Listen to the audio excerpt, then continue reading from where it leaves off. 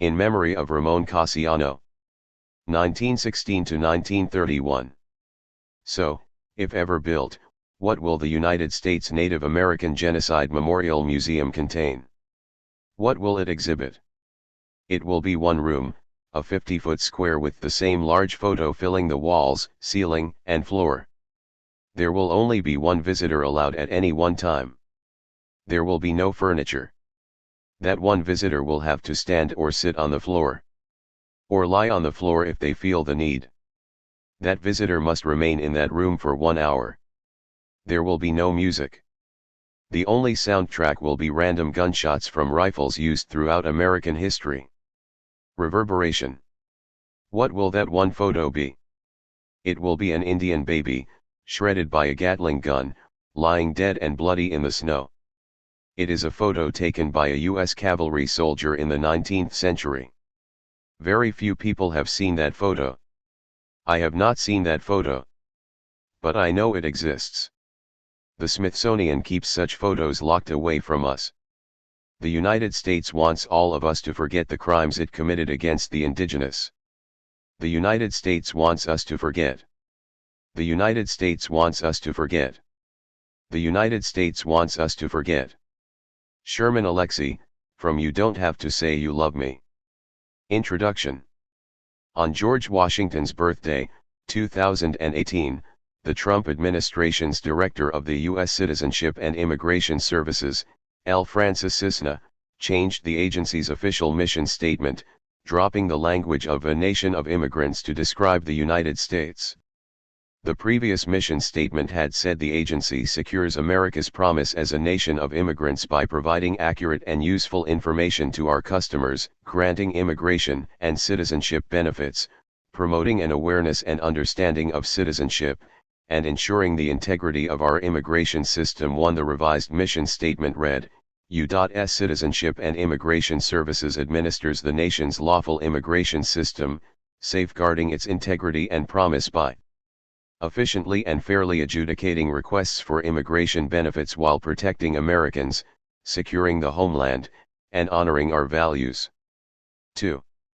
The Trump administration's official negation of the U.S. as a nation of immigrants was unlikely to change the liberal rhetoric. During Joe Biden's 2020 bid for the presidency, the campaign issued a statement on his immigration plan, titled The Biden Plan for Securing Our Values as a Nation of Immigrants, asserting that unless your ancestors were native to these shores, or forcibly enslaved and brought here as part of our original sin as a nation, most Americans can trace their family history back to a choice to leave behind everything that was familiar in search of new opportunities and a new life. 3. Unlike the previous Nation of Immigrants statement, the Biden campaigns did acknowledge prior and continuing native presence, as well as specifying that enslaved Africans were not immigrants. However, the new rhetoric continues to mask the settler colonial violence that established and maintained the United States and turns immigrants into settlers. It appears ironic that Donald Trump positioned himself as anti-immigrant, being the son of an immigrant mother and the grandson of an immigrant paternal grandfather, as well as being married to an immigrant. But Trump was not against European immigrants.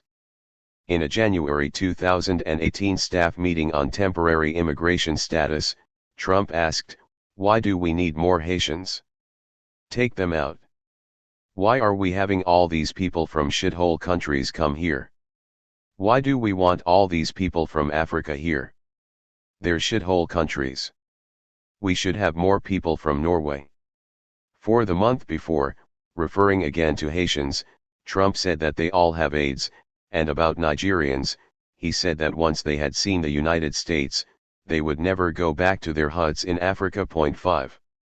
In his quest for the presidency, Trump made immigration the center of his campaign, focusing on the exclusion of Mexicans, promising to build a border wall and militarize the southern border. He claimed, "The U.S. has become a dumping ground for everybody else's problems." 6. And railed, "When Mexico sends its people, they're not sending their best. They're bringing drugs. They're bringing crime. They're rapists. And some, I assume, are good people, but I speak to border guards." 7. Democratic Party politicians and liberals in general insisted that Trump and his supporters were un-American in denying the nation of immigrants ideology that has been a consensus for more than a half-century and remains a basic principle of the Democratic Party.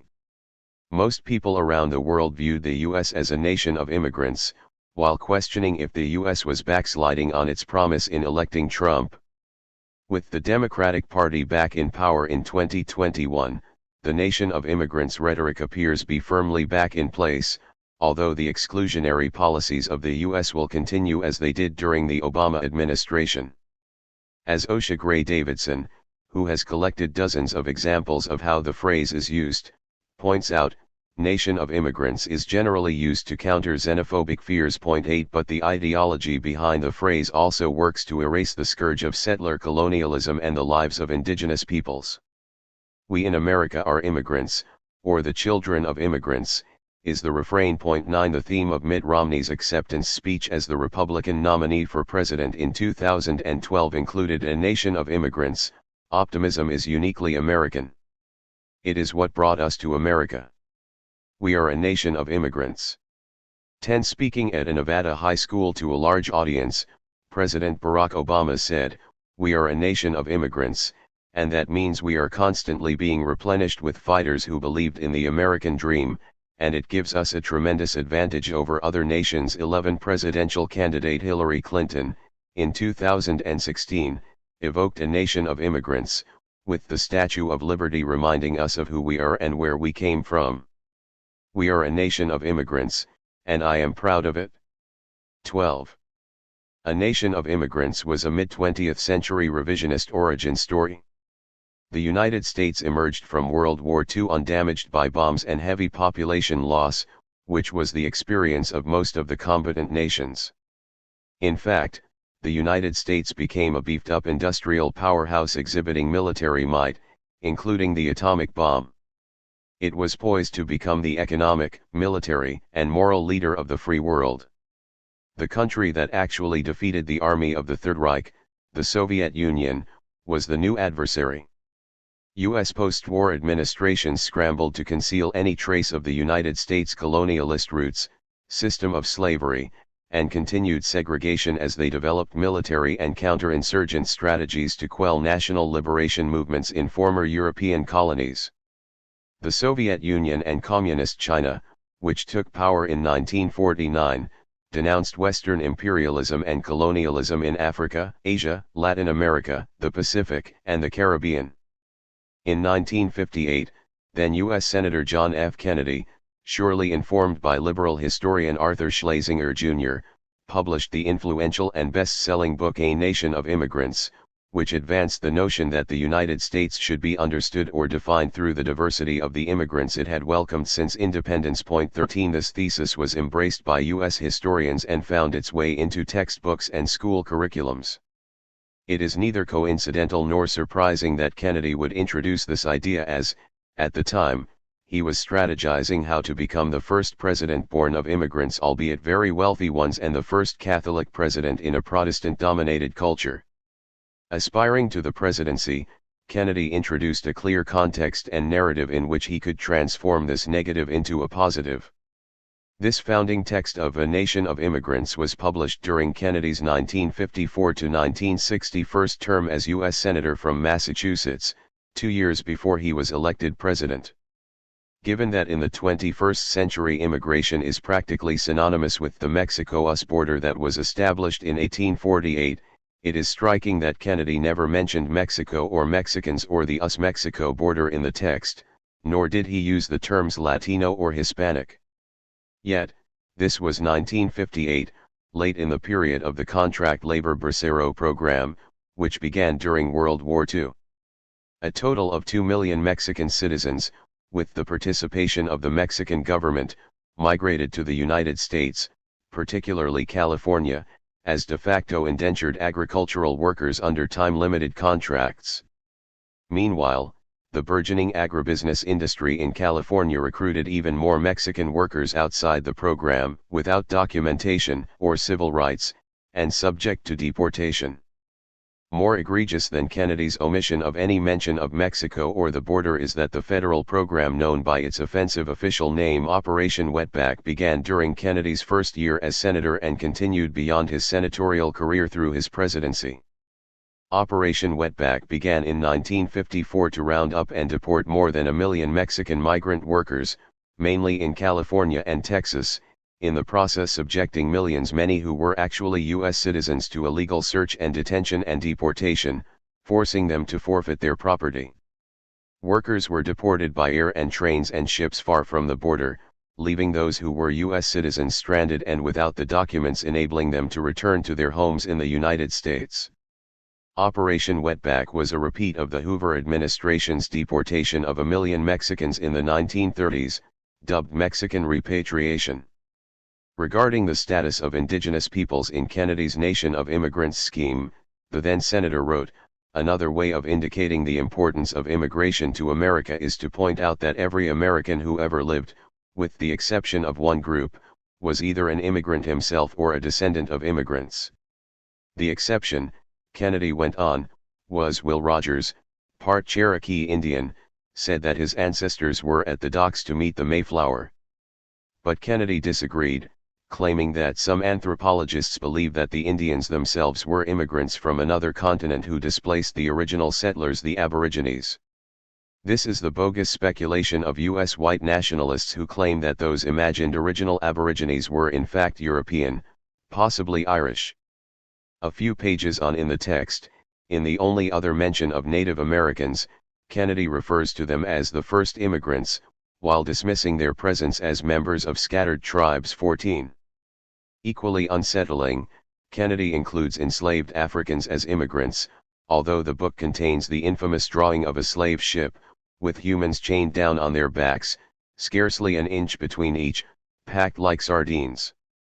It is striking to read how profoundly Kennedy whitewashed history by noting that the immigration experience was not always pleasant, or that the Japanese and Chinese brought their gentle dreams to the West Coast. He failed to mention the Chinese Exclusion Act of 1882 or its extension a few years later to all Asians. This idea of the United States as a nation of immigrants was hatched in the late 1950s, and while Kennedy was its ambassador, it came to reflect the U.S. ruling class response to the challenges of the post-World War II anti-colonial national liberation movements, as well as civil and human rights social movements domestically. In the United States, the National Congress of American Indians was founded in 1944 by Darcy McNichol, Helen Peterson, and other longtime indigenous activists. At the same time, African American attorneys and other professionals were developing a legal strategy for desegregating public schools, while in 1951, more radical African Americans, including Paul Robeson and members of the Civil Rights Congress, petitioned the recently established United Nations with the detailed document "We Charge Genocide," based on the 1948 UN Convention on the Prevention and Punishment of the Crime of Genocide. A mass movement against segregation was emerging. Around the same time, Native American activists were contextualizing the situation of Native nations within the decolonization/national liberation context, and Mexican farm workers were organizing in the fields, defeating the Bracero program and forming unions.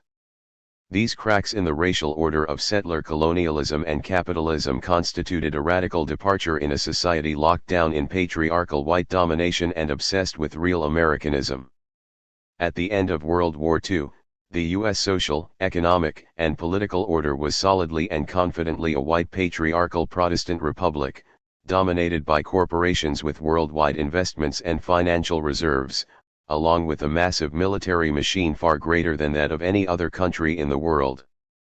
Unionization movements, primarily made up of white workers, were seduced by home ownership and middle-class status, their unions becoming business-oriented with their own profit-making privatized healthcare, while the United Kingdom and Western European states responded to militant union demands to institute universal, public health care.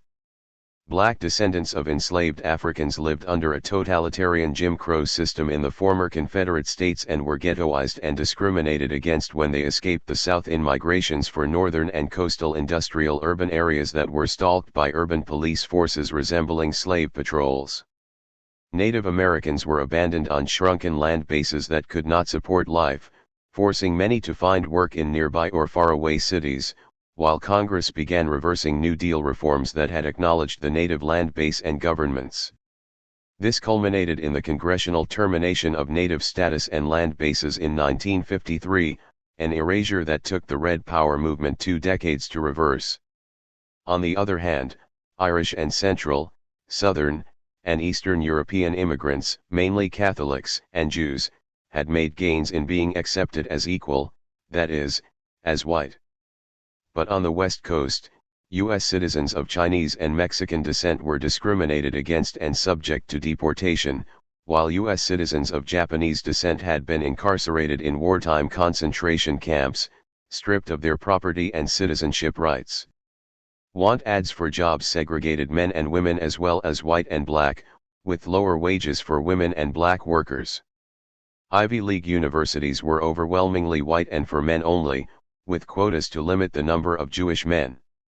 The explosion that cracked the white republic was the 1954 U.S. Supreme Court school desegregation decision under Chief Justice Earl Warren, who ironically, as the wartime Attorney General of California, had facilitated rounding up Japanese Americans for federal incarceration.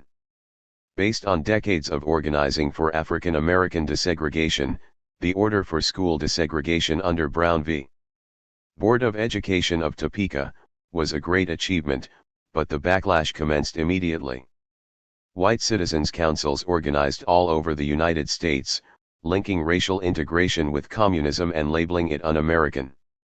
Within 3 years of the Supreme Court desegregation decision, the white nationalist John Birch Society was launched by Robert Welch, the heir to the Welch candy fortune in Massachusetts, along with others such as Fred Koch, father of the Koch brothers, who, in the 21st century, have funded legislation and movements to end all government benefits and promote the privatization of public goods.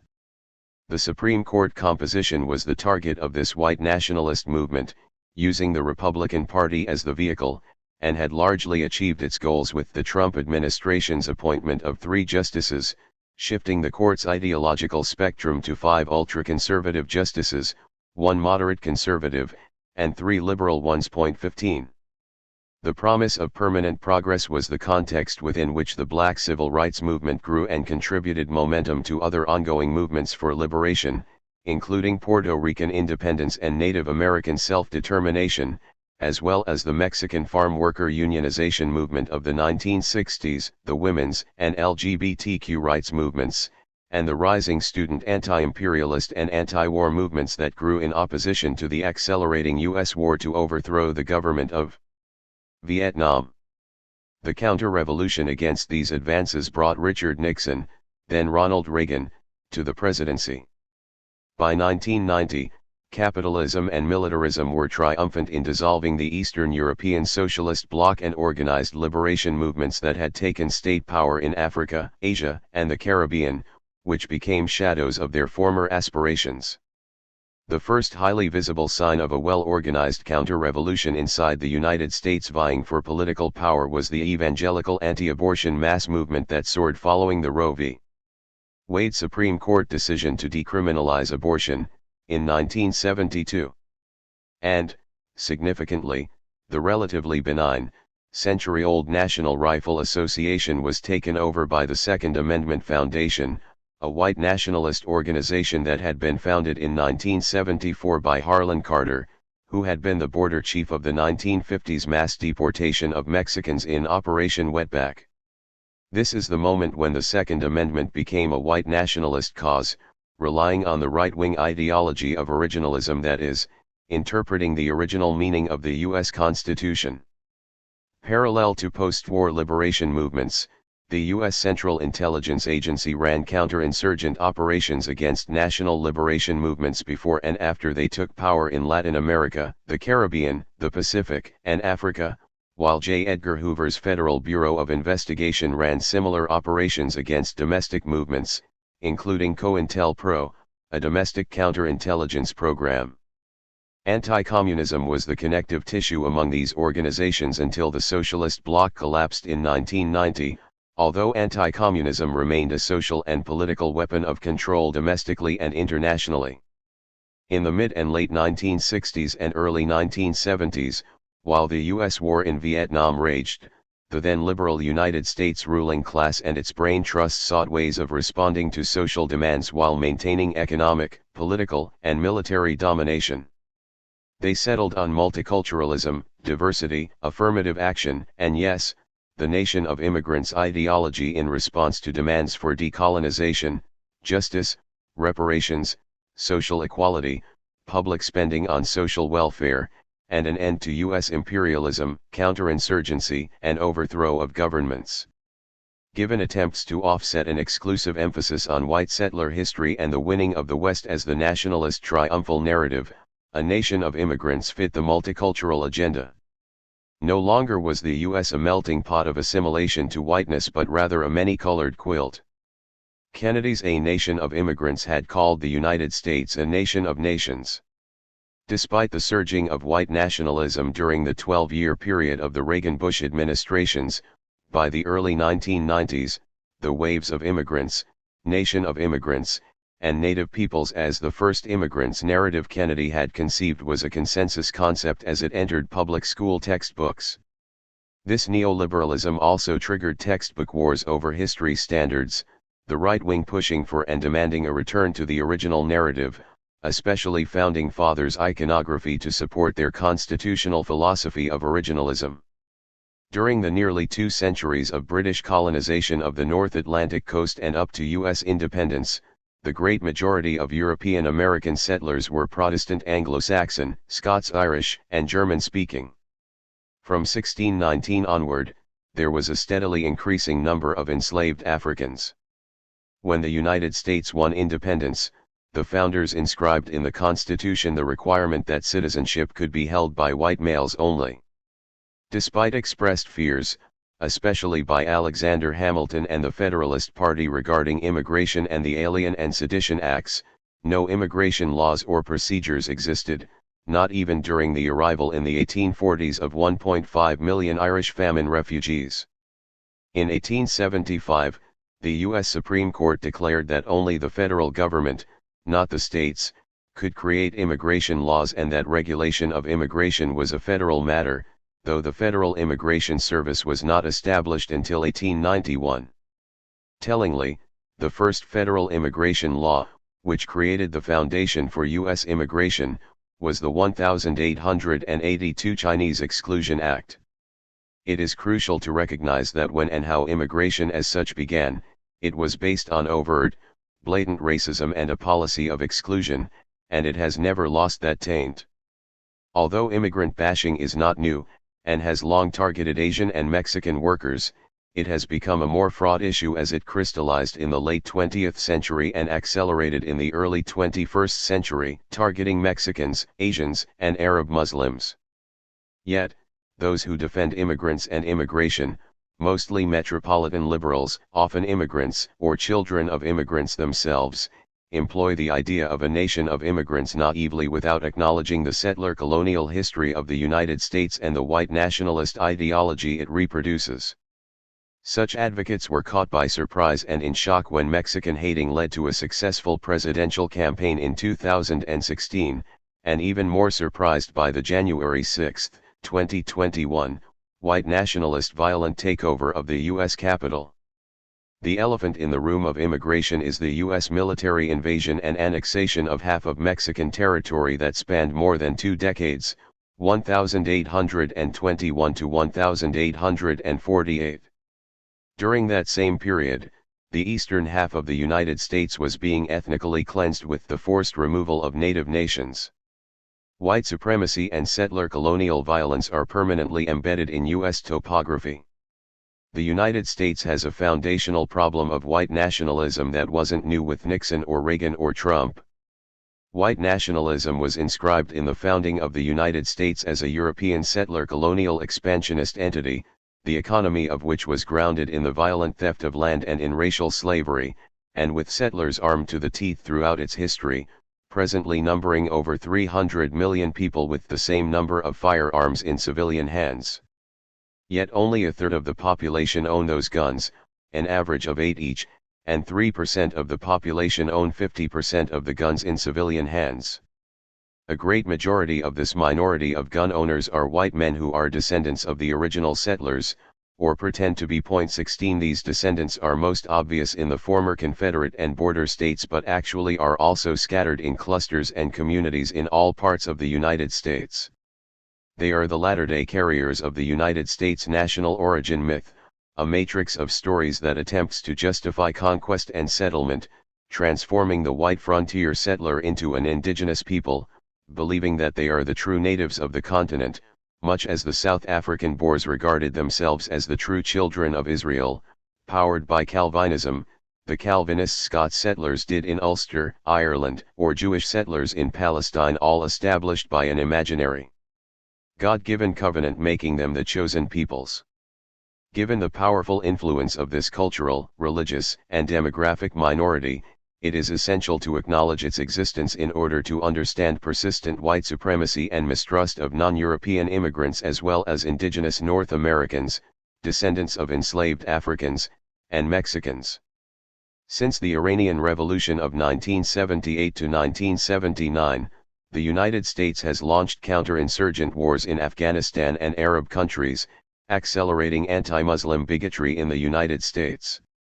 And although U.S. evangelicals enthusiastically support the settler state of Israel, which matches their religious belief that Jesus will return when Jews return to Jerusalem, there is an underlying anti-Semitism in U.S. white nationalism, mostly centered on a narrative of imagined Jewish domination, which works to transfer responsibility for capitalist exploitation from European and European American ruling classes to a behind-the-scenes Jewish conspiracy and control. The sacred text of U.S. white nationalists, the Turner Diaries, first published in 1978, is a fictional illustration of that anti-Semitism. It is mixed with hatred of black Americans and all people of color, the argument being that Jews use people of color to conceal their devious plan of dominance, and that the black civil rights movement was controlled by Jews, because white nationalists deem people of color as not fully human and incapable of theory or action on their own. 17. Those current realities and their history underlie the narrative of this book. The first chapter, Alexander Hamilton, interrogates the neoliberal celebration of Founding Father Alexander Hamilton. During the Obama administration, the Nation of Immigrants chorus actually became a musical, celebrating Hamilton as an immigrant. More than a year after Hamilton premiered on Broadway in 2015, writer and director Lin-Manuel Miranda, who is of Puerto Rican heritage, staged a private performance at the White House for President Obama and his family and invitees. Before the show began, President Obama spoke in praise of the work, saying, in the character of Hamilton, a striving immigrant who escaped poverty, made his way to the New World, climbed to the top by sheer force of will and pluck and determination. Lin-Manuel saw something of his own family, and every immigrant family. 18 Portraying Hamilton as an immigrant, although he was a British colonial settler in New York and virulently suspicious of aliens, obfuscates while celebrating his role as a federalist in structuring the fiscal military state, a capitalist state created for war. Further, portraying continental-based Puerto Ricans as immigrants obscures the continued U.S. colonization of Puerto Rico. Chapter 2, Settler Colonialism, examines the genesis of the first full-fledged settler state in the world, which went beyond its predecessors in 1492. Iberia and British colonized Ireland with an economy based on land sales and enslaved African labor, an implementation of the fiscal military state. Both the liberal and the right-wing versions of the national narrative misrepresent the process of European colonization of North America. Both narratives serve the critical function of preserving the official story of a mostly benign and benevolent USA as an anti-colonial movement that overthrew British colonialism. The pre-US independence settlers were colonial settlers just as they were in Africa and India, or like the Spanish in Central and South America. The Nation of Immigrants myth erases the fact that the United States was founded as a settler state from its inception and spent the next 100 years at war against the native nations in conquering the continent. Buried beneath the tons of propaganda from the landing of the English Pilgrims to James Fenimore Cooper's phenomenally popular The Last of the Mohicans, claiming settlers' natural rights not only to the indigenous peoples' territories but also to the territories claimed by other European powers, is the fact that the founding of the United States created a division of the Anglo Empire, with the US becoming a parallel empire to Great Britain, ultimately overcoming it. From day one, as was specified in the Northwest Ordinance, which preceded the U.S. Constitution, the new Republic for Empire, as Thomas Jefferson called the new United States, envisioned the future shape of what is now the 48 states of the continental U.S. The founders drew up rough maps, specifying the first territory to conquer as the Northwest Territory. That territory was the Ohio Valley and the Great Lakes region, which was already populated with indigenous villages and farming communities thousands of years old. Even before independence, mostly Scots-Irish settlers had seized indigenous farmlands and hunting grounds in the Appalachians and are revered historically as first settlers and rebels, who in the mid-20th century began claiming indigeneity. Self-indigenizing by various groups of settlers is a recurrent theme in the chapters that follow. The third chapter, Arrivants, narrates how enslaved Africans were hauled in chains thousands of miles from their villages and fields, naked and with no belongings, and forcibly denied not only their freedom but also their languages, customs, histories, and nationalities. Not only were they used as forced and unpaid labor, but their very bodies were legally private property to be bought and sold, soon creating a thriving, legal domestic slave market, which by 1840 was of greater monetary value than all other property combined, including all the gold in circulation, all bank reserves, and all real estate. 19 The Cotton Kingdom was the fiscal military center of U.S. capitalist development, with the industrial production of cotton, giving rise to a permanent racial capitalism, even after legalized slavery ended. Plantation owners and managers maintained a military-like counterinsurgency to control the enslaved workers, often calling in the U.S. Army to quell insurrections. During Reconstruction, following the Civil War, Ku Klux Klan terrorism against black political or economic power was the result of the inadequacy of the U.S. Army occupation of the former Confederate states. Army divisions were being shifted west of the Mississippi to destroy native nations and seize the rest of continent. With the end of the occupation, Jim Crow segregation laws gave rise to a form of policing that spread in the 20th century to major urban areas as African Americans fled the South, and which continues in the 21st century. The 14th Amendment to the U.S. Constitution, ratified after the Civil War, changed all white citizenship to include those African Americans freed from enslavement, but continued segregation, discrimination, and police killings, creating a kind of contingency of full citizenship. Chapter 4, Continental Imperialism, begins with Anglo settlers seizing the agricultural lands of indigenous peoples of the Southeast for plantation agribusiness in cotton and importing enslaved people from the original slave states for the grueling labor. One group of U.S. slavers moved into the Mexican province of Texas soon after the Mexican people won their decade-long war for independence from Spain. The two-year U.S. military invasion of Mexico that began in 1846 finally seized Mexico City in 1848. Under U.S. occupation, the Mexican government, through the Treaty of Guadalupe Hidalgo, was forced to relinquish the northern half of its territory. What became the states of California, Arizona, New Mexico, Colorado, Utah, and Texas were then open to Anglo settlement, and in the process legalizing those Anglo slavers in Texas who had already settled there illegally. The indigenous nations in the seized territory, the Apache, Navajo, Kiowa, and Comanche, resisted U.S. conquest for decades, as they had resisted the Spanish Empire. The small class of Hispano elite in New Mexico had welcomed and collaborated with U.S. occupation, which led to late 20th century Hispano claims of indigeneity while living on lands their ancestors had forcibly taken from the indigenous pueblos. This then was another side of the fiscal military state and racial capitalism taking hold to contribute to U.S. imperial dominance. Chapter 5, Irish Settling, traces the history of the English colonization of Ireland that led to the 1840s famine and the first mass migration to the United States. The Irish refugees were mostly Catholic and were despised by the majority U.S. Anglo-Protestants, but they quickly became the nation's second largest European national group, a political force to be reckoned with. Many settled in urban slums and had few skills, having been agricultural workers.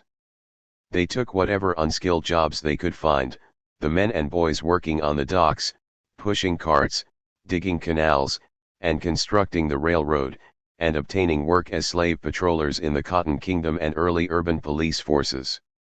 Women worked as housekeepers and nannies, in factories, and often in sex work.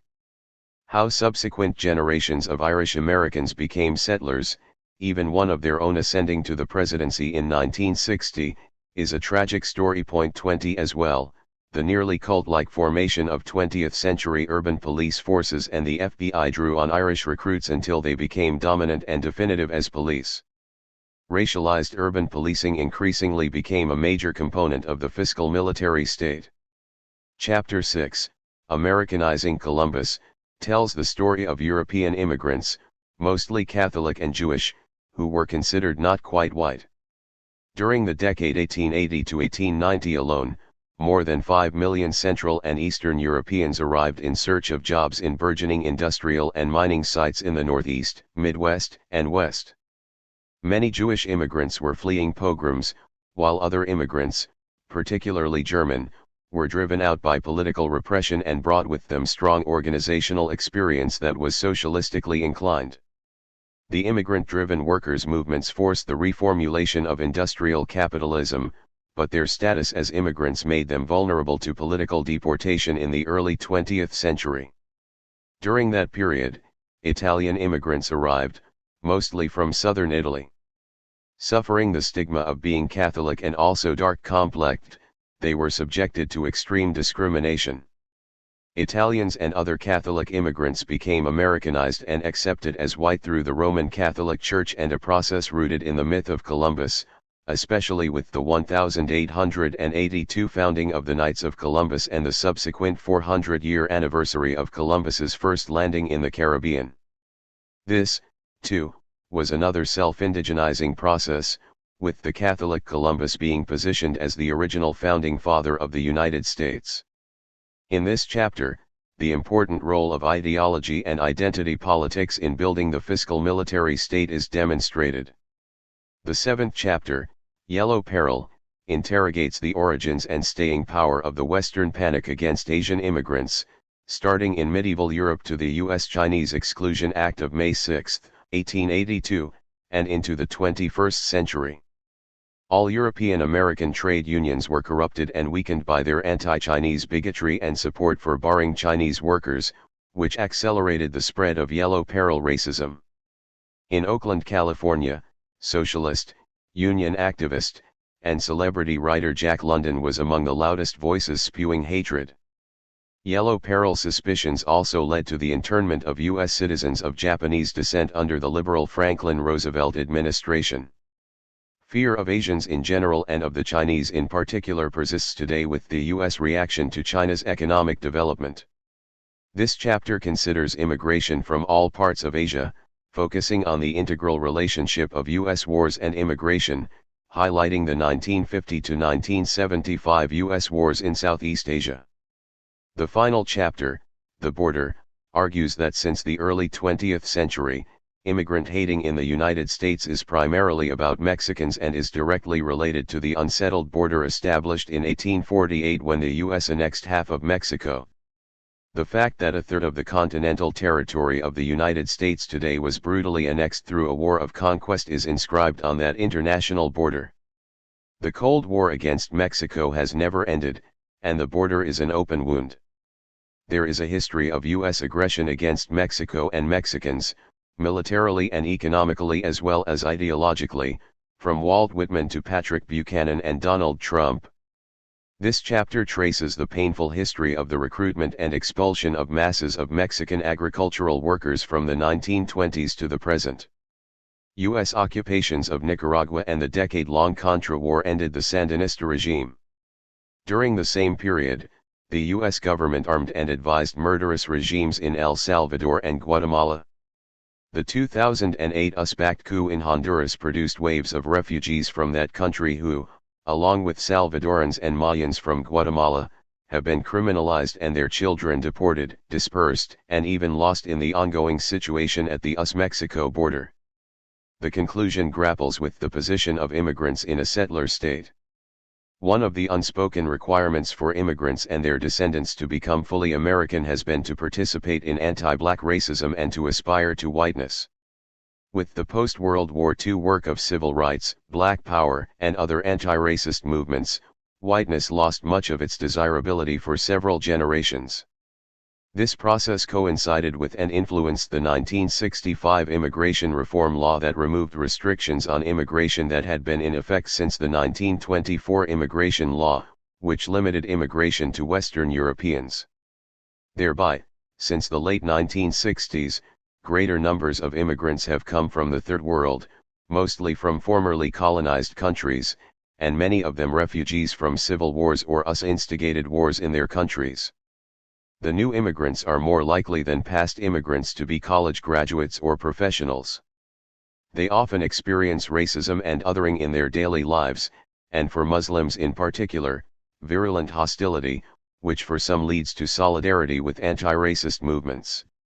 How they as immigrants experience and react to settler colonialism varies, with some becoming dedicated to solidarity with native peoples' resistance while most remain indifferent or even negate the demands of indigenous communities and the reality of settler colonialism.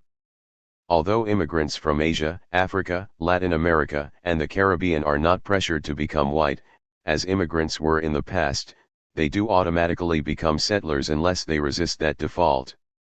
Anti-racism and diversity are widely accepted, but the problem is the general denial or refusal to acknowledge settler colonialism.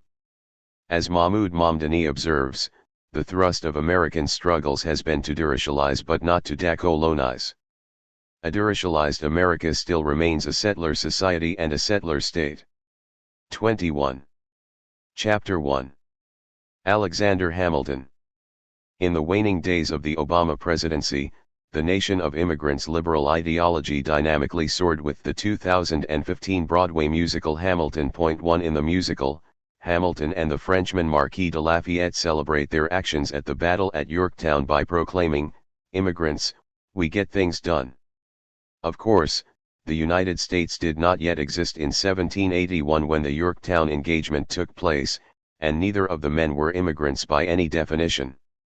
Lafayette was a wealthy Frenchman militarist who threw his lot into the gunplay, then returned home to France without a thought of remaining in North America, while Hamilton was a citizen of Great Britain, as were all the secessionists who created the United States out of the 13 British colonies. Citizens in Great Britain's overseas colonies, including the 13 colonies on the Atlantic coast of North America and those in the Caribbean, were free to move wherever they wished. Alexander Hamilton was born in 1755 in the British Caribbean slave colony of Nevis, one of dozens of British, French, Danish, and Spanish slave colonies, whose primary product was sugar.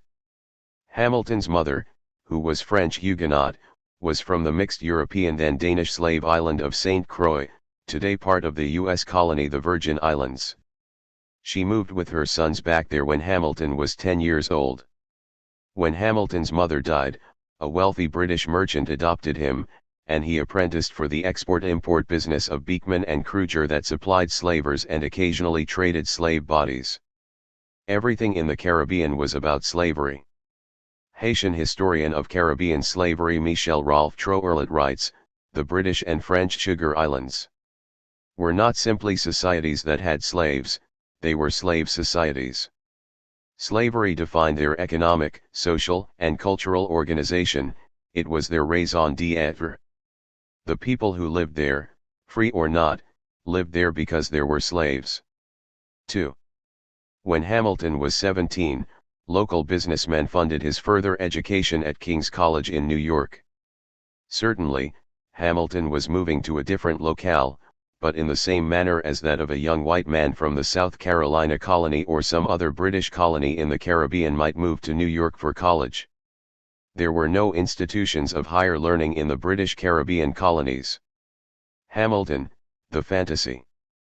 Hamilton is a musical created by Lin-Manuel Miranda, who was born and grew up in New York City.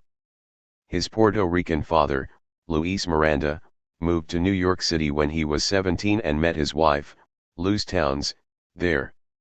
Lin-Manuel Miranda presents himself and claims identification with Hamilton as an immigrant, obfuscating the reality of Puerto Rico as a U.S. colony whose residents have been U.S. citizens by birth since 1917.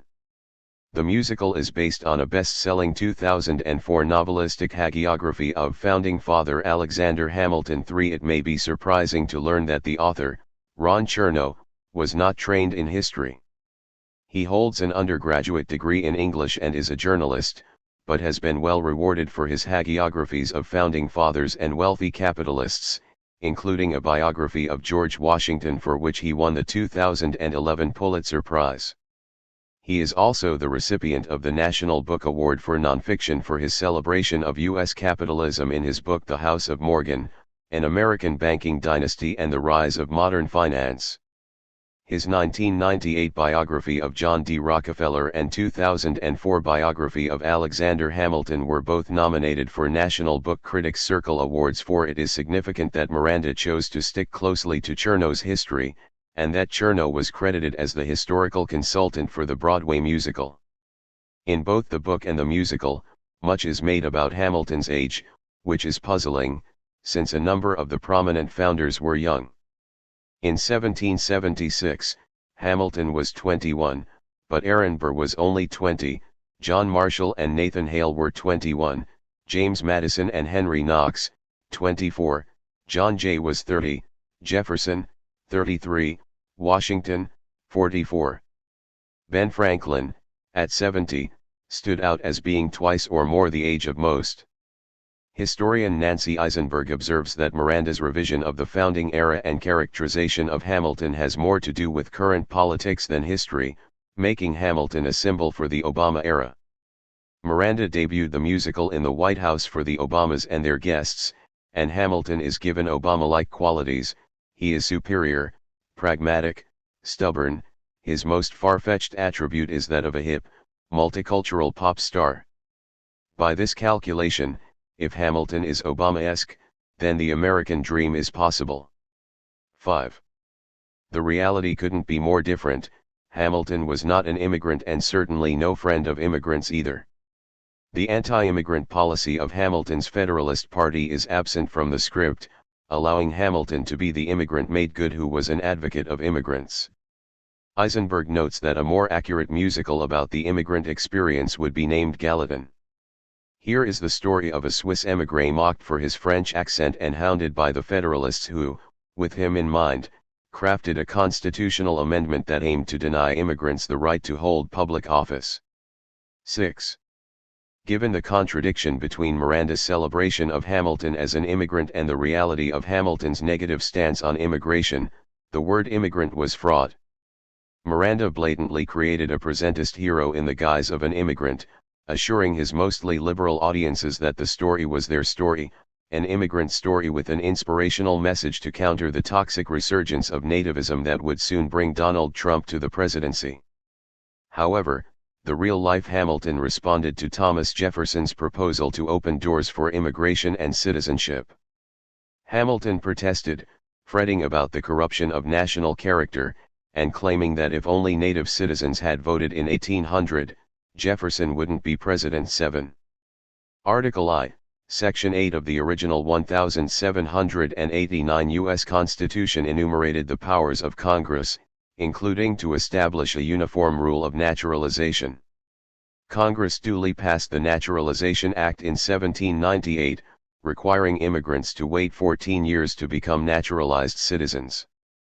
The law was passed under the guise of protecting national security, but most historians conclude that it was intended by the ruling Federalists Hamilton's party to decrease the number of voters.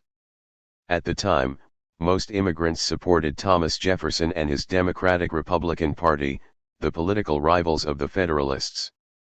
The law had only limited effect, because many immigrants rushed to become naturalized before it went into effect, and states could at the time make their own more lenient naturalization laws. In 1798, the Federalists pushed through the Naturalization Act, one of the 4 Alien and Sedition Acts. The Alien and Sedition Acts were passed by the U.S. Congress amid widespread fear that war with France was imminent. The 4 laws, which remain controversial to this day, restricted the activities of foreign residents in the country and limited freedom of speech and of the press.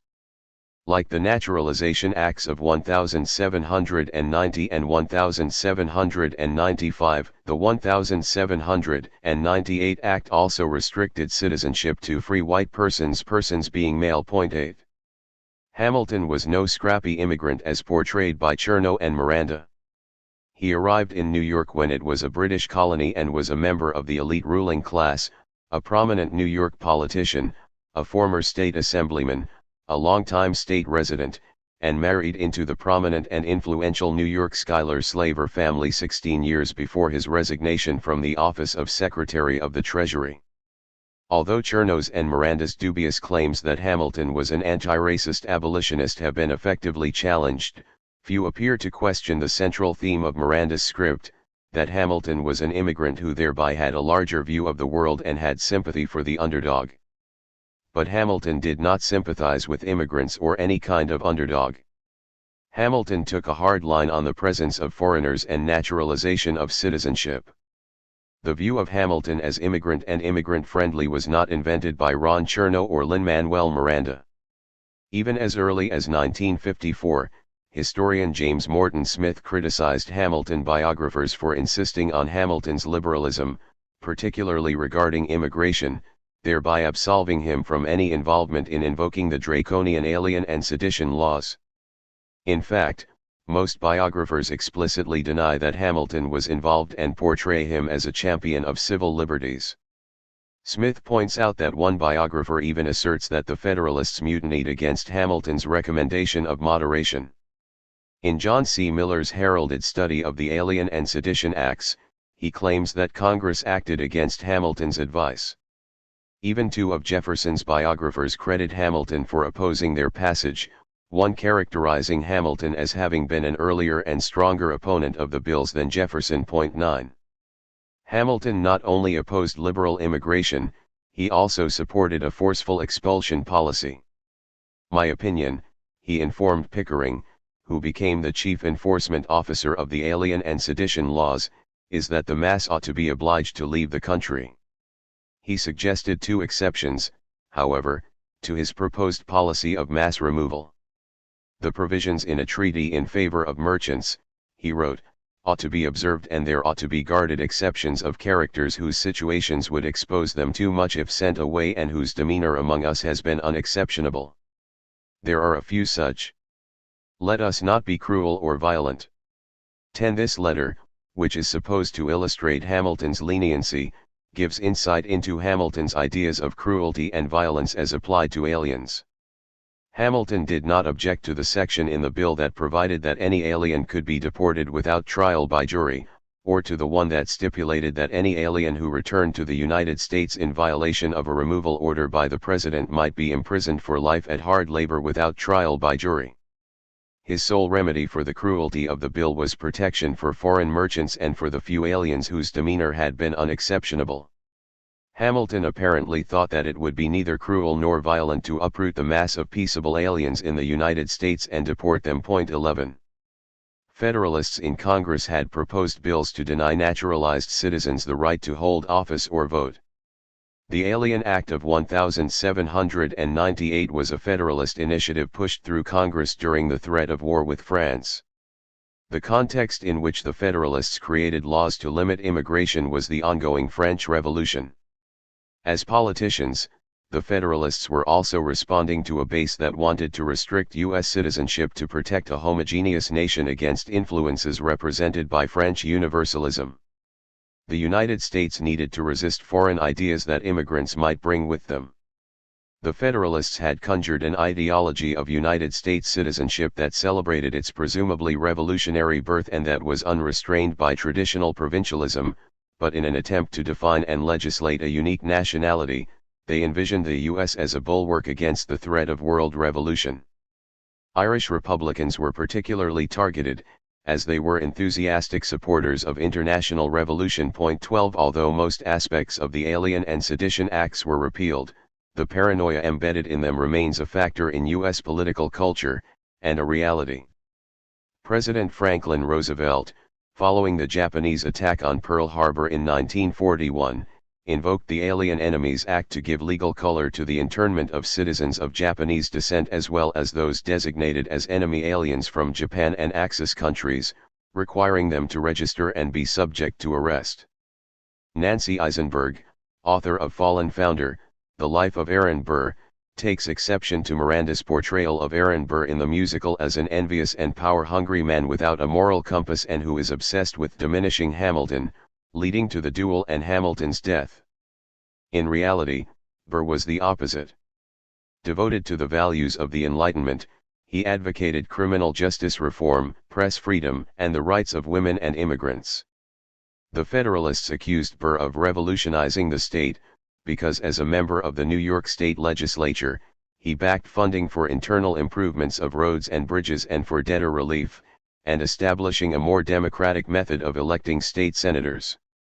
And significantly, given the musical's characterization of Hamilton as pro-immigrant, it was actually Burr who, among the politicians, was uniquely friendly to immigrants. Burr gave an eloquent speech in the New York State Assembly saying that America stood with open arms and presented an asylum to the oppressed of every nation. 13. Not an abolitionist. Chernow and Miranda have been mostly lauded by audiences and theater critics, but they have also received sharp criticism regarding race and slavery and the portrayal of Hamilton as an abolitionist. Ishmael Reed, an African-American writer, poet, novelist, playwright, and founder of the American Book Award, wrote, directed, and produced a two-act play, The Haunting of Lin-Manuel Miranda, which premiered in 2019.14. As a writer, he clarifies, "I agree with my critics the Hamiltons that Miranda has the right to take liberties with their histories, but in doing so, he covered up their crimes. Some of those who should know better have endorsed this billion-dollar entertainment." President Obama aided the production by recording George Washington's farewell address with a black choir humming softly in the background. George Washington raffled off slave children to pay his debts. Reed effectively challenges the characterization of Hamilton as an abolitionist, noting that when the successful 1791 slave revolt in Haiti occurred, Hamilton sided with the French slaveholders, not the self-emancipated slaves. 15 Reed also condemns Miranda for casting black and Latino actors for the roles of Hamilton and the other founding fathers, most of them slavers, yet having no actual enslaved Africans appear in the musical. 16. Annette Gordon Reed, Harvard professor of history and law, who won the Pulitzer Prize for her book The Hemmingses of Monticello, writing nearly a year after the musical debuted, observed how little serious criticism the musical had received. She recognized that it was amazing theater but worried that audiences were absorbing it as accurate history. She wonders what the musical's effect would be if played, accurately, by all white actors. 17 Historian Lyra Monteiro is troubled by all the black and brown bodies on stage without a single enslaved character or even a free black person. Although a few mentions of slavery are scattered in the lyrics, mainly concerning Jefferson, it's very likely that one viewing the musical could assume that slavery did not exist or, if it did, played little role in the lives and wealth of the men who created the United States. Yet, although slavery is hardly mentioned in the musical, anti-slavery is central to the portrayal of Hamilton. Following Hamilton's death in the musical, his wife, Eliza, sings, "I speak out against slavery. You could have done so much more if you only had time." 18. Although the family Hamilton married into was the ultra-wealthy, slave-holding, and slave-trading New York Schuyler's, the source of their wealth is not mentioned in the musical, nor is Hamilton's role in the family slave trade revealed. As Sarah Churchwell writes, anyone who didn't know better would finish Hamilton innocent of the fact that George Washington owned slaves, much less that Alexander Hamilton himself bought and sold them on behalf of his wife's family. Such stories try to have it both ways, for their heroes to be representative Americans, while erasing the vicious ways in which they truly were representative. The fact that everyone was doing it is not a defense, it merely measures the scale of the crime. 19. In the fall of 2020, a researcher at the Schuyler Mansion found evidence that had long been overlooked in letters and Hamilton's own account books indicating that he not only bought and sold slaves but also personally owned slaves. The researcher, Jesse Sir Philippi, was unequivocal. Not only did Alexander Hamilton enslave people, but his involvement in the institution of slavery was essential to his identity, both personally and professionally. It is vital that the myth of Hamilton as the abolitionist founding father and 20 the headline of the story published in the San Francisco Chronicle read new research paper claims abolitionist owned slaves, continuing to insist that Hamilton was an abolitionist, which he never was. Abolitionists by definition did not own or trade slaves. 21. 4 years before Hamilton opened, in her critique of 2 biographies of Hamilton, Michelle Duras, a historian of early America, challenged the characterization of Alexander Hamilton as having been an anti-slavery activist or abolitionist or having had a sympathy for or even identification with enslaved Africans. She clarifies that although Hamilton was not a vocal advocate for slavery, when the issue of slavery conflicted with his personal ambitions and his nearly fanatic belief in property rights, Hamilton chose those goals. Regarding his ambitions, Hamilton was tenacious in his desire to rise to the highest position possible, first in New York society, then in the United States once it was established. Most of the wealthy and influential men in positions of power who could assist him in that ambition were slave owners or slave traders. As for Hamilton sympathizing or identifying with enslaved Africans, such claims are consistently from secondary sources, and there are no existing documents that would support the claim. In his extensive correspondence, there is no mention of the horrors of plantation slavery in the West Indies. Historians describe the horrors and then attribute to Hamilton an opinion that he never expressed or alluded to. 22 That Hamilton did not describe the horrors of slavery and the slave trade in the Caribbean surely could more accurately be interpreted to mean that he took the situation for granted, as normal. Ron Chernow's biography of Hamilton, on which Miranda based his script, claimed that Hamilton saw emancipation of slaves as an inseparable part of the struggle for freedom. 23 Chernow, as have other Hamilton biographers, base this view on the fact that Hamilton was a member of the New York Society for the Promotion of the Manumission of Slaves. A previous Hamilton biographer, conservative journalist Richard Brookhiser, wrote that the society did successfully push to make slavery illegal in New York, a considerable achievement in a state where slavery was a real presence. 24 However, Duras faults both biographers for citing evidence of the society's impact on New York laws, as New York did not abolish slavery until 1827. She also points out that Hamilton's devotion to property rights was not compromised by voluntary manumission of slaves, as the members of the society could still own slaves. Hamilton's membership in the New York Anti-Slavery Society gave him yet another opportunity to be a part of upper-class New York society. 25 Historian Phil Magnus writes, "Keep in mind that Hamilton was a prolific newspaper editorialist, penning hundreds of typically pseudonymous tracts on all manner of political issues of his day. A striking feature of the Hamiltonian corpus is the general absence of any clear, unequivocal exposition of the abolitionist viewpoint so many of his biographers have attributed to him." 26. Bootstraps ascendancy. Hamilton supported the infamous 3/5 clause in the Constitution, which gave slavers voting representation that increased their voting and legislative power based on 3/5 of every individual they held in slavery. Hamilton believed that the right to vote should be based on property ownership, and the more property one owned, the greater the power of representation. The musical and the book use a version of the historical character Hamilton to promote a classic U.S. bootstrap narrative, as in the rap stanza that attributes success to working hard and being smart and a self-starter. As Monteiro points out, the musical is insidiously invested in trumpeting the deeds of wealthy white men. And though it makes fun of Jefferson, he is nonetheless a pivotal figure. 27. It is the perfect entertainment to popularize the rampant neoliberalism of the late 20th and early 21st centuries and to lay the burden of failure on those who don't make it in a system designed to benefit inherited wealth.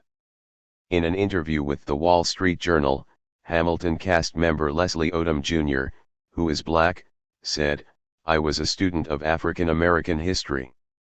I cared way more about the achievements and hard-won battles of black people in this country than I did about the founding fathers. But this show has been such a gift to me in that way because I feel that it's my history, too, for the first time ever. We all fought in the Revolutionary War. I think this show is going to hopefully make hundreds of thousands of people of color feel a part of something that we don't often feel a part of."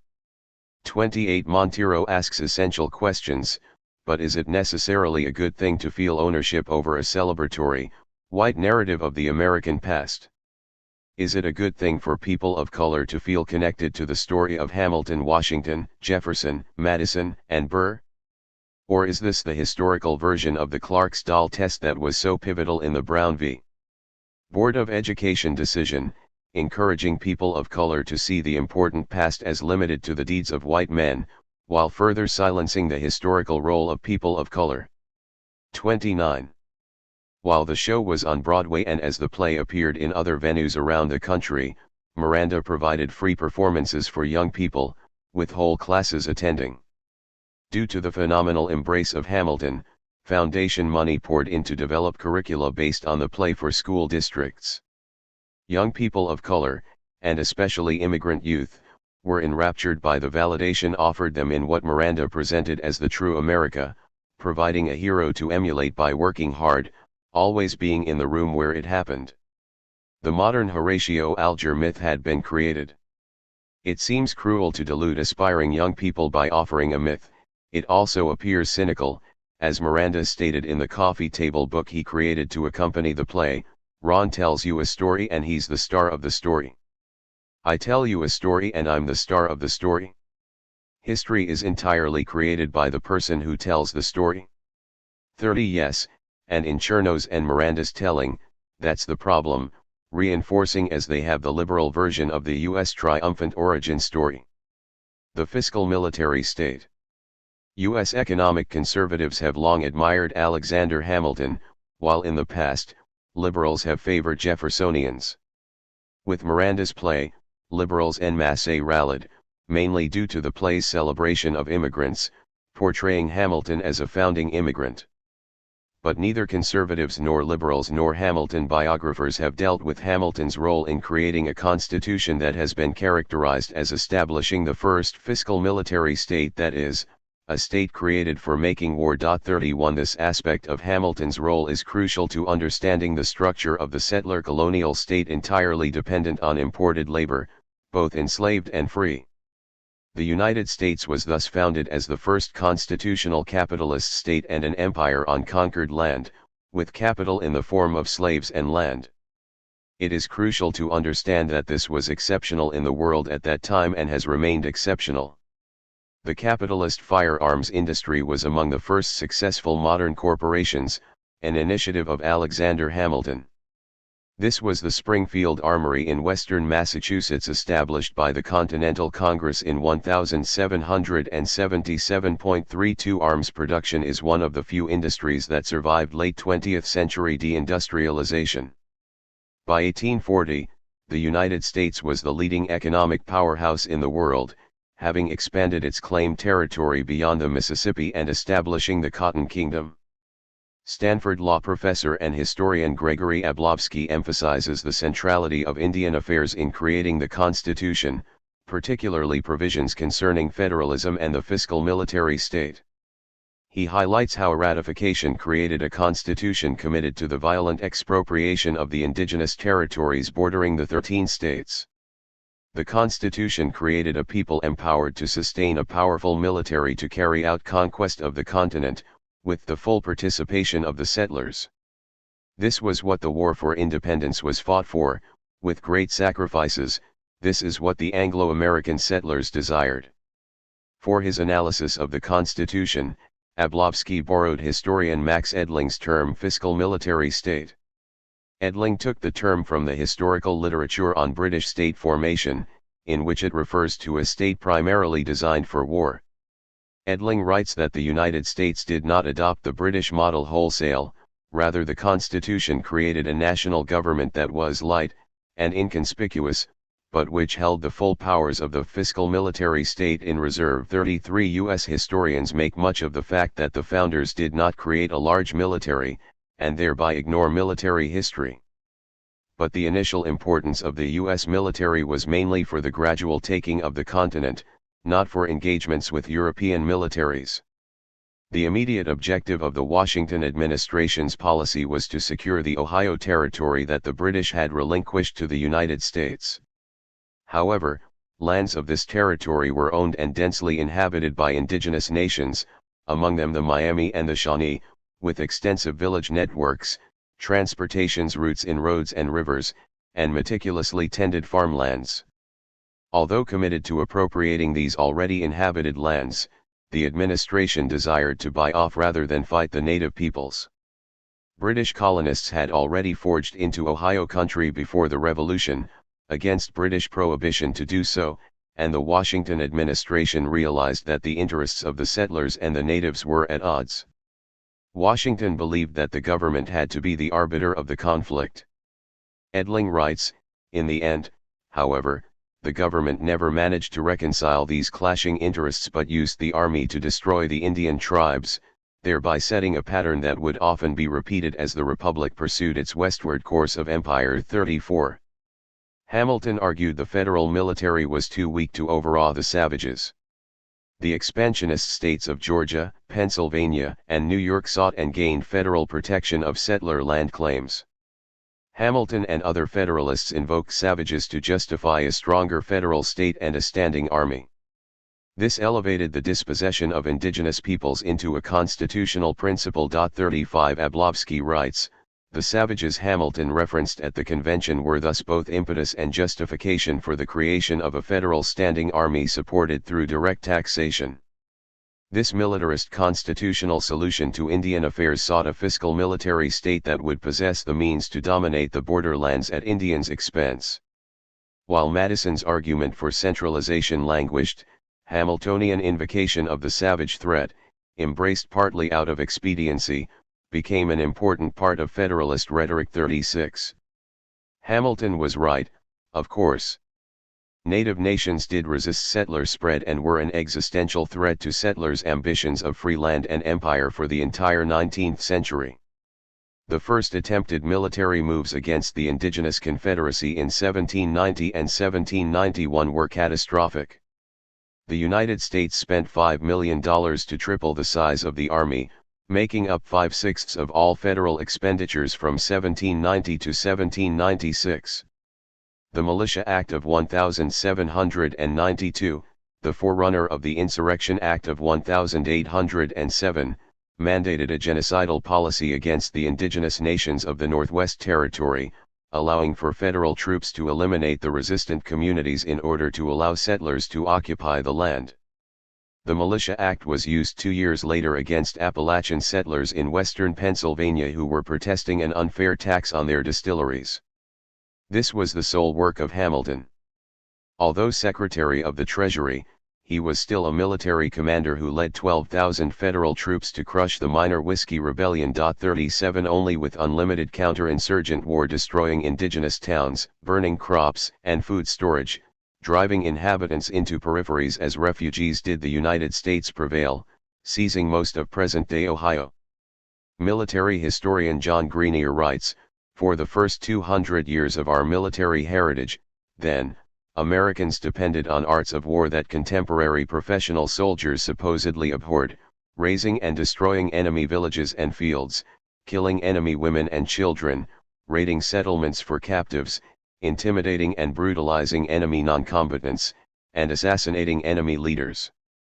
In the frontier wars between 1607 and 1814, Americans forged two elements: unlimited war and irregular war into their first way of war.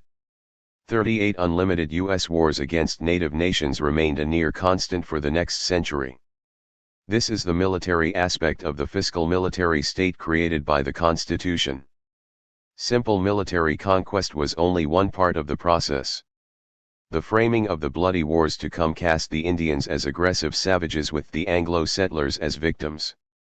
70 years later, the U.S. Army had jackbooted across the continent to the Pacific, incorporating 17 new states and ethnically cleansing the continent east of the Mississippi by forcibly removing native peoples. Although the legal term genocide did not exist until the mid-20th century, it was embedded in the conscious designs of the Constitution's drafters. Ablovsky notes that the Constitution was not a document of restraint, as many argue, rather it was the foundation of a powerful early national state, whose authority was strongest on its peripheries. 39. In short, the Constitution created a national state that was simultaneously weak and strong. This was precisely what the expansionist states and Anglo-American settlers wanted. Their libertarian streak ran only as far as self-interest, for they welcomed a strengthened federal state as long as it was an imperialist one, focused on projecting power against the Indians rather than against its citizens. The Hamiltonians would solve the problem of Indian affairs by committing the federal state to empowering, not restraining, the inexorable westward tide. 40. Hamilton, a military man. Conquest of the continent, including the military conquest of Mexico, which ceded half its territory to the United States, was only the beginning of U.S. imperialism. Native nations were the first subjects of U.S. empire, but not the last. When the founders were writing the Constitution, Indian affairs were a central site of nation-state formation, establishing a template for later imperial projects. Ablovsky writes that the Federalists' strategic deployment of the rhetoric of savagery anticipated future debates, as Indians became the stock template for America's subsequent cross-cultural encounters, their supposed primitiveness evolving into a free-floating discourse to justify rule over other purportedly inferior peoples. The constitutional structures that were created to take indigenous lands and control the continent, the definition of the national fiscal military state, became the basis of U.S. overseas imperialism. 41 The savage as enemy has endured as the justification for U.S. military intervention. President George W. Bush's Justice Department employed that precedent from 19th-century Indian wars to legitimize military actions and torture in its War on Terror. 42 An arc can be drawn from that formative time to the 2011 SEAL Special Forces Operation Neptune Spear to kill Osama bin Laden, which was codenamed Geronimo. Once bin Laden was killed, one of the commanders reported Geronimo Ikia, Ikia being code for enemy killed in action. Historian William Hoagland, writing before Lin-Manuel Miranda had conceived Hamilton, observed that neo-Hamiltonians of every kind are blotting out a defining feature of his thought, one that Hamilton himself insisted on throughout his turbulent career, the essential relationship between the concentration of national wealth and the obstruction of democracy through military force. Using the military to trounce the rule of law and violate civil rights was integral to his vision of federal power, national wealth, and a strong union. Hoagland sees Hamilton's success in the Whiskey Rebellion as inspiring an almost obsessive militarism as he grew older. The Whiskey Rebellion of 1794 was a mass settler protest to taxation in western Pennsylvania, which Washington and Hamilton violently put down at the head of 12,000 troops. Out of office, Hamilton continued to order around his hacks in the Adams cabinet, hoping to contrive an all-out war with France. Hamilton also envisioned leading the U.S. Army into Spanish Florida, then continuing into Central and South America. 43 As Hoagland told an interviewer, they just aren't getting what was important about him. It was the intertwining of military force and wealth concentration as almost the definition of nationhood. 44 That's the fiscal military state, a capitalist state created for war. 100 years war followed, and hardly a day passed without counter-insurgent war against one native nation or another, or many at once. The road map for the conquest of the continent was the Northwest Ordinance promulgated by the Continental Congress in 1787, which drew up plans and military strategies for seizing this vast region of dozens of native nations, whose citizens lived in villages surrounded by their self-subsistent food crops of maize, corn, squash, and pumpkins. During the previous 2 decades, George Washington, leading the Virginia colony militia, had encroached into this territory through the Appalachians, mapping the land and selling plots to land-poor white farmers, who then illegally settled on the unceded lands.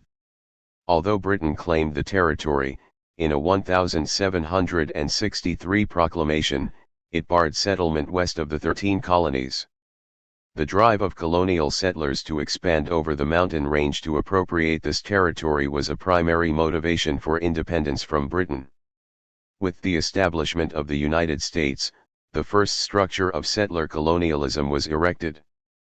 The Society of the Cincinnati, a hereditary society that still exists, was founded in 1783 and composed of the military officers of the Continental Army.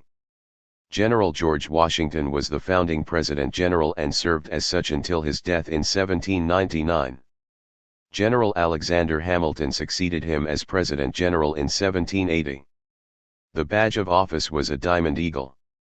The society was named after Cincinnatus, a 5th-century Roman Empire war hero. 45 The city of Cincinnati, chartered by the United States in 1802 on the Ohio River and the border of Kentucky, was also named after Cincinnatus. The locale had been the heart of the Shawnee Nation. It was the crucible of the founding of the United States in genocide. Chapter 2. Settler Colonialism. As the late Patrick Wolfe emphasized in his groundbreaking research, settler colonialism is a structure, not an event. 1 Wolfe was an Australian anthropologist and historian, one of the initial theorists and historians of settler colonialism. He researched, wrote, taught, and lectured internationally on race, colonialism, indigenous peoples and Palestinian histories, imperialism, genocide, and critical history of anthropology. He was also a human rights activist who used his scholarship and voice to support the rights of oppressed peoples. But in the case of the United States, settler colonialism was more than a colonial structure that developed and replicated itself over time in the 170 years of British colonization in North America preceding the founding of the United States. The founders were not an oppressed, colonized people. They were British citizens being restrained by the monarch from expanding the 13 colonies to enrich themselves. They were imperialists who visualized the conquest of the continent and gaining access to the Pacific and China. Achieving that goal required land, wealth, and settler participation. They devised a unique plan, manifest in the 1787 Northwest Ordinance, which was created during the War of Independence by the Continental Congress and reenacted at Independence by the U.S. Congress in 1789. Designed as what historian Howard Lamar called an internal colonial system for the West, its provisions were borrowed in part from the British system of settler colonialism in Ulster, Ireland, and the 13 North American colonies. However, this invention was something new, the constitutional construction of the fiscal military settler state, with both ethnic cleansing of the native presence and chattel slavery producing racial capitalism. The Northwest Ordinance provided for eventual settler self-government once European American settlers outnumbered the indigenous population. This Land Act guaranteed to the settlers property, civil rights, religious freedom, trial by jury, representational legislation, and public education. That ultimate conclusion, however, was preceded by successive stages of colonial development, from military ethnic cleansing and control to a federally appointed territorial government to a semi-representational government to, finally, admission into the United States as a state. This constituted a unit of the fiscal military nation-state. Lamar observes that apologists for U.S. expansionism do not see the ordinance as a reflection of colonialism but rather as a means of reconciling the problem of liberty with the problem of empire. The founders were unapologetic imperialists, chips off the old block of British imperialism, but with the added conceit of an empire for liberty, as Thomas Jefferson conceived the future. Historian David Reynolds writes that Jefferson believed the U.S. empire was destined to assume the responsibility to spread freedom around the world, starting with the North American continent and intervening abroad. U.S. foreign policy was stamped with this concept and has provided the ideological motivation for all U.S. wars and interventions. 3. Through the Northwest Ordinance, the United States created a unique land system among colonial powers, including Britain. In the U.S. system, land itself, not just what was produced from the land, such as agriculture, mining, logging, grazing, and so on, was the most important exchange commodity for the accumulation of capital and building the national treasury. In order to comprehend the apparently irrational genocidal policy of the U.S. government toward the presence of native nations on the land, the centrality of land sales in building the economic base of the U.S. capitalist system must be the frame of reference. This policy was embedded in the design of the fiscal military state. As Wolff summed up the issue, tribal land was tribally owned tribes and private property did not mix. Indians were the original communist menace. Whatever settlers may say, and they generally have a lot to say, the primary motive for elimination is not race but access to territory. Territoriality is settler colonialism's specific, irreducible element. 4. However, Wolff didn't quite understand the difference for the U.S. founders between territory and land and the centrality of land as real estate, but he makes a correct point about U.S. American obsession with private property. Regarding the communal nature of native societies, Senator Henry Dawes, arguing in the 1880s for allotment of collectively held indigenous lands, said, "The defect of the system was apparent. It is Henry George's system, and under that there is no enterprise to make your home any better than that of your neighbors. There is no selfishness, which is at the bottom of civilization. Till this people will consent to give up their lands, and divide among their citizens so that each can own the land he cultivates, they will not make much more progress." 5. Private property on steroids. Although private property in land had long been a fact of life in Europe, it was demarcated by the contour of streams, rivers, tree lines, rock formations, and mountains, and was reserved for the economic and political elite. The United States, being founded as a settler colonial, fiscal military state, created something new under the sun, the plat system of privatizing land into marketable units. The Northwest Ordinance spawned the public land survey system, a unique surveying method to plat, that is, divide land, transforming it into property for sale and settling, plots of 160 acres with sections of 4 plots, or 640 acres. As the U.S. took more land with the Louisiana Purchase, the Oregon Territory, and half of Mexico, the government promised free land to Europeans and European Americans for the purpose of recruiting and motivating settlers to squat on indigenous peoples' lands. With indigenous resistance to the squatters, the army would be dispatched. 6 The pieces of paper, deeds representing units of land, made up the commodity market that built the United States capitalist system and remains its central factor. The other main commodity until 1860 was human, the enslaved African body with its deed of sale. Historian Donald Harmon Atkinson aptly describes the implementation of the Land Ordinance. Its importance was equal to that of the trumpet-toned Constitution of 1787. It did not deal with ethereal concepts such as the pursuit of happiness, but instead declared in practical terms how the land from the Appalachian Mountains up to the Mississippi River was to be conquered. This was to be done by surveyors' chains, each 22 yards in length. The measuring began at an arbitrary point in the Ohio Territory, and invisible lines were drawn on the land to form a grid of perfect rectangles marked by cairns, iron bars, and the occasional brass plate cemented onto a masonry base. Each of the rectangles had its own map reference, and as the U.S. Imperium expanded, the grid eventually reached the Pacific coast and stretched between Mexico and British North America. The lines on the land not only conquered natural topography but also made possible the liberation of parcels of land from their previous occupants and their efficient allocation to newcomers. 7. This was the implementation of the fiscal military state, the state made for war in order to appropriate property. From the beginning of surveys in the newly claimed Northwest Territory to the Pacific Ocean, the lands claimed by the surveys were already populated with indigenous peoples, but the land was treated as terra nullius, unpopulated land, while the indigenous nations and communities, reduced in numbers by genocidal warfare that caused displacement, starvation, crowded refugee situations, and resultant infectious diseases, were forced onto army-guarded reservations, dependent on government rations. The indigenous peoples of the large native agricultural nations of the South were forcibly relocated to west of the Mississippi.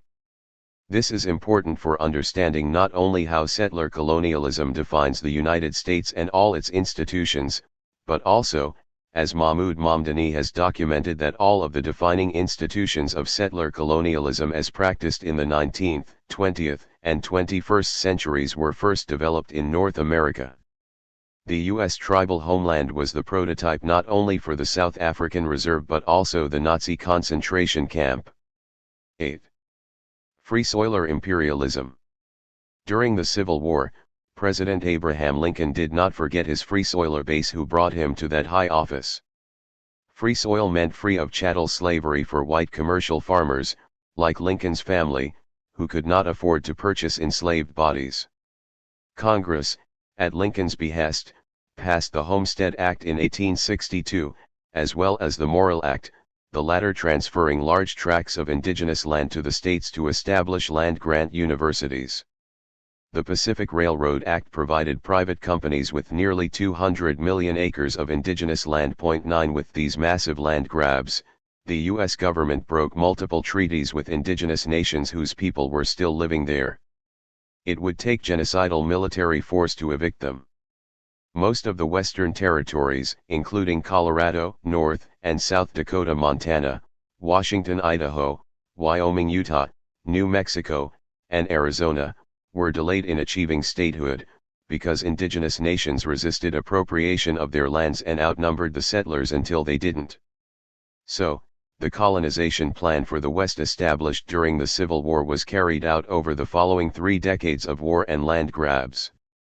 Under the Homestead Act, 1.5 million homesteads were granted to settlers west of the Mississippi, comprising nearly 300 million acres taken from the indigenous collective estates and privatized for the market.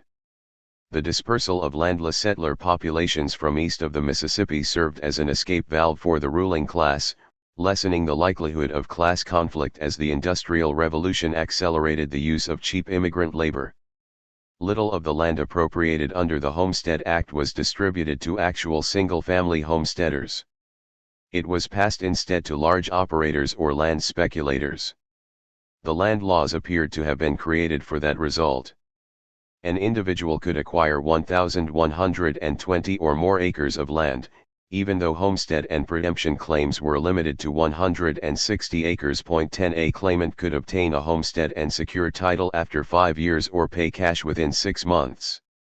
Then he could acquire another 160 acres under preemption by living on another piece of land for 6 months and paying $1.25 per acre. While acquiring these titles, he could also be fulfilling requirements for a timber culture claim of 160 acres and a desert land claim of 640 acres, neither of which required occupancy for title. Other men within a family or other partners in an enterprise could take out additional desert land claims to increase their holdings even more. As industrialization quickened, land as a commodity real estate remained the basis of the U.S. economy and capital accumulation. 11. The federal land grants to the railroad barons carved out of indigenous territories were not limited to the width of the railroad tracks, but rather formed a checkerboard of square-mile sections stretching for hundreds of miles on both sides of the right-of-way. This was land the railroads were free to sell to settlers in parcels for their own profit. The 1863 to 1864 Federal Banking Acts mandated a national currency, chartered banks, and permitted the government to guarantee bonds.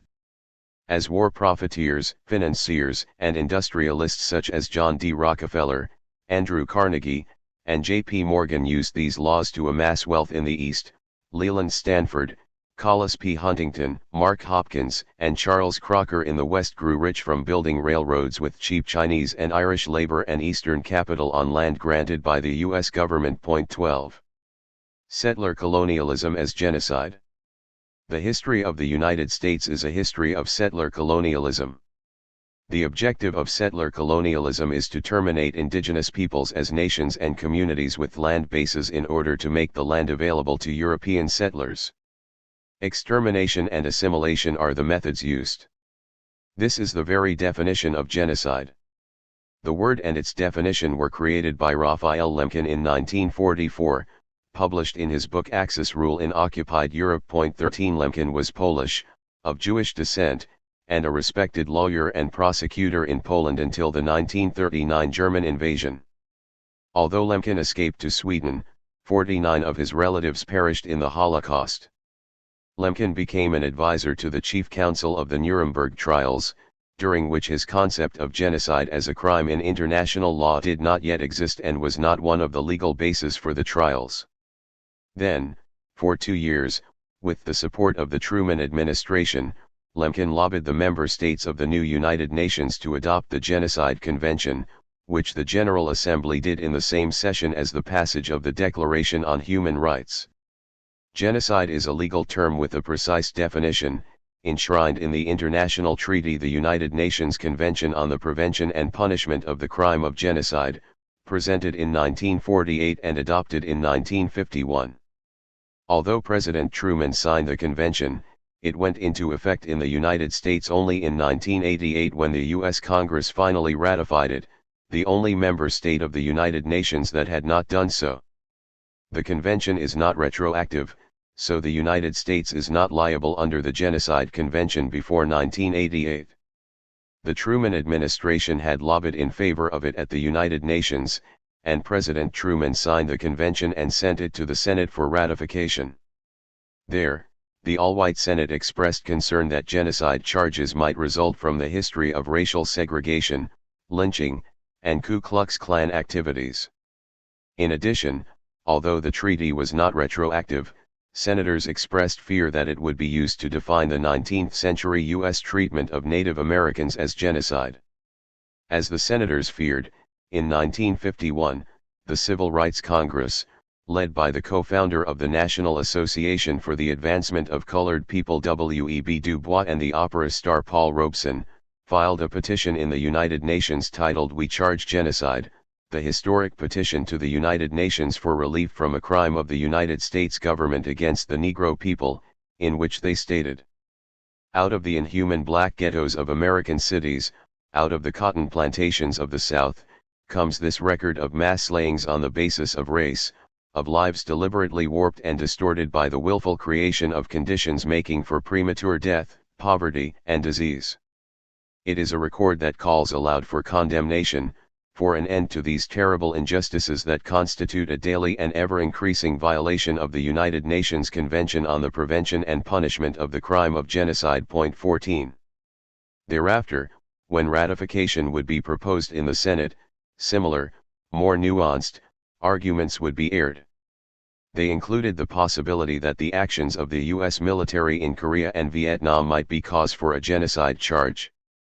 Native American intellectuals and scholars of the 1950s onward also discussed the possibilities of international human rights law, and after the U.S. signed the Genocide Convention in 1988, work on developing cases began. Finally, pressure on the Reagan administration by the Jewish and Armenian lobbies broke the U.S. holdout. But by that time, the radical civil rights and black power movements had waned and dispersed, and even when a movement for reparations for slavery developed in the 1990s, the Genocide Convention was not referenced. Challenging Native American discussions and publications, especially since the 1992 Columbian Quincentenary, U.S. historians and other mainstream scholars and intellectuals, including some human rights activists, have exerted considerable energy in attempting to redefine the Genocide Convention in ways that conclude that it in no way applies to the United States either historically or currently. But the Genocide Convention is not a complex document for which the meaning can easily be misinterpreted, and its terms align with U.S. policies and actions. 15. In the Convention, any one of 5 acts can be considered genocide if committed with intent to destroy, in whole or in part, a national, ethnic, racial or religious group. These acts are: killing members of the group, causing serious bodily or mental harm to members of the group, deliberately inflicting on the group conditions of life calculated to bring about its physical destruction in whole or in part, imposing measures intended to prevent births within the group, Forcibly transferring children of the group to another group. The following acts are punishable. Genocide. Conspiracy to commit genocide. Direct and public incitement to commit genocide. Attempt to commit genocide. Complicity in genocide. The 1951 Civil Rights Congress petition "We Charge Genocide" pointed out. It is sometimes incorrectly thought that genocide means the complete and definitive destruction of a race or people. The Genocide Convention, however, defines genocide as any killings on the basis of race, or, in its specific words, as killing members of the group. Any intent to destroy, in whole or in part, a national, racial, ethnic or religious group is genocide, according to the Convention. Also, the Convention states, causing serious bodily or mental harm to members of the group, is genocide as well as killing members of the group. 16. The analytical tools provided by the Genocide Convention are essential for historical investigations into the effects of European and European American colonialism, particularly settler colonialism, which led to the establishment of the United States and was inherently committed to elimination of the indigenous nations, but also including the transatlantic slave trade, slavery, the situation of descendants of enslaved Africans, and the annexation of half of Mexico and the treatment of Mexicans. But most important, the Genocide Convention is applicable to U.S. policies and actions since 1988, when the United States ratified the Convention. There is no statute of limitations. The term genocide, both in popular use and often by historians and other scholars, even legal scholars, is often misused to indicate only extreme examples of mass murder, the death of vast numbers of people, as in the Holocaust, or in the midst of aggressive warfare, as, for instance, in Cambodia, thereby dismissing Native and African American claims of U.S. genocide. What is important and no doubt surprising to many is that the United Nations Organized War Crimes Tribunal did not prosecute the Khmer Rouge's mass killings of hundreds of thousands of Cambodians, the ethnic Khmer who comprised the majority of the population and the largest number of victims, for genocide. The specific charges of genocide related solely to the Khmer Rouge's actions against one indigenous group, the Cham, and to the ethnic Vietnamese population, who were also targeted for elimination because they were not Khmer. Lars Olsen, the tribunal's legal communications officer, explains that is because the definition of genocide in law is different from what many people would regard as genocide. Simply put, the 1948 Genocide Convention defines genocide as having the intention to eliminate, in part or in full, a group of people based on their race, religion, ethnicity, or nationality, and need not be accompanied by warfare, therefore not in the category of war crimes per SE 17. The Khmer Rouge slaughter of the majority Khmer population in Cambodia violated several international war crime statutes and crimes against humanity.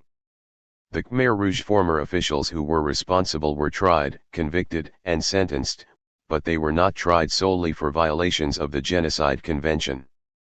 Not all war crimes constitute genocide, and not all genocides are war crimes, as is clear in the Genocide Convention.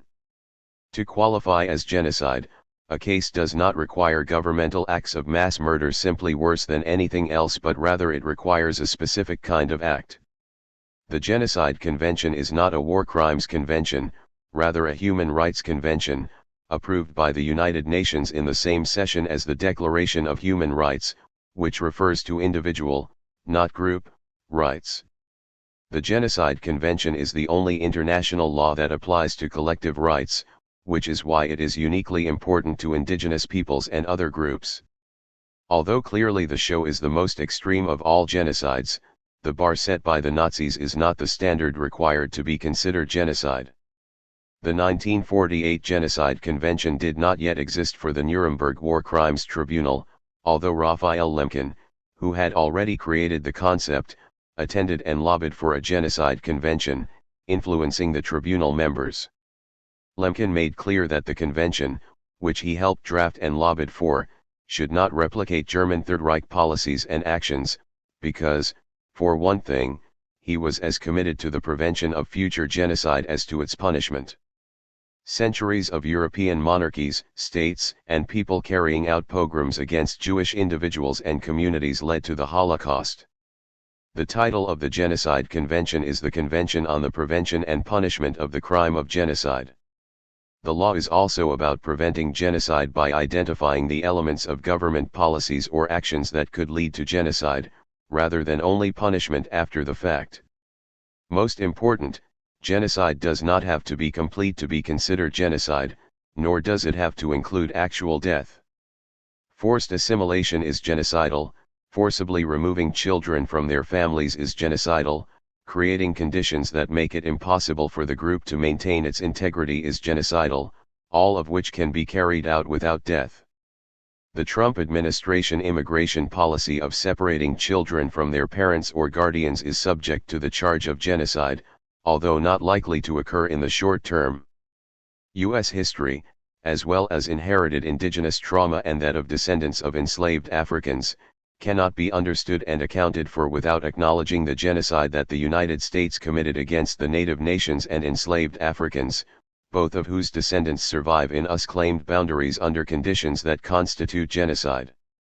From the colonial period through the founding of the United States and continuing into the 20th century, this has entailed torture, terror, sexual abuse and rape, massacres, systematic military occupations, removals of indigenous peoples from their ancestral territories, forced removal of Native American children to military-like boarding schools over a period of a century, children stripped of languages and cultures, as well as allotment of land, and from 1953 to 1974, congressionally legislated policy, the Indian Termination Act.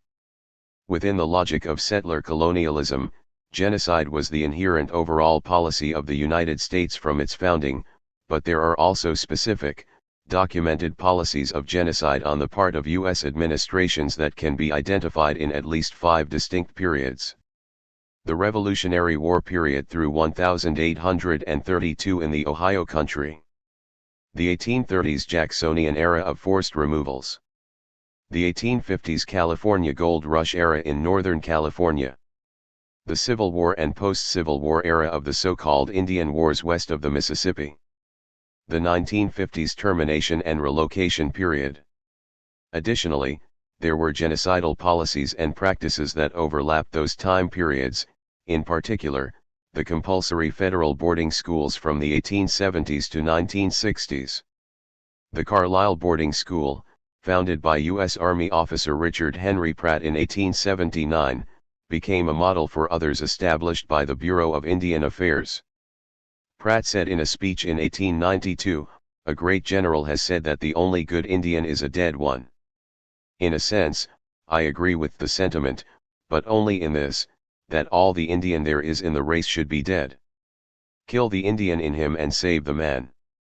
18 That is the definition of genocide. Cases of genocide carried out as policy may be found in historical documents as well as in the oral histories of indigenous communities. An example from 1873 is typical, with General William T. Sherman, hero of the Civil War, writing, "We must act with vindictive earnestness against the Sioux, even to their extermination, men, women, and children. During an assault, the soldiers cannot pause to distinguish between male and female, or even discriminate as to age." 19 Although Sherman demurred that the U.S. did not desire to totally destroy the natives, it would be necessary if they did not comply and give up. The nearly 3 centuries-long Indian Wars technically ended around 1880, although the Wounded Knee Massacre, of some 300 starving Lakota Sioux refugees, occurred a decade later. Clearly an act with genocidal intent, the Wounded Knee Massacre is still officially listed as a victorious battle in the annals of the U.S. military. Congressional Medals of Honor were bestowed on 20 of the soldiers involved. A monument was built at Fort Riley, Kansas, to honor the soldiers killed by friendly fire. A battle streamer was created to honor the event and added to other streamers that are displayed at the Pentagon, West Point, and Army bases throughout the world. Not all the acts iterated in the Genocide Convention are required to exist to constitute genocide, any one of them suffices. In cases of United States genocidal policies and actions, each of the 5 specific acts have taken place, some still present in current policies and actions. The Old Northwest Territory was the initial site of genocidal policy enacted by the founders of the United States. By the time of the War of Independence that created the United States, British settlers and armed white citizen militias had 170 years of experience in ethnically cleansing and dominating the 13 original colonies. Employing this intergenerationally practiced and unlimited war against civilians and their resources, the government and settlers intensified and accelerated those practices from 1787 to 1832 in the invasion and conquest of the Ohio Country, the Northwest Territory, which comprised the future states of Ohio, Indiana, Illinois, Michigan, Wisconsin, and Minnesota. The genocidal campaigns carried out by the new U.S. Army were resisted by a confederation of indigenous nations, but by 1803, ethnically cleansed Ohio became a state, followed by Indiana 13 years later, and the others following. 20.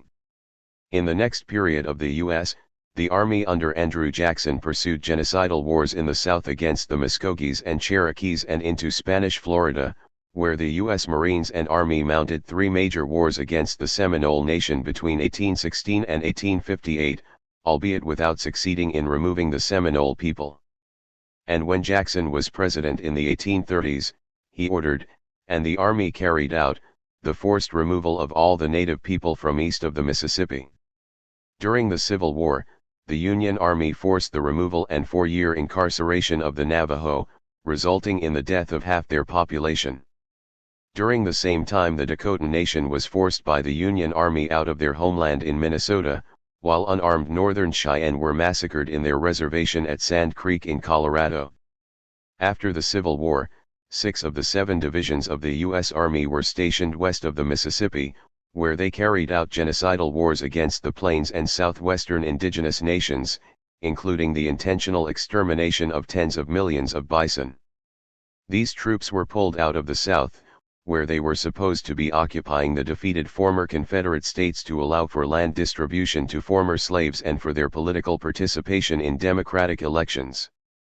Without sufficient U.S. Army troops to stop them, the Ku Klux Klan made Reconstruction impossible, imposed a reign of terror, and restored the ex-Confederate elite. But the Wild West originated in the Northwest Territory, east of the Mississippi, not in the West. Defining the West as the site of genocidal conquest erases its origins at the very founding of the United States, when and where its leaders were intent on building world power based on land theft, genocide, and slavery, the pillars of the U.S. fiscal military state. It is essential to understand that aggressive white nationalism and settler colonialism form the bedrock of U.S. institutions, and historical and continuing white nationalism a culture of violence, a gun culture, a militaristic culture, and that genocidal policy toward indigenous nations and descendants of enslaved Africans always looms inside the U.S. and has been extended globally by genocidal U.S. policies and wars in the Pacific and the Caribbean, including Central America, Southeast Asia, the Middle East, and increasingly in Africa. Why does the Genocide Convention matter? Although many do consider U.S. actions and policies historically and today to fall within the Genocide Convention, most question why the Genocide Convention matters, or why international human rights law matters at all, regarding international law and institutions as without having any effect, given United States domination and flouting of international treaties and norms, as it has historically and it continues today in its treaties and agreements with native nations. The United Nations itself is generally known to most U.S. citizens as the Security Council, in which the 5 most powerful nation-states have veto power over any resolution. However, the UN General Assembly is the actual governing body that produces international agreements and treaties. But native nations are still here and remain colonized and vulnerable to U.S. genocidal policy, as are descendants of enslaved Africans and Mexicans, particularly undocumented migrant workers. International human rights law and institutions are the only instruments available to oppressed peoples. This isn't just history that predates 1988, when the U.S. signed the 1948 Genocide Convention. but the history is important and needs to be widely aired and discussed, included in public school texts and particularly in U.S. law schools, in order for citizens to comprehend the present and develop knowledge and skills to deconstruct the fiscal military state. The shadow of genocide lies in the doctrine of discovery, which remains a fundamental law of the land in the United States, the legal framework that informs the U.S. colonial system of controlling indigenous nations. And the U.S. is a nation of laws, and that's the law. But the international human rights treaties that the U.S. has ratified are also U.S. law. From the mid-15th century to the mid-20th century, most of the non-European world was colonized under the doctrine of discovery, one of the first principles of international law that Christian European monarchies promulgated to legitimize investigating, mapping, and claiming lands belonging to non-Christian peoples outside Europe. It originated in a papal bull issued in 1455 that permitted the Portuguese monarchy to seize West Africa and enslave the inhabitants, the beginning of the transatlantic slave trade. Following Columbus's landing in the Caribbean, his enterprise funded and sponsored by the King and Queen of the infant Spanish state, another papal bull extended similar permission to Spain to claim the land and enslave the people. Disputes between the Portuguese and Spanish monarchies led to the papal-initiated Treaty of Tordesillas, which divided the planet equally between the two Iberian empires. 21 Protestant monarchies challenged Iberian papal domination and staked out their own claims, but maintained the doctrine of discovery as their legalistic justification for doing so. Not only monarchies participated. Following the French Revolution, French republics invoked the doctrine of discovery for their 19th and 20th century settler colonialist projects in Southeast Asia and Africa, as did the newly independent United States when it continued the colonization extending from the 13 former colonies. In 1792, not long after U.S. independence, then Secretary of State Thomas Jefferson claimed that the doctrine of discovery developed by European states was international law applicable to the new U.S. government as well. Then, in the 1820s, the doctrine of discovery was engraved in constitutional law by the U.S. Supreme Court under John Marshall in decisions regarding the Cherokee Nation.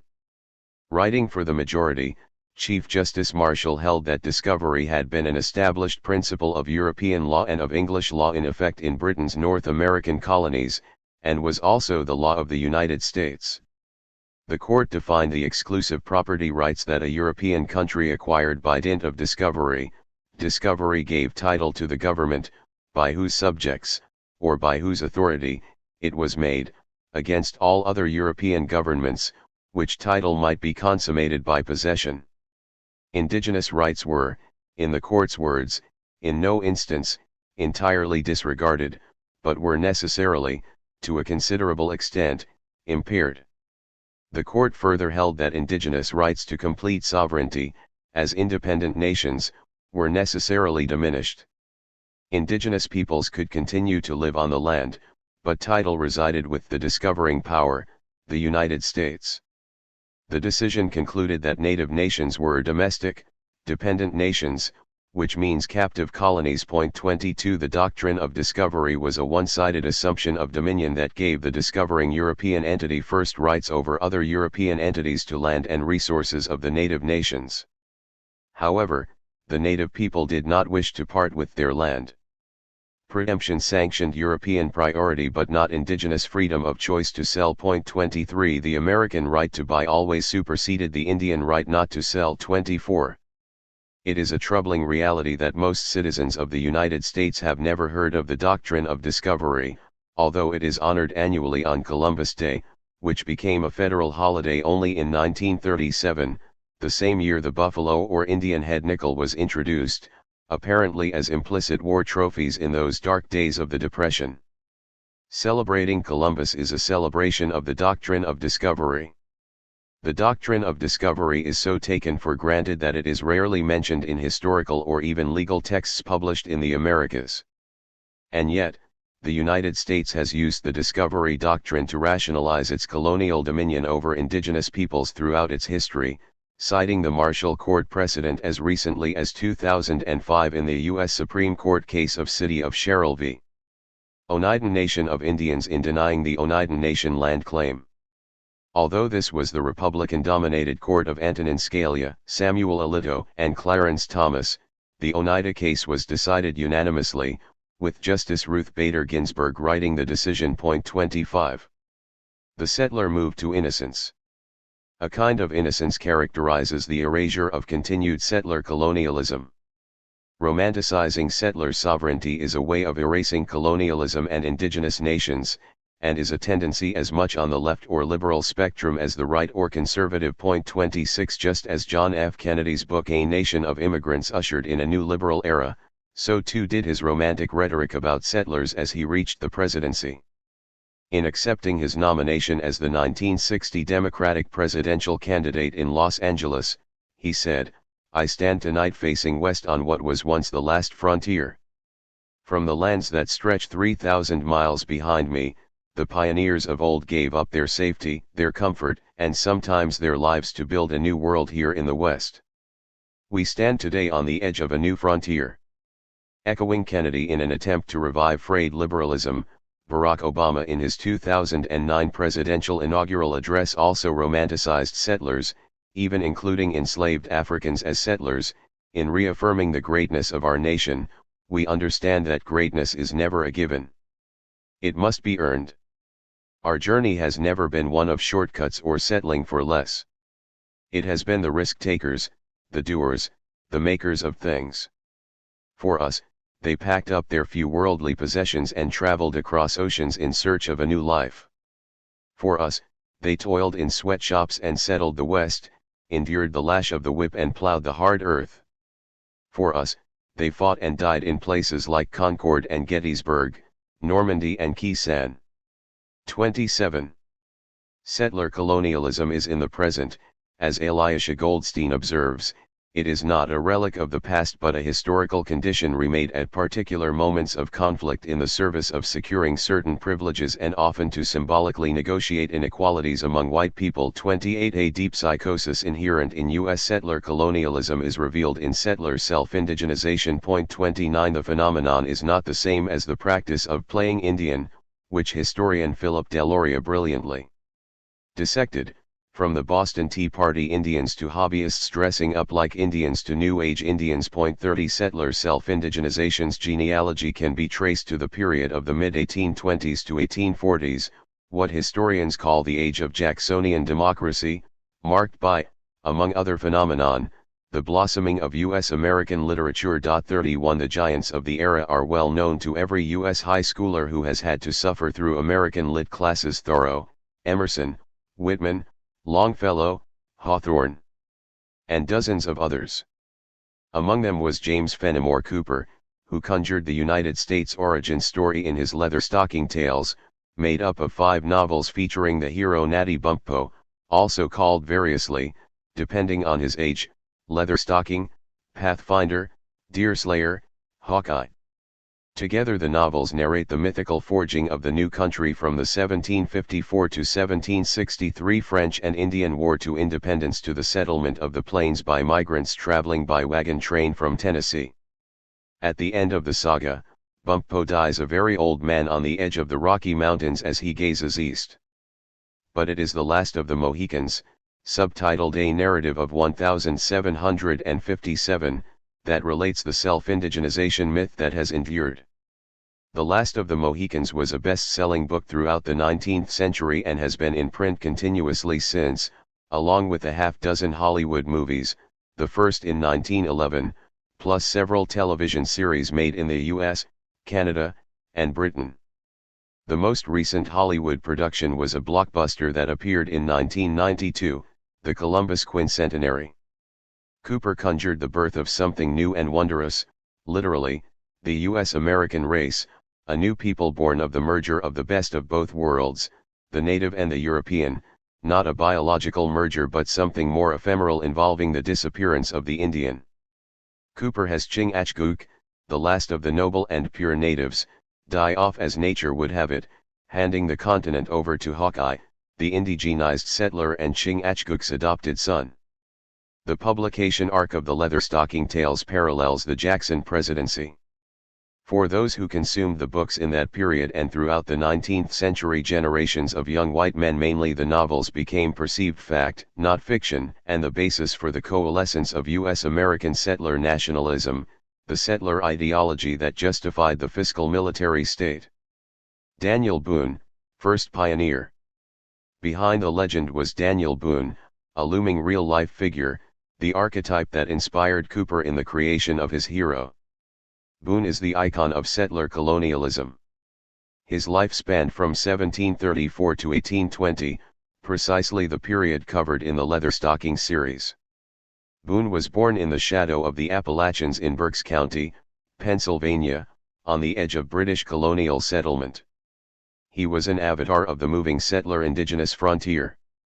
To the west lay Indian country, claimed through the doctrine of discovery by Spain, Britain, and France, but free of European settlers, save for a few traders, trappers, and soldiers manning colonial outposts. Daniel Boone himself was of Welsh heritage, born in Pennsylvania, but most of those who followed his migrations west were Scots-Irish, Ulster Scots. The Scots-Irish had been the settler colonialists of Northern Ireland. Beginning in the early 1600s, the British decided to force Protestantism on the Catholic Irish. They chose to use lowland Scotland Presbyterians. When British colonization of North America began, many of these Ulster Scots chose to join. They were seasoned usurpers of indigenous property. The westward migration of Scots-Irish settlers represented a mass movement between 1720 and the War of Independence. During the last 2 decades of the 18th century, first and second generation Scots-Irish settlers continued to migrate to the Ohio Valley, West Virginia, Kentucky, and Tennessee. They cleared forests, built log cabins, and killed Indians, taking their cultivated land. Historian Carl Degler writes, "These hardy, God-fearing Calvinists made themselves into a veritable human shield of colonial civilization." 32. Richard Slotkin finds the origin of U.S. nationalism in the late 18th century treks of these settlers over the Appalachian-Allegheny spine. Daniel Boone, he writes, became the most significant, most emotionally compelling myth hero of the early republic, the U.S. American hero as the lover of the spirit of the wilderness, and his acts of love and sacred affirmation are acts of violence against that spirit and her avatars. In the 20th century reformation of this archetype, promoted notably in the writings of Theodore Roosevelt and, of course, in Western novels and films, Slotkin identifies the archetypes of the hunter and the farmer, or breeder, and especially the man who knows Indians. 33. Indeed, it is rare even today to meet a descendant of the old settler trekking culture who does not identify Daniel Boone as a direct ancestor.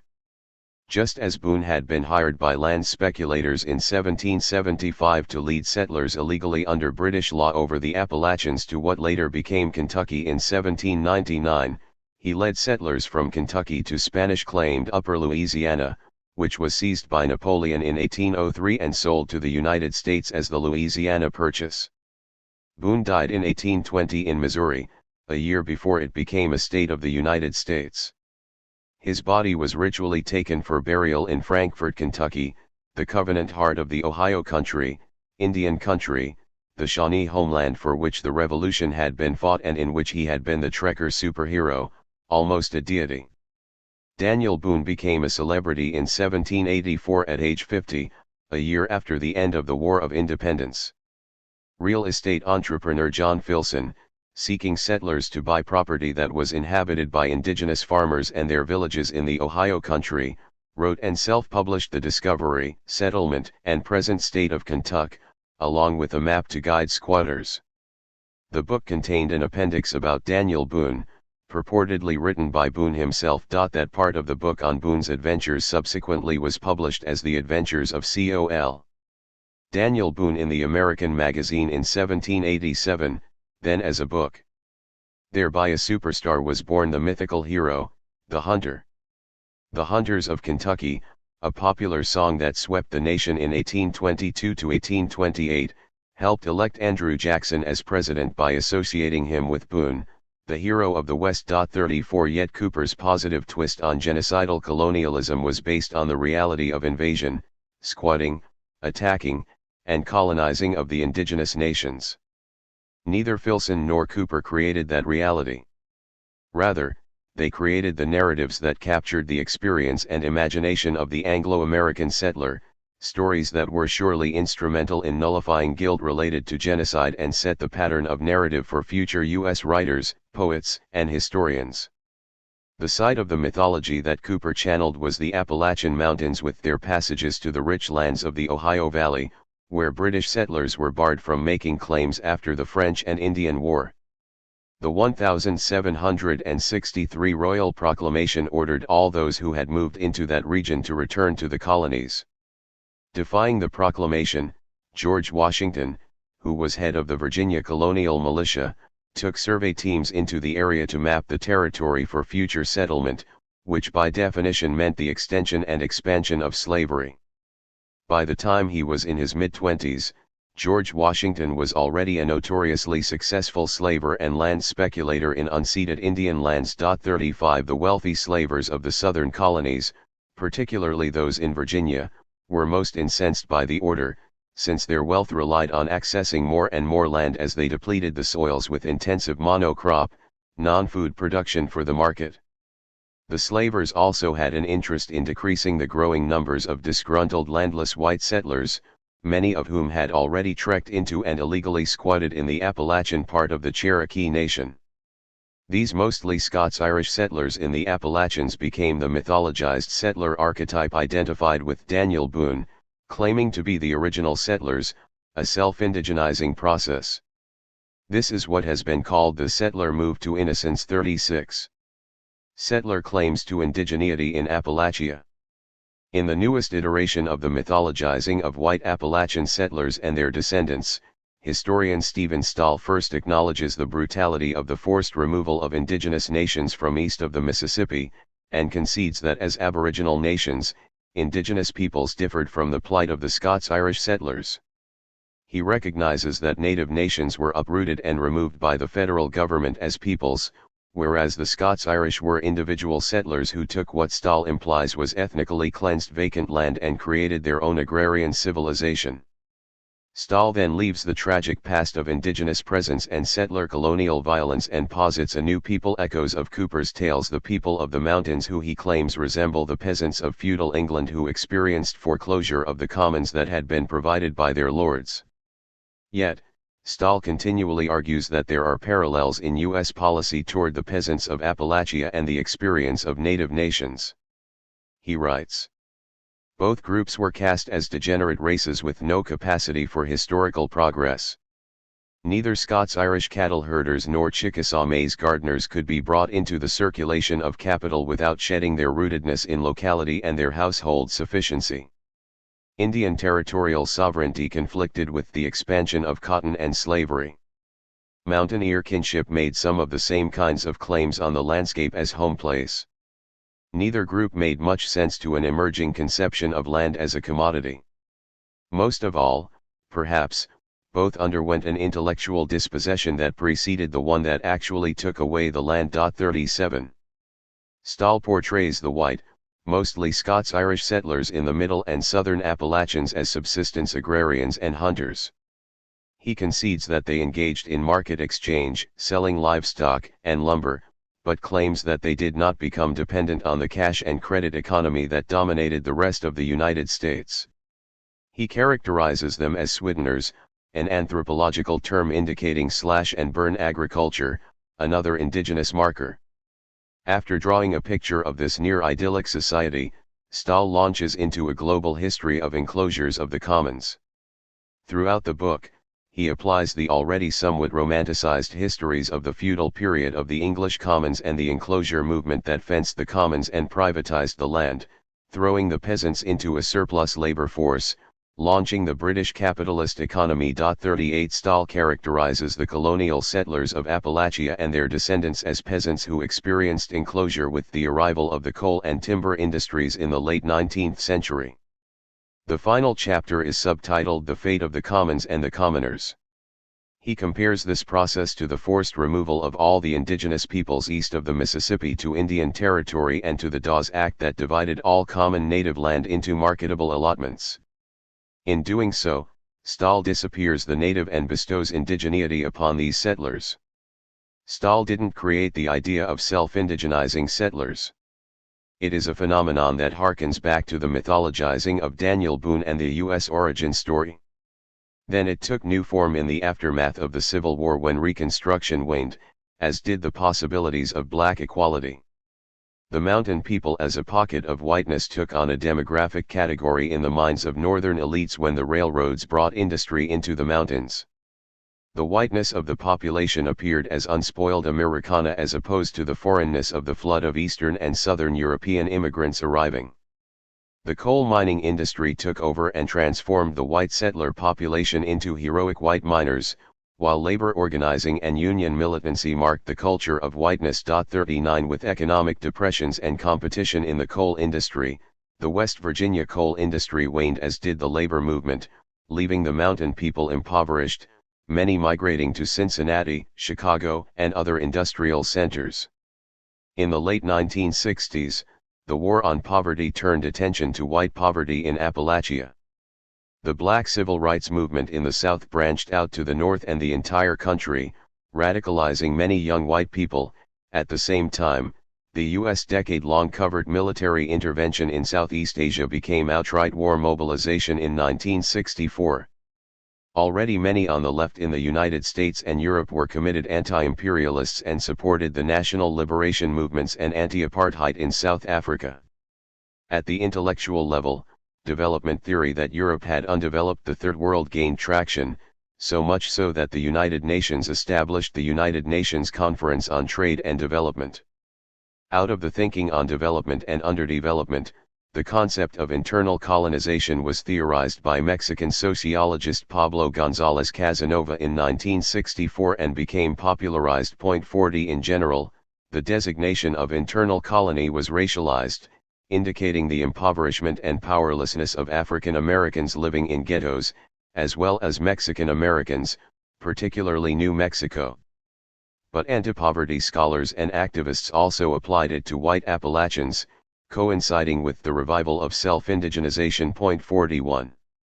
What set off the current Appalachian settler appropriation of indigeneity was the 1962 publication of Night Comes to the Cumberlands, a biography of a depressed region by Kentucky lawyer Harry Caudill. 42 In Ramp Hollow, Stephen Stahl praises the book, writing, after the book's publication, Caudill kept Appalachia before the public.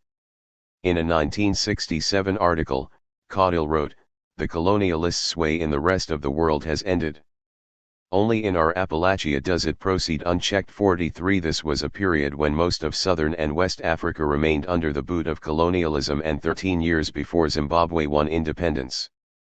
Caudill called white people of the Appalachians indigenous mountaineers who have lived in the plateau since the beginning. He went on. Much of the pioneer society in this mountainous region had resided in the wilderness for 3 or 4 generations. They had acquired much of the stoicism of the Indians, and inurement of primitive outdoor living had made them almost as wild as the red man. His old woman could endure harsh privations as well as the Indian squaw, and was far more fruitful. He ate the Indians' corn and jerked meat. He wore the Indians' deerskin clothes. He even adopted his tomahawk, and here only, on the rampaging frontier, the white border man collected scalps with all the zest of the Choctaw brave. 44. Appalachian scholar Stephen Pearson is one of the few intellectuals from the region to refute the concept of white Appalachians being indigenous and colonized. Exploited by capitalism they have been, but colonized they have never been. The colonial model, he writes, maintains that white Appalachians positioned as the region's indigenous population are the victims of a form of colonialism analogous to that dominating American Indian nations. As such, the colonialism model of Appalachian exploitation calls for the decolonization of Appalachia. 45 He notes that the Appalachian case offers an excellent illustration of how settlers can employ indigenization in late settler colonial contexts in order to negotiate land claims and other inequalities among white settlers. The Appalachian case shows that even in late settler colonies, native presence remains an unsettling factor challenging the legitimacy of ongoing settler occupancy. 46. Appalachian scholars developed and refined Caudle's work, using the internal colonialism theoretical context, going further than Caudle in portraying white settlers as an indigenous people. In 1978, scholarly articles were published in the book Colonialism in Modern America, The Appalachian Case, which remains a fundamental text in Appalachian Studies. 47 Pearson writes that in the flagship essay of the collection, written by Helen Lewis and Edward Knipe, the authors refer to the white residents as the indigenous population, while those of the residents who align themselves with the coal companies are designated as natives who become colonizers of their own people. They write of the colonizers manifesting racism against an indigenous population, referring to the white settler population, which the authors refer to as the colonized. The authors analogize regional development organizations to the Bureau of Indian Affairs, claiming that the white population lives on the Appalachian Reservation. Pearson notes that this is a comparison also made by other white Appalachian scholars. Most disturbing is that Lewis and Knipe treat the original invasion of the Scots-Irish squatters as peaceful settlement rather than genocidal violence. They portray an empty landscape that the settlers occupied, the indigenous peoples somehow having disappeared with white settlers inheriting indigeneity and the land. 48. In another anthology, Edward Ginnan writes of the Appalachian region, whose indigenous Cherokee integrated, educated, and nursed the exiled Celtic arrivals into maturity, wisdom, and community. 49 Julie Judy Bonds, a well-known activist opposing mountaintop removal, has stated that we're a distinct mountain culture, and our culture means something. This is a culture that has been handed down to us all the way from the Native Americans. 50. David Wisnant, whom historian Stephen Stahl acknowledges as one of the historians of Appalachia whose work I read and admire, characterizes his scholarly mission as being one of Frantz Fanon's native intellectuals in a colony going through decolonization. 51 Another Appalachian scholar, Roger Cunningham, asserts that all native Appalachian scholarship, including mine, is like that of other colonized peoples in being engaged with history and praxis. 52 Pearson observes that the colonialism model has allowed white liberals within the region to valorize themselves as indigenous leaders in a struggle for decolonization, a supersessionist settler colonial fantasy come to fruition. 53. Raizab Khan, an immigrant to the U.S. from Bangladesh, is a writer in population genetics and consumer genetics. Although arriving as a child with his family, Khan finds aspects of the descendants of British settlers in the United States downright exotic, specifically the 30 million Scots-Irish who make up around 10% of the U.S. population. In an article titled "The Scots-Irish as Indigenous People," he writes, "What these people lack in cosmopolitan openness, they make up for in adherence to authentic values which can't but help earn some admiration.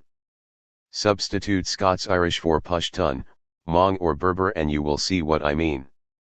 Of course, the Scots-Irish were the foot soldiers of the British and U.S. empires, not a colonized people, although Khan appears to be referring to their unique characteristics rather than claiming they are actually indigenous. But it does mirror the self-indigenizing settler in Appalachia. Khan clarifies that, though the Scots-Irish are not pilgrim stock in their length resident on the American continent, the majority were not immigrants to the United States, they were settlers of the American colonies. Theirs was part of the founding culture of the United States. One aspect of Scots-Irish identity is that to a great extent it has decoupled itself from any old country consciousness. A broad swath of the eastern American uplands is dominated by people who give their ethnicity as American. After 250 years, they have only the vaguest recollections of the nature of their British antecedents. Although Khan implicitly erases the original and continued existence of the actual indigenous peoples, unlike self-indigenizing Appalachians and other descendants of original settlers, he acknowledges that the early American Republic also saw the emergence of a white man's republic, where implicit white identity gave way to the expansion of suffrage to non-property holding white males as a natural right, and the revocation of what suffrage existed for non-whites based on their racial character. The Scots-Irish were a major part of this cultural evolution, being as they were generally part of the broad non-slave holding class. They may not have had the wealth of lowland planters, but the Scots-Irish were part of the aristocracy of skin. It is true that Scots-Irish Americans are arguably among the more racist white ethnic groups. 54. The memoir of Appalachia-born J.D. Vance, Hillbilly Elegy, a memoir of a family and culture in crisis, quotes from Kahn's commentary positively to define his own national origin as Scots-Irish, but does not quote the part about white supremacy and racism. 55 Vance is a wealthy, self-defined political conservative, a graduate of Yale Law School, and a Silicon Valley investor. Hillbilly Elegy was a sensation from its release in 2016, with Oprah Winfrey's endorsement. It remained on all best-selling book lists for 2 years, selling 1 million copies. Although there were some negative reviews, it received critical attention from the conservative National Review to the liberal National Public Radio, as well as all major newspapers and media. In the fall of 2020, Hillbilly Elegy premiered as a major motion picture. Vance's memoir is the second 21st-century Scots-Irish memoir, after that of former U.S. Navy Secretary and U.S. Senator James Webb's Born Fighting, How the Scots-Irish Shaped America, published in 2005. 56 Vance is critical of his Appalachian family and community, invoking the self-blaming culture of poverty rhetoric, but as with Webb, he is extremely proud of his Scots-Irish ancestry.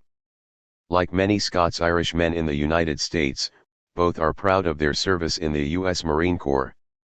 Webb's story is more interesting as he traces the Scots-Irish trek from the Appalachians to the Arkansas-Ozark region, where he grew up.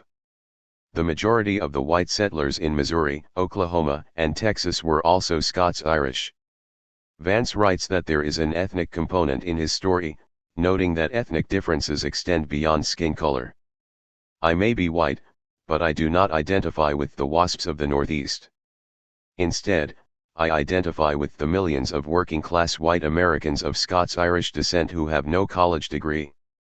He describes the entrenched poverty among his ancestors who were day laborers in the slave economy, not slavers, then they were sharecroppers, then machinists and mill workers. Americans call them hillbillies, rednecks, or white trash. I call them neighbors, friends, and family.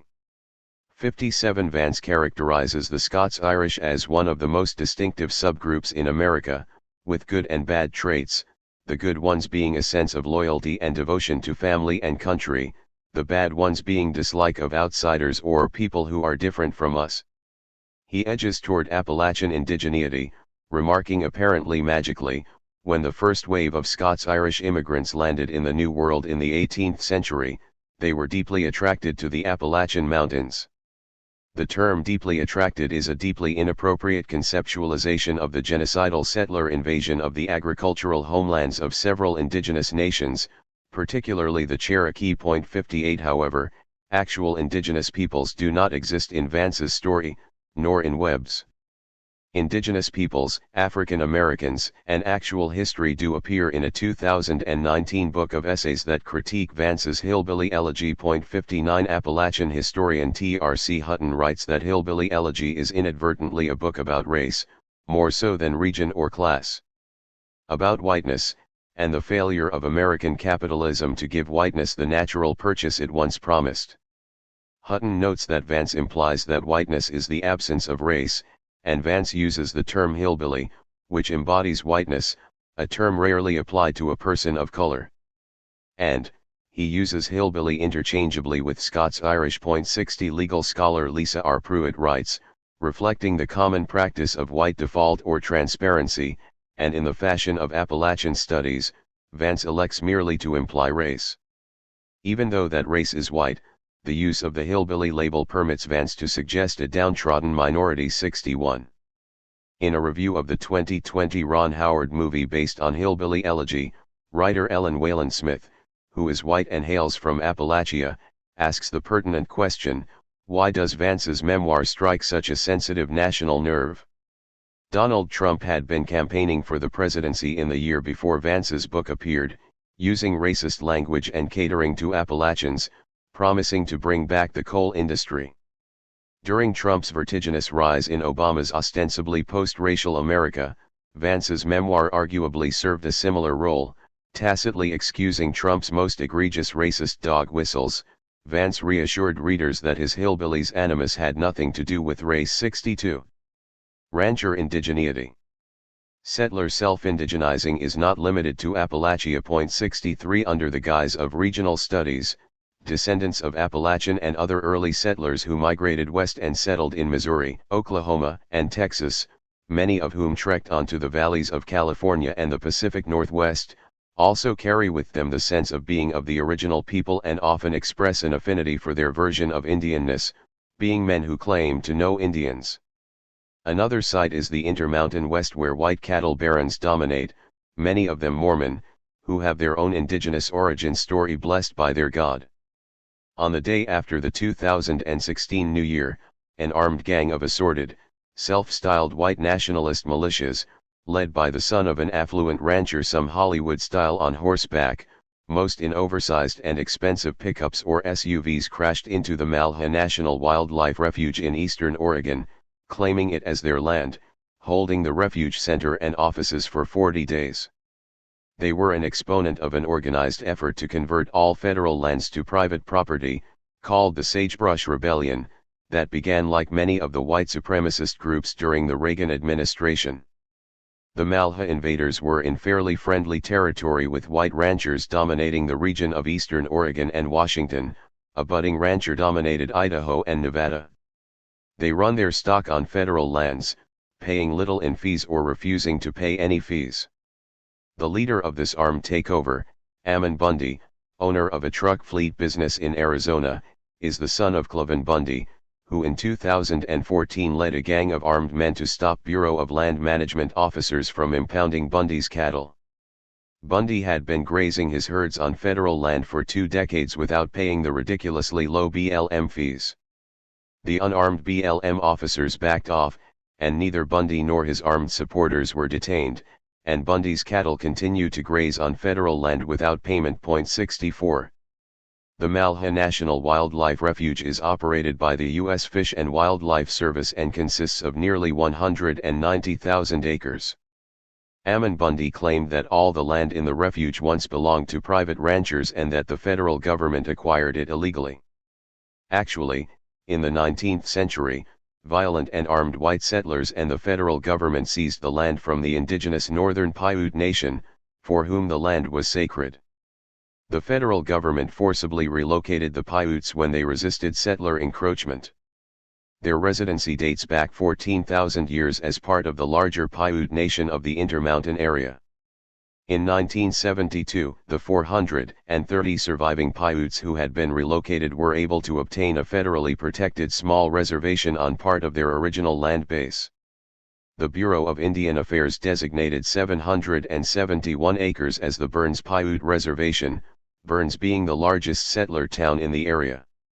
The reservation did not include the already established Malha Wildlife Refuge, which had been designated as such in 1908 by President Theodore Roosevelt in response to his ornithologist friend's request to protect the migratory birds that habituated the lakes there. 65. During the 4 decades since the Northern Paiute community returned to their homeland, they have developed a relationship with the U.S. Fish and Wildlife Service to collaborate in the excavation and protection of their sacred objects that had been left in the ruins of the genocidal settler warfare that forced them out. As the Bundy gang holding the refuge in 2016 grew in numbers, the FBI and other law enforcement presence increased as well. When one of the intruders left the site, he was detained, and when he reached for his sidearm he was shot by an FBI agent. Another intruder was wounded. In the end, after 40 days of wrecking the center and grounds, opening drawers, and handling the carefully excavated Paiute sacred items that were kept in the center as a secure place, they surrendered. A number of them were arrested and charged with felonies. At trial, 12 pleaded guilty and were given light sentences with probation or house arrest. Only 7 received prison time. Bundy was tried by a jury and acquitted of all charges, once again victorious. 66.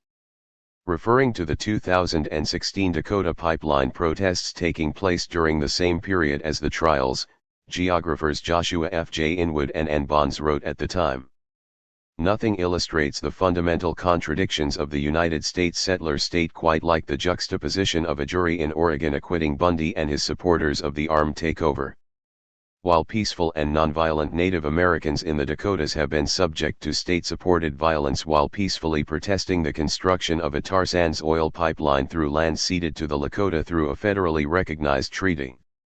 Subject to tear gassings, attack dogs, have had rubber bullets fired into their protests as well as having been sprayed with fire hoses in freezing and dangerous conditions. 67.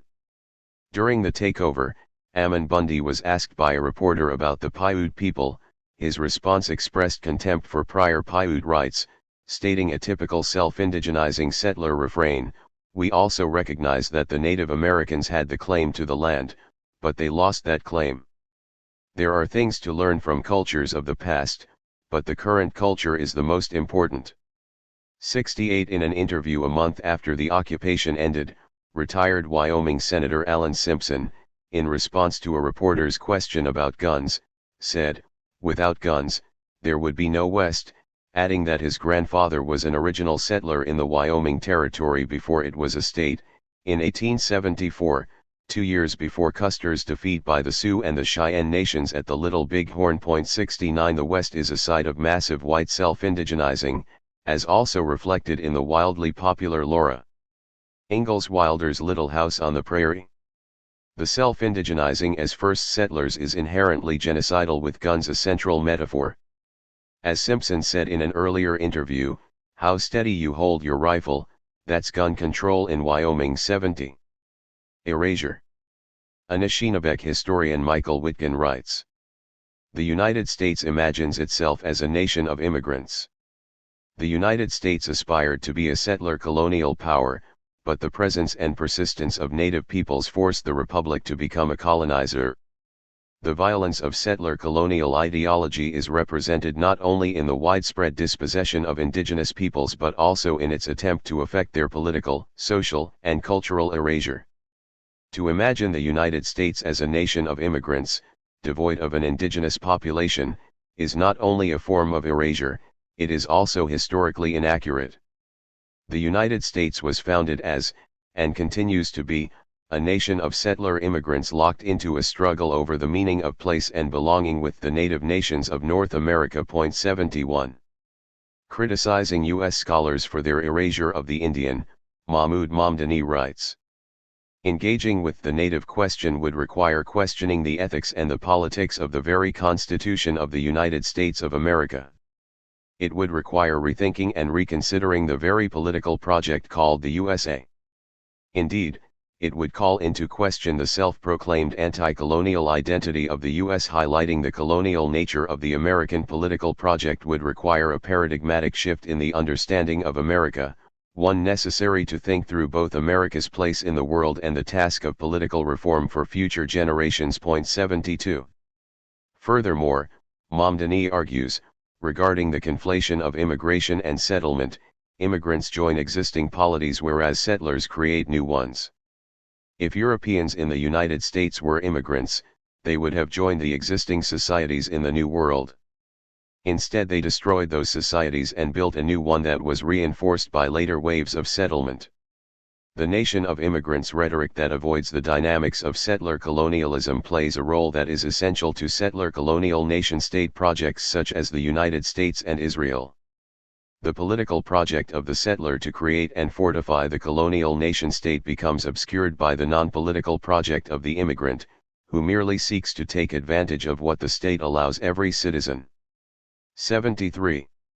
Historian Lorenzo Veracini also distinguishes between settlers and immigrants, asserting that settlers are unique migrants made by conquest not by immigration. Settlers are founders of political orders and carry their sovereignty with them, whereas immigrants face a political order that is already constituted. Immigrants can certainly be individually co-opted within settler colonial societies, and often are, but they do not enjoy inherent rights and are characterized by a defining lack of sovereign entitlement. 74. Immigrants and refugees to the United States do have the option to resist becoming settlers, although in most cases they do not know the history of the United States or the political reality. The U.S. Immigration and Naturalization Service policies based on exclusion make the new immigrants' life precarious, particularly for immigrants of color entering a racial order that renders them suspect already, so they may not want to know the reality or that they have a choice and that by default they become settlers. Chapter 3. Arrivants. Enslaved Africans did not come to the Americas as immigrants, nor as indentured servants, nor as settlers. They were indigenous agrarian villagers who were kidnapped or taken as captives in wars, force-marched in groups to the Atlantic coast, and transported across the ocean against their will and with violence so unbearable that many committed suicide. Parallel to the European invasions, enslavement, and colonization of the indigenous peoples of the Western Hemisphere, the same European invaders were ethnically cleansing whole swaths of West and Central Africa by enslaving and transporting captives to sell in the colonies of the Americas. In both cases, vast regimes of genocide persisted for 3 centuries. European colonialism in Africa forms the context for the presence of 200 million descendants of Africans in the Western Hemisphere in the 21st century. The second largest population is in the United States with 41 million descendants, while Brazil ranks first with 65 million African descendants. The island states in the Caribbean that had been the European sugar colonies have majority African descendant populations. Although they were transported in the earliest years of European colonization of the Americas, enslaved Africans and their descendants cannot be categorized as settlers. African-Caribbean poet Edward Kamau Brathwaite introduced the term arrivant to describe the status of African people forced into slavery in the Americas. 1. The transatlantic slave trade. During the early 1500s, Genos, Catalans, and Valencians raided the Canary Islands to enslave Africans or purchase them from Moroccan traffickers. Those living in the territories of the Holy Roman Empire were still primarily capturing Slavic people for forced labor, to the extent that the term slave was derived from Slav for the enslaved in the Byzantine Empire. Although the term slave and slavery were used for those captured in war or penal offenses, these medieval European captives were not subject to permanent racial or caste codes, nor were their offspring born into slavery. But in the mid-15th century, Catholic Iberians had begun to view the natural slave as African. In 1444, the Portuguese were the first Europeans to sail south to West Africa to enslave 240 Africans to sell at the Lisbon slave market, initiating the transatlantic slave trade. 2 The Portuguese monarch Alfonso V made the first slave auction into a spectacle and show of power to other Christian monarchies. A few years later, papal bulls of 1452 and 1455 validated the Portuguese monarchy's dominion over West Africa and the subjugation of the residents. 3. 10 million enslaved Africans arrived alive in the Americas during a span of 300 years, while as many as half the number who began the voyage across the Atlantic perished. Millions more died in seasoning prisons in the Caribbean colonies after arrival. Millions of Africans died in Africa during mercenary slave raids, wars, and transport to the African coast, where the survivors were sold to European traders. Millions surely died of infectious diseases in captivity and transport. 4. During the early 1500s, millions of indigenous North and Central Americans were enslaved and forcibly transported by Spanish and Portuguese colonizers to the mines of Peru and Brazil. The majority of the dense Nahua indigenous agrarian population of the western half of El Salvador and of Nicaragua were either killed in colonial wars of conquest or enslaved and transported to the mines of Peru, as were the peoples of the Natchez Nation in the Mississippi Valley.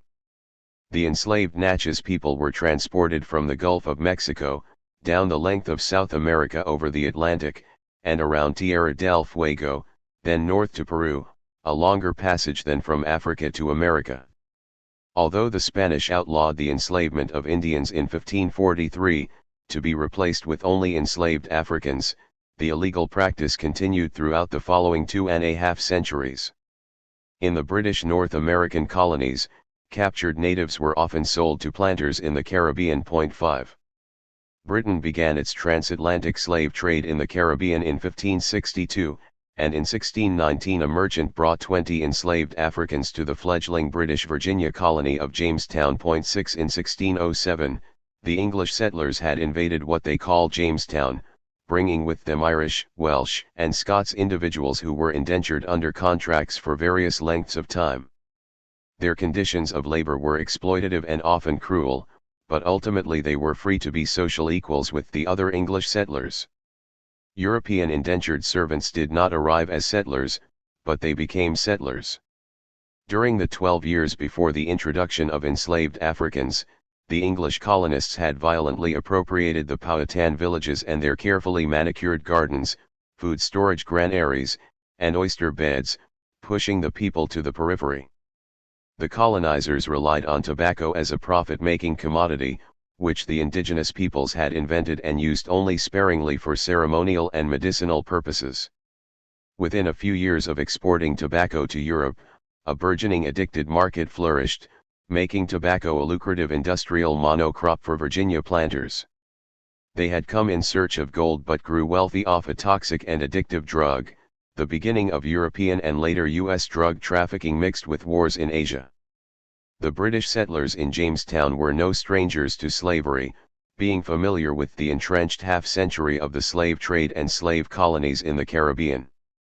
After a decade of unsuccessful attempts to force the resident native people to do the work of tending their tobacco plantations, Virginia tobacco planters eagerly purchased the enslaved Africans and soon many more. Codification and entrenchment of slavery in the British colonies. The codification of African enslavement. The Black Codes developed over several decades. The Barbados Slave Code was passed by the colonial English legislature to provide a legal basis for establishing African slavery in the Caribbean island of Barbados, marking the beginning of England's legal codification of slavery in its American colonies. 7 It formed the template for all the colonies Britain established afterward. By the 1670s, settler slave patrols to control enslaved Africans were established in the newly constituted Carolina colony and were quickly adopted in Virginia, indicating a deep entrenchment of slavery in the social order. 8 In the Slave Code, the term white, Matthew Horton writes, emerged as a definitive way to signify a settler superordination squarely opposed to Negroes and Indians. What distinguished white, therefore, was not that it aligned European planters with European laborers, but that it created basic legal parity for Europeans of all classes on global frontiers across imperial jurisdictions, languages, political ideologies, and religious sects, for the purposes of exploiting, dispossessing, and killing people of color. 9 The English slave codes were adopted from the long-established cleanliness of blood Spanish racial codes that designated Europeans at the top and Indios at the bottom, with Negro second to last, and a dozen mixtures in between, from Mestizo to Zambo. 10. African American Studies historian Robin D. G. Kelly points out that the massive forced transfer of people in the European transatlantic slave trade was a process of elimination. Eliminate the culture, identity, and consciousness while preserving the body for labor. 11 It was the loss of villages and fields, the land, a loss of extended family ties, and community.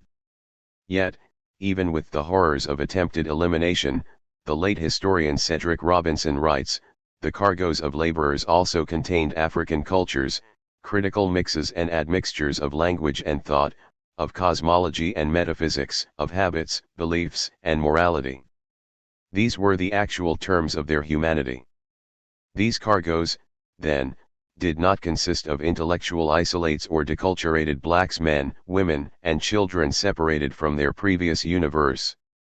African labor brought the past with it, a past that had produced it and settled on it the first elements of consciousness and comprehension. 12 Africans also brought seeds, many were Muslims and brought copies of the Quran.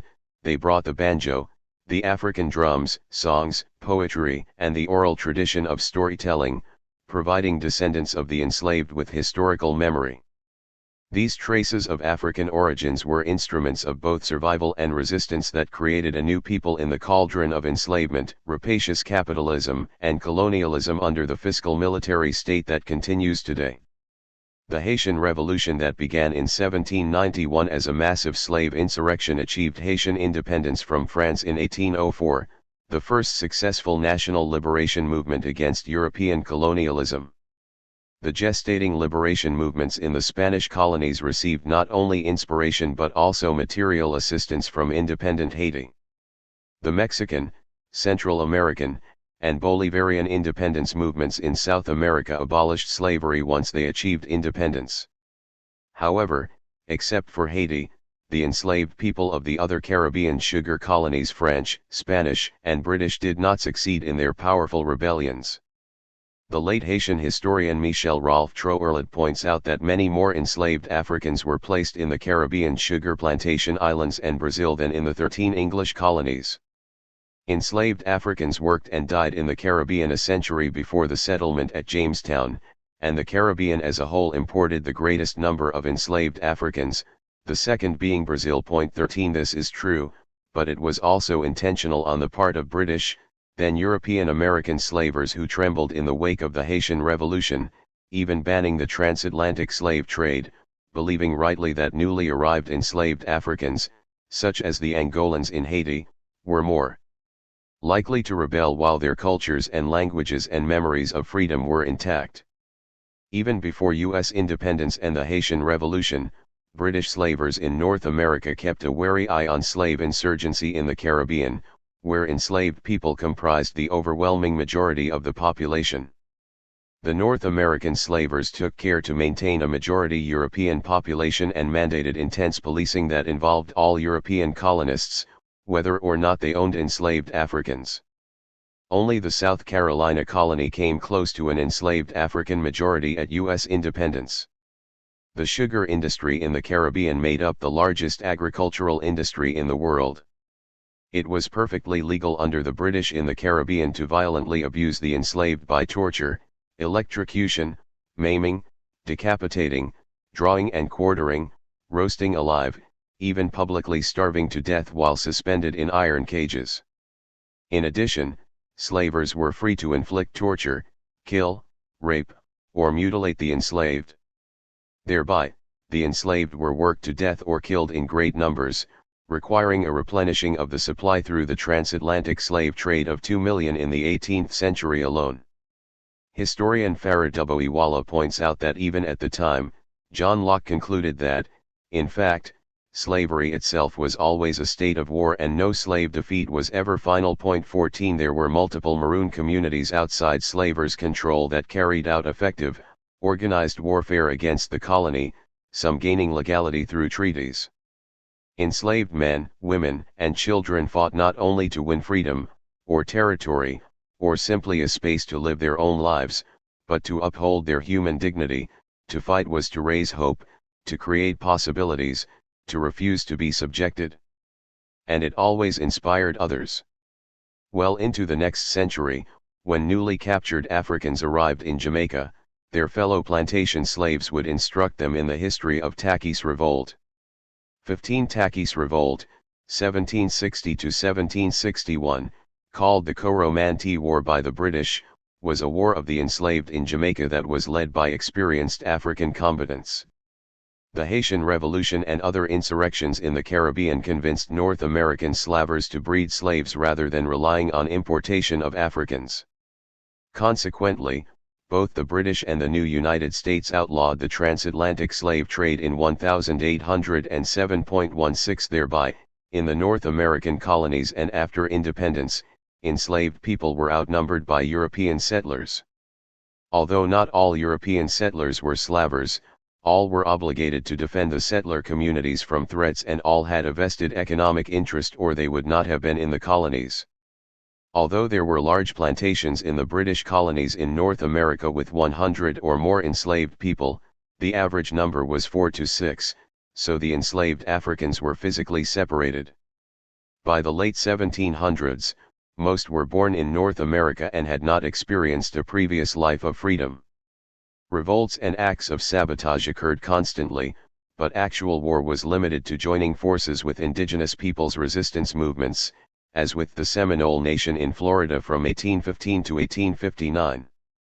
The slave colonies created and codified a thoroughly racial capitalist slavery that was hardened following the U.S. War of Independence with the new nation's fiscal military constitution and the rise of the Cotton Kingdom, building the wealth of the nation on enslaved African labor and the land violently wrenched from the native peoples. By 1810, the number of enslaved black people in the United States had nearly doubled to 1 million since the beginning of the war, and it doubled again by the beginning of the Civil War. 17 With the beginning boom of cotton in the Mississippi Valley, the old slave colonies of Virginia and South Carolina, their soil depleted from monocrop commercial agriculture, operated a thriving and profitable slave reproduction industry that created a lucrative domestic market. It was a form of industrial production that predated 20th century cattle and hog factory farms. However, it was the forced breeding of human beings. Racial capitalism.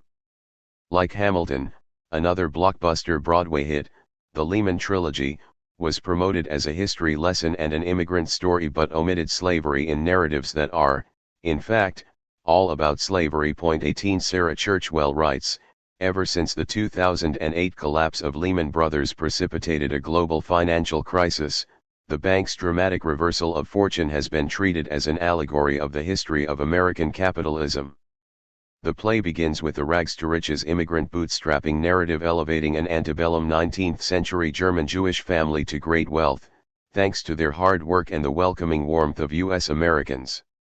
Then the narrative turns dark as the Lehmans lose touch with their humble mercantile roots and are tempted by the possibilities of financial speculation.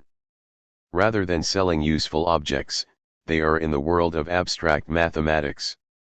Created during the Trump administration, the play moves on to make the point that immigrants like Lehman were being barred from energizing the U.S. economy. Churchwell observes that the story is a cautionary tale for our times, the rise and fall of the American dream, one in which soaring inequality and stagnation destroy dreams of thriving prosperity. 19 Although black slavery was the economic bedrock of the United States, as with the Hamilton musical, slavery is not a theme of the Lehman narrative. When the Lehman brothers arrived in Mobile, Alabama, in the mid-1840s, the Cotton Kingdom in the Mississippi Valley was at its height, the center of capitalism both in the United States and the world. After New Orleans, Mobile was the second largest port for the export of cotton to the textile mills in England and the Northeast United States.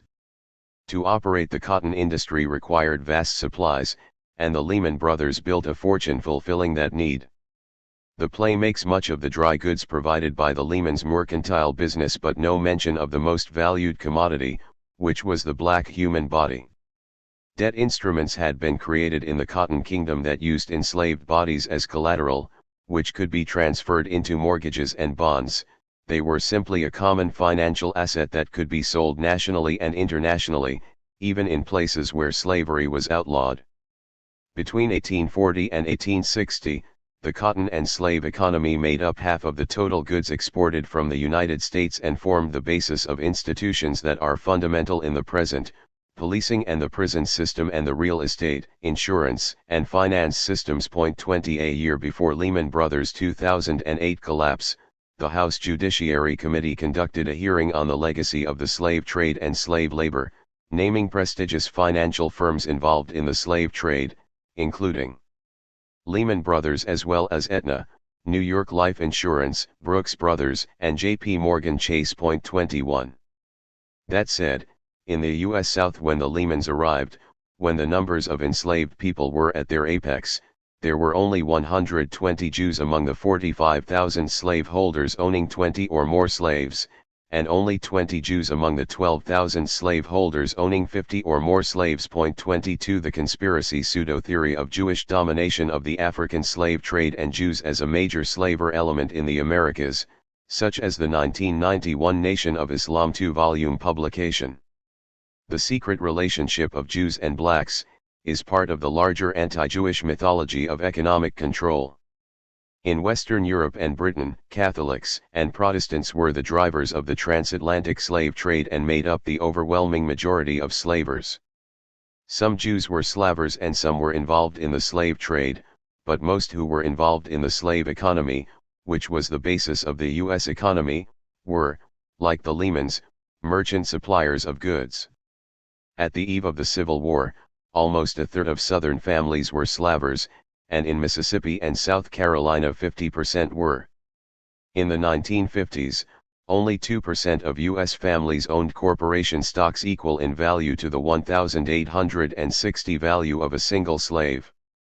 On a typical plantation, the capital value of the slaves was greater than the capital value of the land and implements.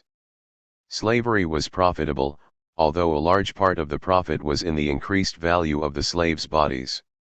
And although the population of the South was only 30% of the U.S. population, the South had 60% of the wealthiest individuals.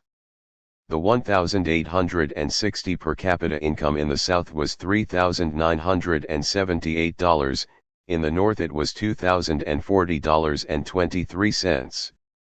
Enslaved labor production of wealth and the wealth accrued from the commodification of enslaved bodies added to the wealth amassed in the sale of land taken from deported native nations. Enslaved bodies and real estate in land seized by the military combined to create the giant fiscal military state that the founders envisioned.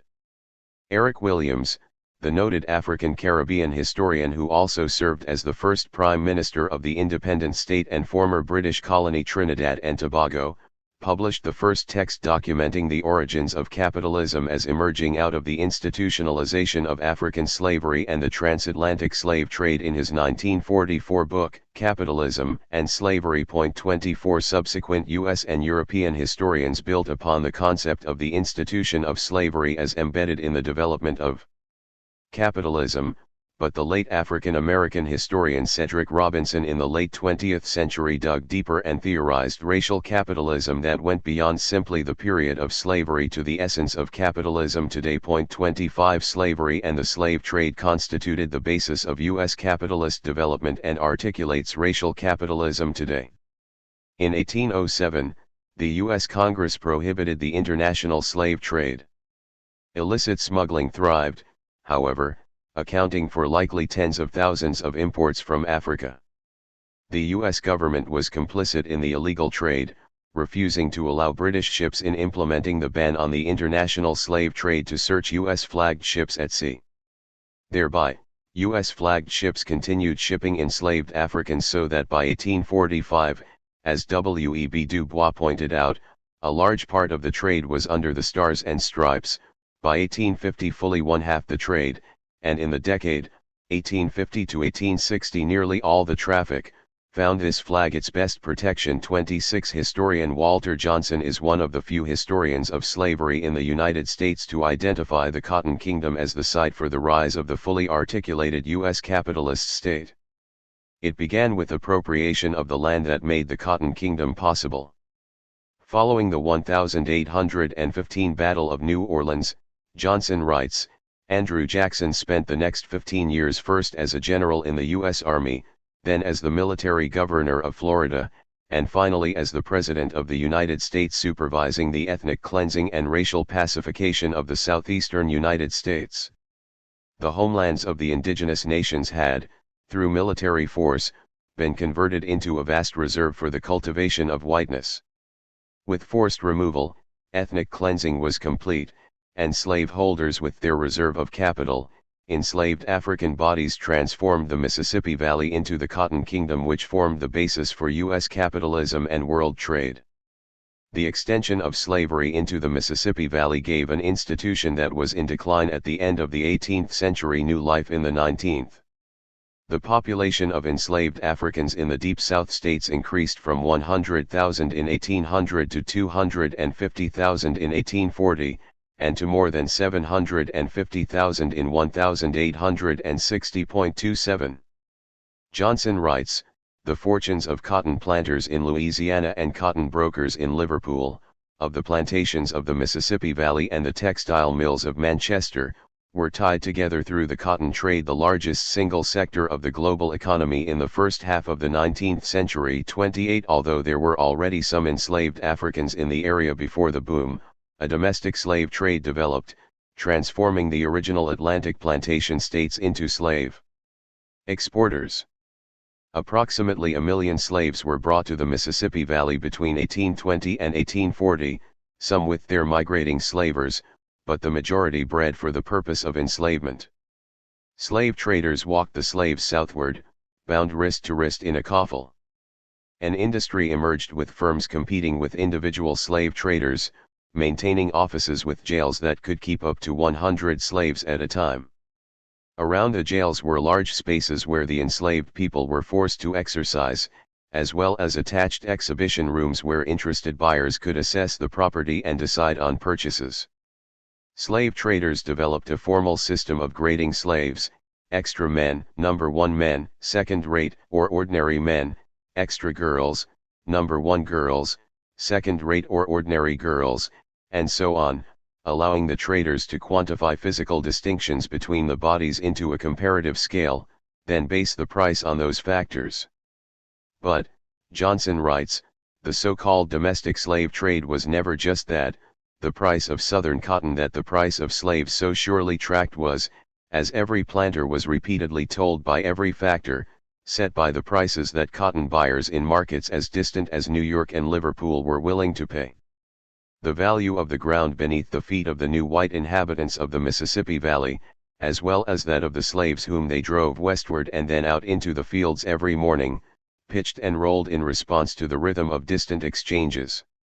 29. That is racial capitalism as provided for by the founding fiscal military state. The Cotton Kingdom was also a war zone of surveillance and slaver counterinsurgency. Slave patrols. Slave patrols did not originate in the Cotton Kingdom, but they were more efficiently brutal in the capitalist order than in the original slave colonies. They appeared in the South Carolina colony in the late 1600s. As historian Sally Haddon writes of slave patrols, people other than masters or overseers had legitimate rights, indeed, legal duties, to regulate slave behavior. 30. They originated with the 1661 and 1688 slave codes in the British Caribbean colony of Barbados, which extended policing of enslaved Africans from slavers and overseers to the public.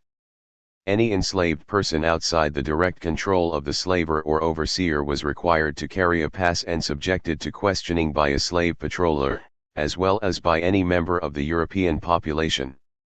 Slave patrols were separate from the traditional English constables who policed European residents. Many of these Barbados slavers, with their enslaved subjects, moved to the British South Carolina colony, which had been established in 1651.31. Slave patrols were then established in Virginia and in other colonies. Most white males were required to serve in slave patrols, but the commanders were property owners. Impoverished white men were not allowed to be patrollers as they would be unable to compensate a slaver for lost property if a death or injury occurred during an attempted capture. Slave patrols were not the same as the later entrepreneurial individual slave catchers, who were bounty hunters that proliferated in the Cotton Kingdom and beyond. 32. After U.S. independence, rapid expansion of slavery into newly conquered indigenous territories brought a surge in slave patrols, but the basic structure remained. An 1860 Judicial Hornbook, The Practice at Law in North Carolina, is an example. The patrol shall visit the Negro houses in their respective districts as often as may be necessary, and may inflict a punishment, not exceeding 15 lashes, on all slaves they may find off their owners' plantations, without a proper permit or pass, designating the place or places, to which the slaves have leave to go.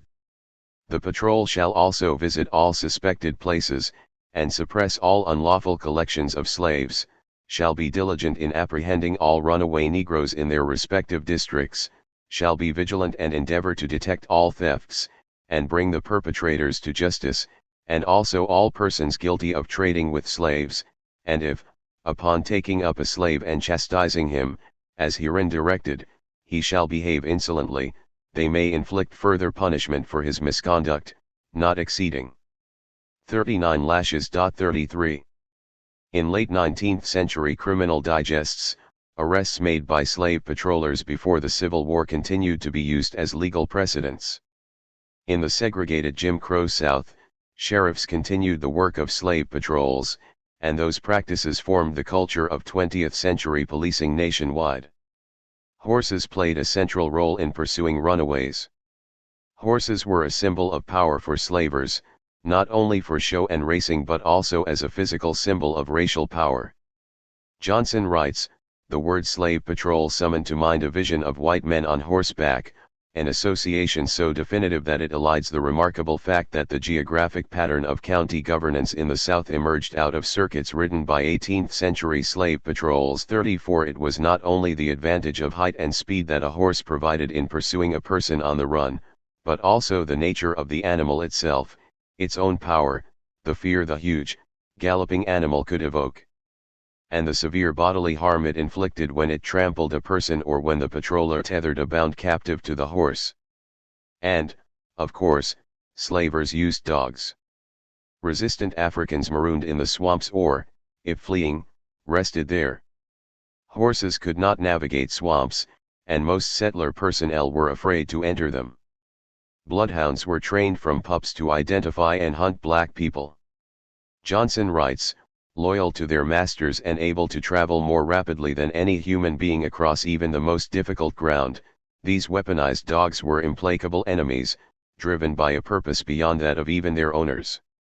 Another tool was the widely distributed wanted flyer that alerted the public to be on the lookout, which attracted white men from hundreds of miles away to hunt freedom seekers for bounty. 35. By the 1820s, there were 230,000 free black people in the United States. Thomas Jefferson originated the idea of how to get rid of them and came up with the destination, Africa. Jefferson, with other like-thinking slavers, created the American Colonization Society as a private company in 1817, which established the colony of Liberia on the west coast of Africa in 1822, becoming an independent state in 1847. The indigenous people who lived there were not consulted. The black Americans spoke only English, and they were essentially settlers. Henry Clay became the leader of the colonization movement in the 1820s. He envisioned drawing funds from native land sales west of the Mississippi in order to colonize indigenous land in West Africa. Johnson makes the important point that the issues addressed by the elite U.S. proponents of black colonization were not related to slavery per se, but rather to their problem with the presence of free black people.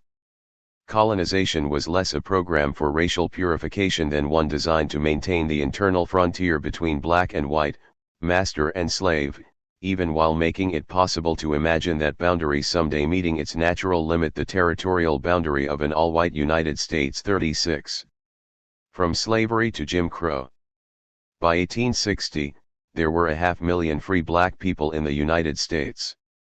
In the midst of the Civil War, Abraham Lincoln also entertained a scheme to get rid of emancipated black people. 37 Johnson writes, "The history of the 19th century United States was marked by repeated efforts to expatriate free blacks, to identify the space of U.S. national sovereignty with the process of white racial purification, and to harness the property to the purpose of white supremacy." 38.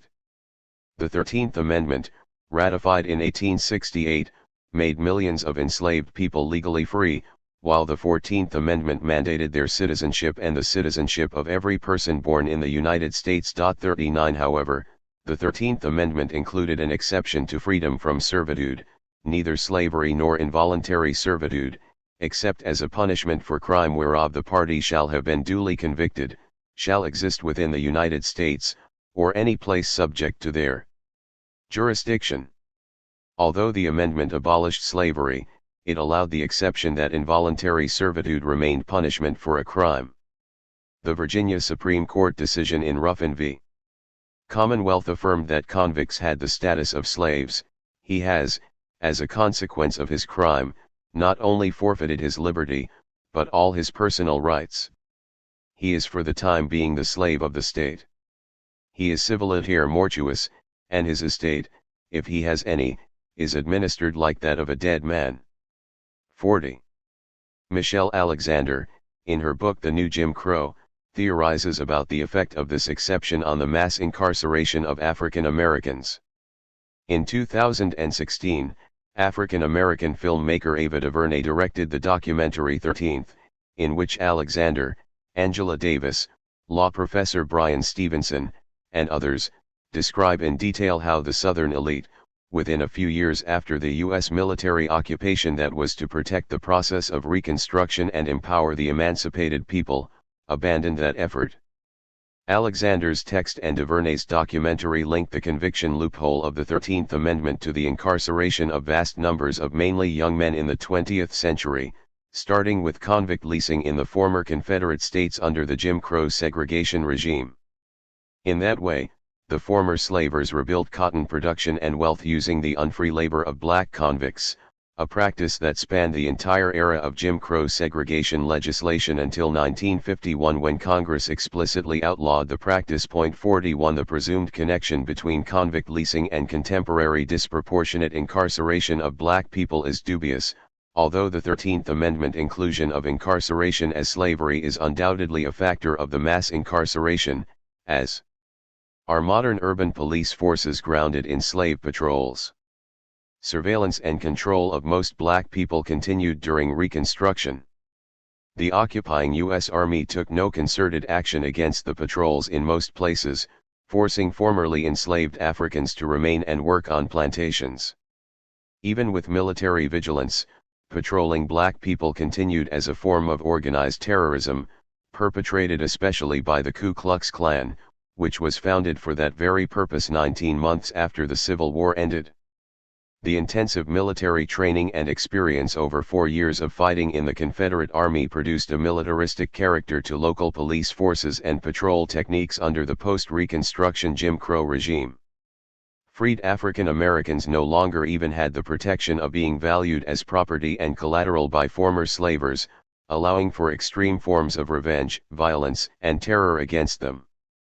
During Reconstruction, when the U.S. Army was an occupying force, black Republicans were elected to state and local offices and attempted to reform the all-white local and state militias, requiring all males to serve regardless of race. Few Anglo-Americans were willing to serve with black people. But African Americans did serve in the state militias as well as founding their own local volunteer militia groups. Former slavers spread rumors that black people were forming insurrectionary armies to kill white people.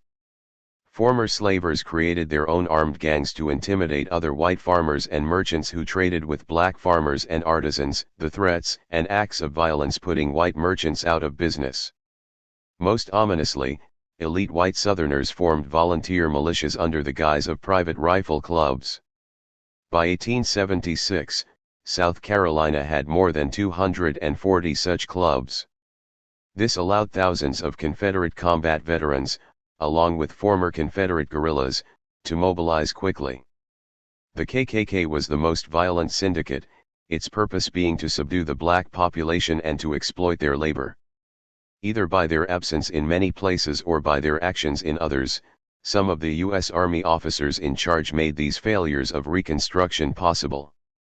One character that stands out, but is also representative, is U.S. General Edward R. S. Canby, a Kentuckian who was the Army occupation commander of the Carolinas. Canby refused use of the soldiers under his command to enforce the new laws and instead relied on white Southern law enforcement to maintain order. He had to have known what would happen. Like many U.S. Civil War commanders assigned to the occupation army of the former Confederacy, he was reassigned in 1872 to the Army of the West, where he commanded troops to round up several dozen Modoc families in Northern California who refused to be forced into an Oregon reservation. The Modocs waged a year-long resistance to the U.S. Army's counterinsurgency, finally killing General Canby. 42 One factor that led to the U.S. pulling troops out of the South prematurely was the dozens of wars the United States was initiating against indigenous nations in the Northern Plains, Southwest, and West, led by former Union Army officers in addition to Canby, William Tecumseh Sherman, Philip H. Sheridan, George Crook, Nelson Miles, George Armstrong Custer, and others. Undoubtedly, ingrained white supremacy among the white Army officers contributed to their poor performance as enforcers of desegregation. Southern slavers were grounded in generations of enforcing slavery, which had continued where possible during the Civil War. What was different after the war ended, compared to the slave regime, was accessibility to the tons of technologically advanced guns and ammunition and the tens of thousands of militarily seasoned and violent men who made ideal candidates for the Klan. When the Confederate war hero and former slaver Nathan Bedford Forrest joined the Klan, it gained a chivalric image that attracted other war heroes. Although Congress enacted laws forbidding secret groups, they were rarely effectively enforced. In fact, the United States never broke with the slavocracy, as exemplified in the career of Forrest. He lost his parents and economic security at 17, but became a slave trader, land speculator, and finally a wealthy slaver with his own large plantation. He was the epitome of the self-made man that was the vaunted ideal of white settler mythology. In the Civil War, Forrest was a Confederate cavalry officer and was infamous for having led the massacre of hundreds of disarmed black Union soldiers in 1864, a war crime even at that time. Yet President Andrew Johnson granted Forrest a presidential pardon in 1868 while he was a hero of the Klan. 43. Illegal as it was, the Klan operated like a reconstituted, albeit much more heavily armed, slave patrol, requiring African Americans to carry written permission to travel to and from the plantations where many continued to work. The Klan established curfews for gatherings of African Americans, as well as limits on the number who could gather. The Klan burned the homes of black families, confiscated their guns, and inflicted punishment similar to slave patrols' beatings, but they also had far more freedom to torture and murder their victims, since the black body no longer carried monetary value that the murderer would have to compensate the slaver for. Black people organized and resisted, as they had resisted slavery and slave patrols. However, the Klan was a private terrorist organization, not a public entity, and had no legal status or accountability. Now and then, a Klansman would be put on trial by the occupying U.S. Army, but no one would ever be convicted for Klan violence, even murder. Occasionally, the U.S. Army would declare martial law, but as one Army commander said in 1871, the entire United States Army would be insufficient to give protection throughout the South to everyone in possible danger from the Klan. 44. The Klan was effectively the reconstituted Confederate Army. Jim Crow goes national. In the late 19th century South, arrests made by slave patrollers before the Civil War continued to be used as legal precedents. From the perspective of African Americans who survived the organized violence, there was no distinction between past slave patrols, the Klan, and white policemen, whether rural, in towns, or in the cities. In the first 4 decades of the 20th century, some 6 million African Americans fled the hideous terror of the Jim Crow South, but Jim Crow followed them.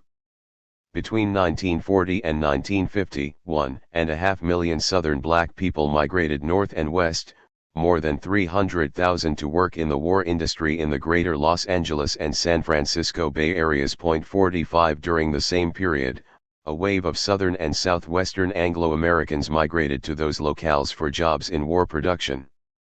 They joined the nearly 500,000 mostly white migrants from Oklahoma, Texas, Arkansas, and Missouri who had fled the Depression and droughts of the 1930s to work in the agribusiness fields of the California Central Valley. Many of them also joined the wartime workforce.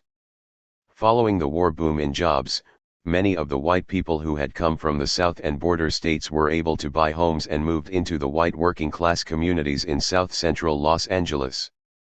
When black families began buying homes in those neighborhoods, the white people moved on to Orange County and the San Bernardino and San Fernando valleys. In 1950, William Parker became chief of the Los Angeles Police Department for the following decade and a half, ending his reign after the 1965 Watts Uprising. The LAPD, like most U.S. urban police forces, was already virtually all white and mostly Irish American when Parker took control. But now there was a sizable population of African American workers living in blue-collar South Central Los Angeles. With the goal of controlling the black population, Parker began building the ranks of the force with white people who had moved to the area from the South and Southwest. The new, powerful technology of television brought the LAPD-produced drama series Dragnet to homes in every part of the country, extolling the LAPD and attracting recruits, as well as influencing other urban police forces nationwide. During this time, the LAPD became the most notorious racist police operation in the country, with nearly every aspect of the Southern tradition of slave patrols woven into the system. 46 A similar police force was formed in Oakland, where many black veterans and war industry workers had made their homes. From the Civil Rights Revolution to the carceral landscape. Several decades of the black civil rights movement efforts made widespread gains in the 1950s and 60s, with school integration mandated by law in 1953 and civil rights legislation in 1964. There was growing black resistance to police violence in the South, in northern cities, and in Los Angeles and Oakland. During the summer of 1965, police killed 31 people in the Watts Los Angeles uprising, while over 4,000 were arrested. President Lyndon Johnson declared a war on crime, and with the Law Enforcement Assistance Act, the federal government would provide to local police forces military weapons that were being used in the U.S. war in Vietnam, and many Vietnam veterans upon their return would join those forces. Police mainly patrolled black neighborhoods and arrested black people. 47. The Black Panther Party formed in Oakland, California in 1967 and quickly spread to Los Angeles and other cities, challenging police violence primarily but also building mutual aid in black communities and providing inspiration for predominantly white radical movements, including the anti-Vietnam War movement. Criminalization of members of the BPP by the nearly all-white urban police forced the organization's national and local leaders into multiple criminal court cases, while the FBI instrumentalized its counterintelligence program, that is, a domestic counterinsurgency operation that led to BPP internal divisions and even deaths. The decimation of the BPP took place during President Richard Nixon's administration. Police violence and accelerated incarceration of African Americans soared and was continued by subsequent administrations. Multiplied by the discriminatory sentences for drug possession in the war on drugs, mainly marijuana, the era of prison construction and mass incarceration of black people was launched and ballooned. 48. By the turn of the 21st century, a carceral landscape spread across the continent, with federal, state, and local prisons in deindustrialized sites as well as chronically impoverished rural areas functioning as a jobs program. 1 out of every 100 people in the U.S. was behind bars, the total number over 2.3,172,000 in 102 federal prisons, 1,200,000 in 1,700 state prisons, and 680,000 in 3,200 local jails, plus 942 juvenile facilities and 79 Native American jails, plus immigration detention centers and military prisons. Some 150,000 more inmates were in privately owned and operated prisons. African American male inmates made up 37% of the male prison population, while black males make up 6% of the U.S. population. White males made up 32% of the prison population, exactly their percentage of the U.S. white male population. Only Native Americans are incarcerated at a higher rate than African Americans, 38% higher than the national average. 49. In a study of California, Ruth Wilson Gilmore documents incarceration in what is generally considered a liberal state. Between 1982, the Reagan era, and the turn of the century, the prison population grew nearly 500%. African Americans and Latinos, mostly Mexican, made up 2/3 of the 160,000 inmates in the state's prisons. Most were from urban centers, especially the larger Los Angeles basin, and more than half were employed before the arrest but were soon indigent, with 80% being assigned state-appointed lawyers. During that time, the state built 23 major new prisons, whereas between 1852 and 1964, there were only 12 state prisons. In addition to the prisons, the state ran 5 less restrictive prison camps and 13 community corrections facilities, each with 500 beds. The cost to the state's general fund went from 2% in 1982 to 8% in the early 2000s. The California Department of Corrections became the largest state agency, with 54,000 employed. 50. Gilmore, along with Angela Davis and dozens of other scholars and activists, has developed the research and analysis that calls for abolition of prisons. Gilmore writes, "The purpose of abolition is to expose and defeat all the relationships and policies that make the United States the world's top cop, warmonger, and jailer. Practicalities rather than metaphors determine the focus and drive the analysis, because the scope of prison touches every aspect of ordinary life.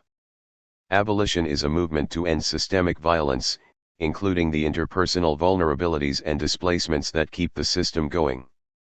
By putting people before profits, welfare before warfare, and life over death." 51. Every black inmate, whether they were jaywalking or breaking into a convenience store or driving a car, began the journey to incarceration by the actions of one or two or more men with guns.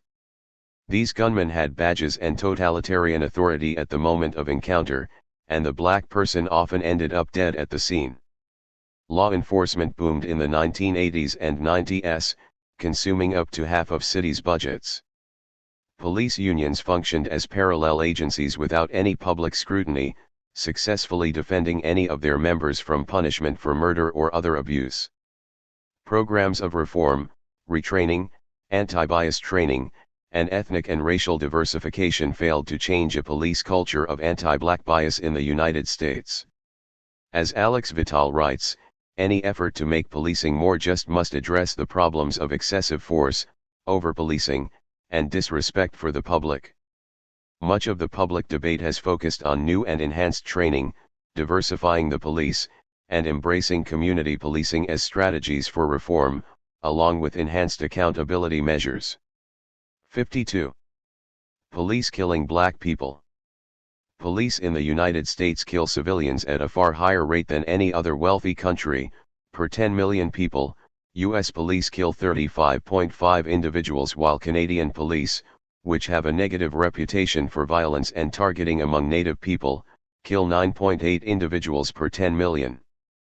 Australian police kill 8.5 per 10 million, the Netherlands, 2.3, New Zealand, 2.0, Germany, 2.3, the United Kingdom, 0.5, Japan, 0.2, Iceland and Norway, 0.53.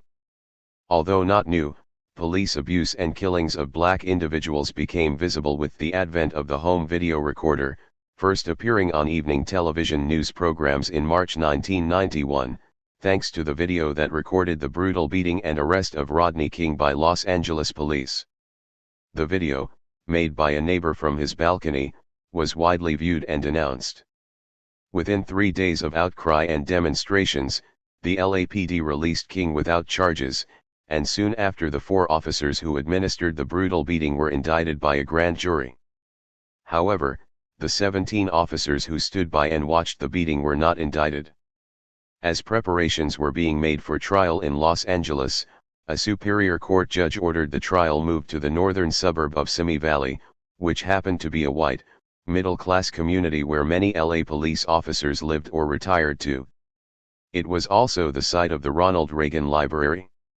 It was unlikely that a Simi Valley jury would convict police officers, and they did not. The jury was composed of 8 men and 4 women. 9 of the jurors were white, 2 were black, and 1, Latino. On April 29, 1992, the officers were acquitted, and a massive uprising began in south-central Los Angeles, lasting 6 days.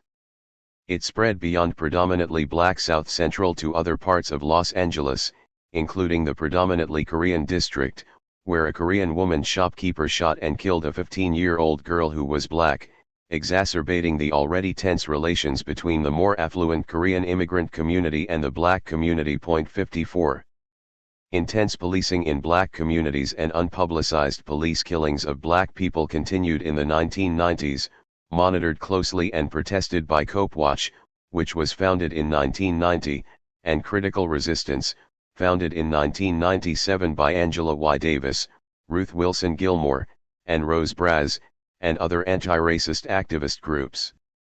The protests grew beyond activists when 22-year-old Oscar Grant was shot and killed by a San Francisco Bay Area transit cop, who was found guilty of involuntary manslaughter and spent only 11 months in a county jail. In early 2012, 17-year-old Trayvon Martin was murdered in Sanford, Florida, by George Zimmerman, a self-appointed neighborhood watchman of a mostly white gated community. Martin was visiting his black father, who was a resident there. Zimmerman was acquitted by a jury.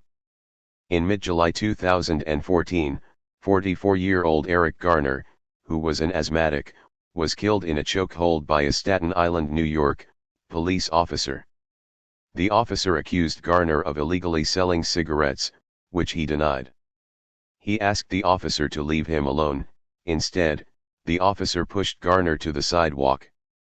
The video of the incident showed officers holding Garner face down on the ground while he repeated "I can't breathe" 11 times before he lost consciousness. He lay unconscious for 7 minutes without medical aid from the officers awaiting an ambulance and was pronounced dead on arrival at the hospital. A grand jury determined not to indict the police officer, and he continued as an officer until he was fired 5 years later. Less than a month after the Garner murder, 18-year-old Michael Brown Jr. was shot by a police officer in Ferguson, Missouri, a predominantly black suburb of St. Louis. A week of round-the-clock demonstrations in Ferguson ensued. The local police, backed by police from nearby St. Louis, and the National Guard behaved like military in a war zone, although they were never under threat. In the months after the killing, there were more than 50 demonstrations against police brutality nationwide. In the widely televised protests in Ferguson, the militarization of civilian police was on view for all to see. 55. The militarization of the police was directly related to the endless U.S. wars in Afghanistan and the Middle East that began after the 9/11 disaster, creating a surplus of military weaponry, which was offered to police forces across the country. In his indispensable book The Rise of the Warrior Cop, Radley Balko tells an illustrative story of the 91% white town of Keene, New Hampshire, population 23,000, and their surprise when, in 2011, the town government was offered a $285,933 grant from the Department of Homeland Security to purchase a Bearcat, an 8-ton armored personnel vehicle, for its small police department. A sizable group at the city council meeting considering the offer opposed taking the equipment, but the defense contractor representative presented terrorism scare scenarios that dismissed the opposition. Keene was hardly the only recipient of war machinery from the government.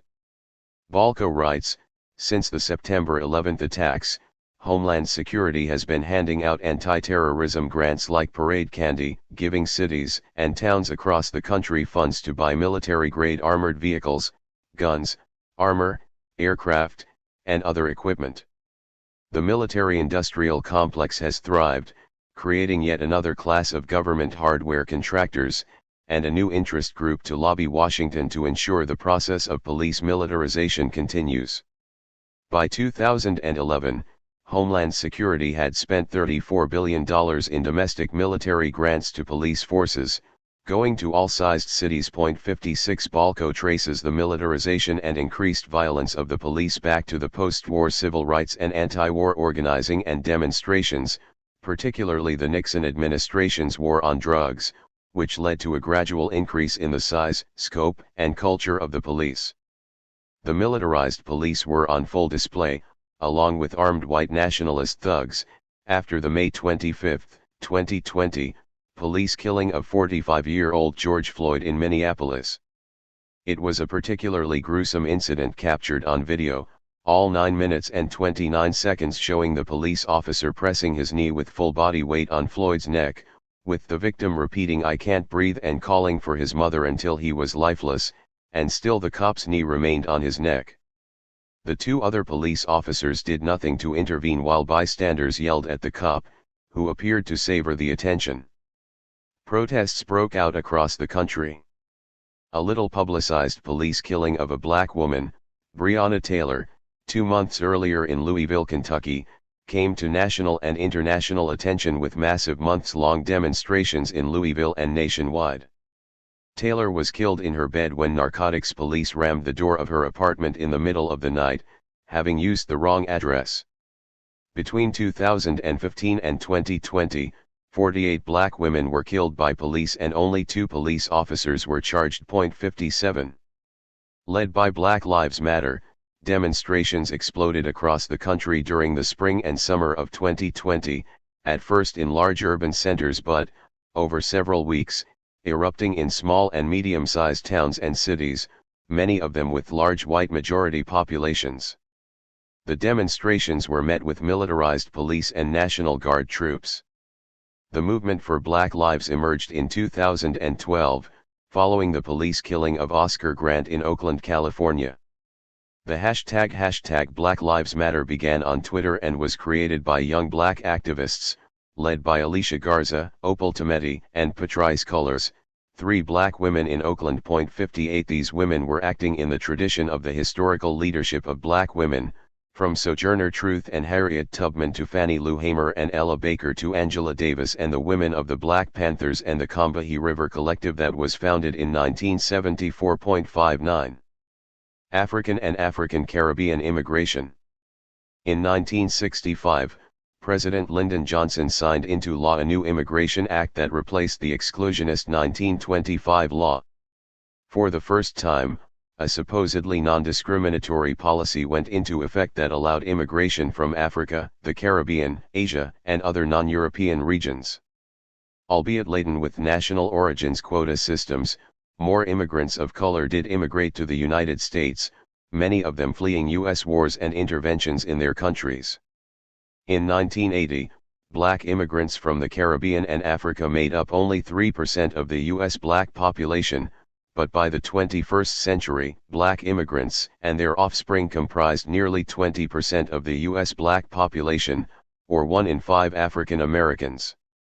Being black in the United States is a marker of slavery, and a black individual is the principal target of racial discrimination and violence, mimicking the violence imposed on black bodies under slavery.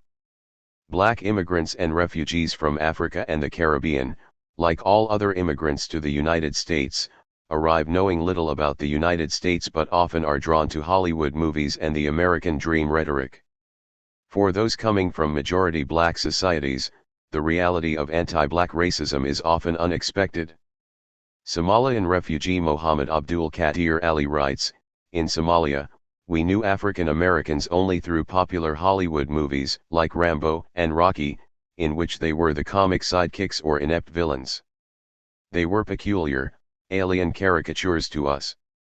60 Ali's family had had contact with U.S. diplomats in Somalia who had given him and his brothers gifts, figurines of the Statue of Liberty, the Empire State Building, the Golden Gate Bridge. He writes, "Then, in 1989, civil war broke out. As violence began to spread throughout the country, my family and many others were forced to flee abroad. And so we were pitched across the Atlantic, to the America I'd long imagined, of Coca-Cola, cowboys, and grinning white men who spoke of wealth, ambition, and towering buildings that touched the sky." 61 Temporarily placed in a small white town in Vermont, Ali became aware that he was black. "In Somalia, my blackness was like the blueness of the sky, it was always there, an immutable fixture in the world, and so there was no reason to dwell upon it. In America, though, I became acutely conscious of it. How it shaped and twisted my path through the world. How it came to determine the texture and flavor of every moment in life, from the very small to very big. How it shaded every human connection I sought to make." 62. Ali's family, like many Somalian refugees to the U.S., was placed in a poor black neighborhood in Columbus, Ohio, with 40,000 other Somalis already there.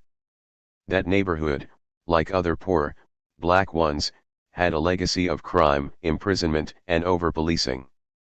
He writes, "We looked at how our neighbors suffered, and we thought we are not them, we will not become them. To assimilate was to become black, and to become black, well, that was unimaginable. And so we encased ourselves in our Somali identity, as a shield against becoming black in America." 63 Later, Trained as a lawyer and in New York to interview for a prestigious position, he was profiled and slammed against the wall by police, finally understanding the rage that fills you up, winds you up, and holds you so tightly you sometimes feel you cannot think or breathe. But you hold onto it so tightly, for it is better than the alternative, a crippling fear. I am Somali, I am African, I am a refugee of war. This is my history. But every time I go out my door in America, a 400-year history of generational pain, anger, and trauma is foisted upon me. It has weighed down every step I've taken there. It made me stumble when I sought to stride. 64 Ali returned to Africa to live, where, he writes, I have come to have a lightness in my step, long forgotten, that has made me wonder, is this the way white people feel in America? 65. Anti-black racism permeates U.S. society not only from white people but also from Asian, Latino, and Native American communities. Profiled by law enforcement and by employers, every black person in the country lives a precarious life from a very young age and throughout life. Black African and Caribbean immigrants are not immune from anti-black racism in the United States. 66 African and Caribbean immigrants and refugees to the U.S. are themselves descendants of people who were enslaved and colonized by Europeans and the United States, but the countries they come from have majority black populations and are independent states at least since the 1970s with seats in the United Nations, unlike black people in the United States, who make up a little over 12% of the population and have no autonomous status. Writer Edwidge Danticat, a Haitian immigrant to the United States, writes, describing the reaction of some of Minnesota Somali refugees to the sadistic killing of Floyd, Fartunwili, the executive director of Isurun, a non-profit organization that supports Somali families, told the Minneapolis Star-Tribune, they were like, we can't believe it. This is America. Danticat explains that brutal police killings of black people in the U.S. comes to resonate for black immigrants, as it did for Ali. She tells of her own tragic loss when in 1997 a family friend, Abner Luema, also a Haitian immigrant, was detained in Brooklyn and dragged to the precinct where he was assaulted, several police officers beating him with their fists and with flashlights and nightsticks, then sexually assaulted him with a wooden broom handle, requiring 3 major surgeries. His arrest was due to mistaken identity, he was not the black suspect the police were pursuing. Danticat writes, some black immigrant parents harbor the illusion that if their émigré and U.S. born children are the most polite, the best dressed, and the hardest working in school, they might somehow escape the brunt of systemic racism. But the myth of the good immigrant as exempt from police assault and murder kept getting shattered around us. By the February 4, 1999, killing of Amadou Diallo, a 23-year-old Guinean, slaughtered on his doorstep by 19 of the 41 police bullets aimed at him as he reached for his wallet, by the March 16, 2000, shooting of Patrick Dorismond, the 26-year-old son of Haitian immigrants, by undercover officers. 67. The U.S. government does not welcome Haitian immigrants, who have one of the highest deportations rates. The United States Marines invaded Haiti in 1915 and militarily occupied the country to 1934, nearly 2 decades. 2 generations of Haitians grew up under U.S. military occupation, which was oppressive and often violent. The majority of Haitians are desperately poor, and a large percentage are homeless in their own country following the devastating 2010 earthquake that killed nearly 250,000 people. For 8 years, from 1916 to 1924, during the same period of the occupation of Haiti, the border country of the Dominican Republic was also occupied by the U.S. military. In both countries, chaos, instability, and impoverishment resulted in emigration, much of it undocumented, to the United States. Historian Ryan Fontanilla, who also served in the U.S. Coast Guard, had the unsavory task of participating in the rough and often violent pursuits of Haitian asylum seekers crowded in rickety boats attempting to reach U.S. territory. He writes that the legal structure of Coast Guard techniques is rooted in the transatlantic slave trade. A disquieting intuition repeated in my head, the USCG cutter, the Haitian sailing vessel, and European slave ships represented a triad of homologous instances in which people of African descent have suffered involuntary concentration in small spaces upon the Atlantic. I dreaded that I was in closer proximity to the enslavers of the past, and to the cops and jailers of the present, than I ever would be to those Haitians. 68. Indian American Suketu Mehta notes, the world grows ever more horrific for human beings caught in conflicts, internal or international. In 2012, there were 930,000 newly registered asylum seekers driven out from their countries. 3 years later, there were 2.3 million. The United States ranks 19th in the number of immigrants per capita it takes in annually. 69, the wealthiest country in the world and the one most responsible for wars in Africa, Asia, and Latin America is unwilling to allow the refugees they generate to move to the United States. African Americans post-slavery and reparations. The U.S. Republic was from its birth the engine of capitalist accumulation in expropriating native land to sell to land speculators, slavers, and later the railroads and white settlers, under the Homestead Act, thereby financing the government and its military, which carried out the expulsions and crushed enslaved people's resistance. The plantation economy that developed in the Mississippi Valley was fully realized capitalism. The planter's capital was human. Bodies were fungible private property, the value of which was more than all other private property, machinery, infrastructure, manufacturing, and free labor combined in the United States at that time. Indeed, the question of whether imported enslaved Africans could be counted as immigrants in a nation of immigrants ideology gives discomfort, so, the answer for Lin-Manuel Miranda in the Hamilton Fantasy was to make everyone black and everyone an immigrant. Native scholars have written on, and largely rejected, the notion that enslaved Africans or their emancipated descendants were settlers in the framework of settler colonialism, although some freedmen and families did receive land grants in Indian Territory, and others later purchased allotments after the forced federal allotment of native lands there. One designation for the status of enslaved Africans that rarely appears is that of being the first proletariat in the United States. U.S. labor history is Eurocentric, but what were slave revolts if not labor strikes?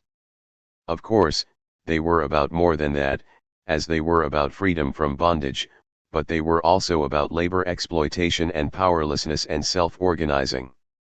Due to the centuries-long resistance of North American indigenous nations and the work of native scholars, it is clear to most progressive U.S. educators and intellectuals that the U.S. is a settler colonial state, attempting genocide in seizing nearly all the land bases of the original inhabitants who now remain under a colonial regime. But what of descendants of enslaved Africans in the United States? Civil rights legislation and affirmative action have been capable of creating a professional elite, but cultural and economic oppression persist. The Black Power movement of the 1960s and 70s broke away from the civil rights movement's limitations in light of national liberation movements and formal United Nations decolonization in Africa, Asia, and the Pacific, and the Caribbean. Black nationalists theorized the black colony in the South, but the theory was incomplete and did not present a strategy for a liberated future while it ideologically eliminated the native. Descendants of enslaved Africans in the Western Hemisphere have a common history that binds them and crosses borders, as do the indigenous peoples of the hemisphere. In 2001, the Declaration of the United Nations World Conference Against Racism, Racial Discrimination, Xenophobia, and Related Intolerance, held in Durban, South Africa, acknowledged that common history. We acknowledge that slavery and the slave trade, including the transatlantic slave trade, were appalling tragedies in the history of humanity not only because of their abhorrent barbarism but also in terms of their magnitude, organized nature, and especially their negation of the essence of the victims, and further acknowledge that slavery and the slave trade are a crime against humanity and should always have been so, especially the transatlantic slave trade, and are among the major sources and manifestations of racism, racial discrimination, xenophobia and related intolerance, and that Africans and people of African descent, Asians, and people of Asian descent and indigenous peoples were victims of these acts and continue to be victims of their consequences. 70. Although legalized racial enslavement has ended for black people in the United States, oppression continues in institutionalized racism, discrimination, police profiling and killing, and myriad other ways.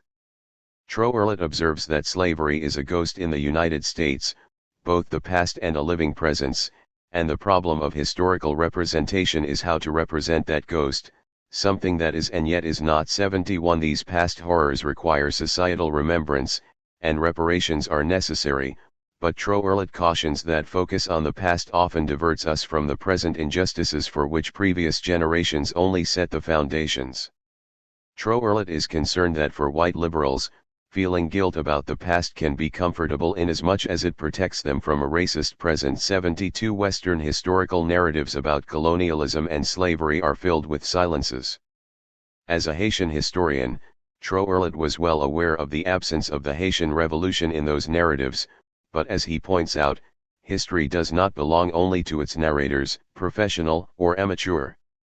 While some of us debate what history is or was, others take it in their own hands. 73. However, in the United States the process of Americanization of immigrants is one of erasing history with the presentation of a canned narrative of greatness and goodness and expectation of immigrant gratitude for being a part of it, threatening the immigrant's legitimacy in the absence of birthright citizenship. There is a similar expectation that, somehow, Black Americans should be grateful for Lincoln and the Civil War that brought emancipation from slavery, ignoring the tradition of enslaved African resistance and free black abolitionism. Police killings of black people, particularly young black men, simply cannot be understood without knowledge of the workings of enslavement and slave patrols. The existence and resilience of white supremacy makes no sense without understanding invented racial codes to justify genocide of indigenous inhabitants, enslavement of Africans, and establishment of settler colonialism and continental imperialism. Racial capitalism and violence are embedded in the U.S. fiscal military state, the Constitution, and institutions. U.S. historians know this history, but for professional credibility and advancement, they must obfuscate under the demand for balance.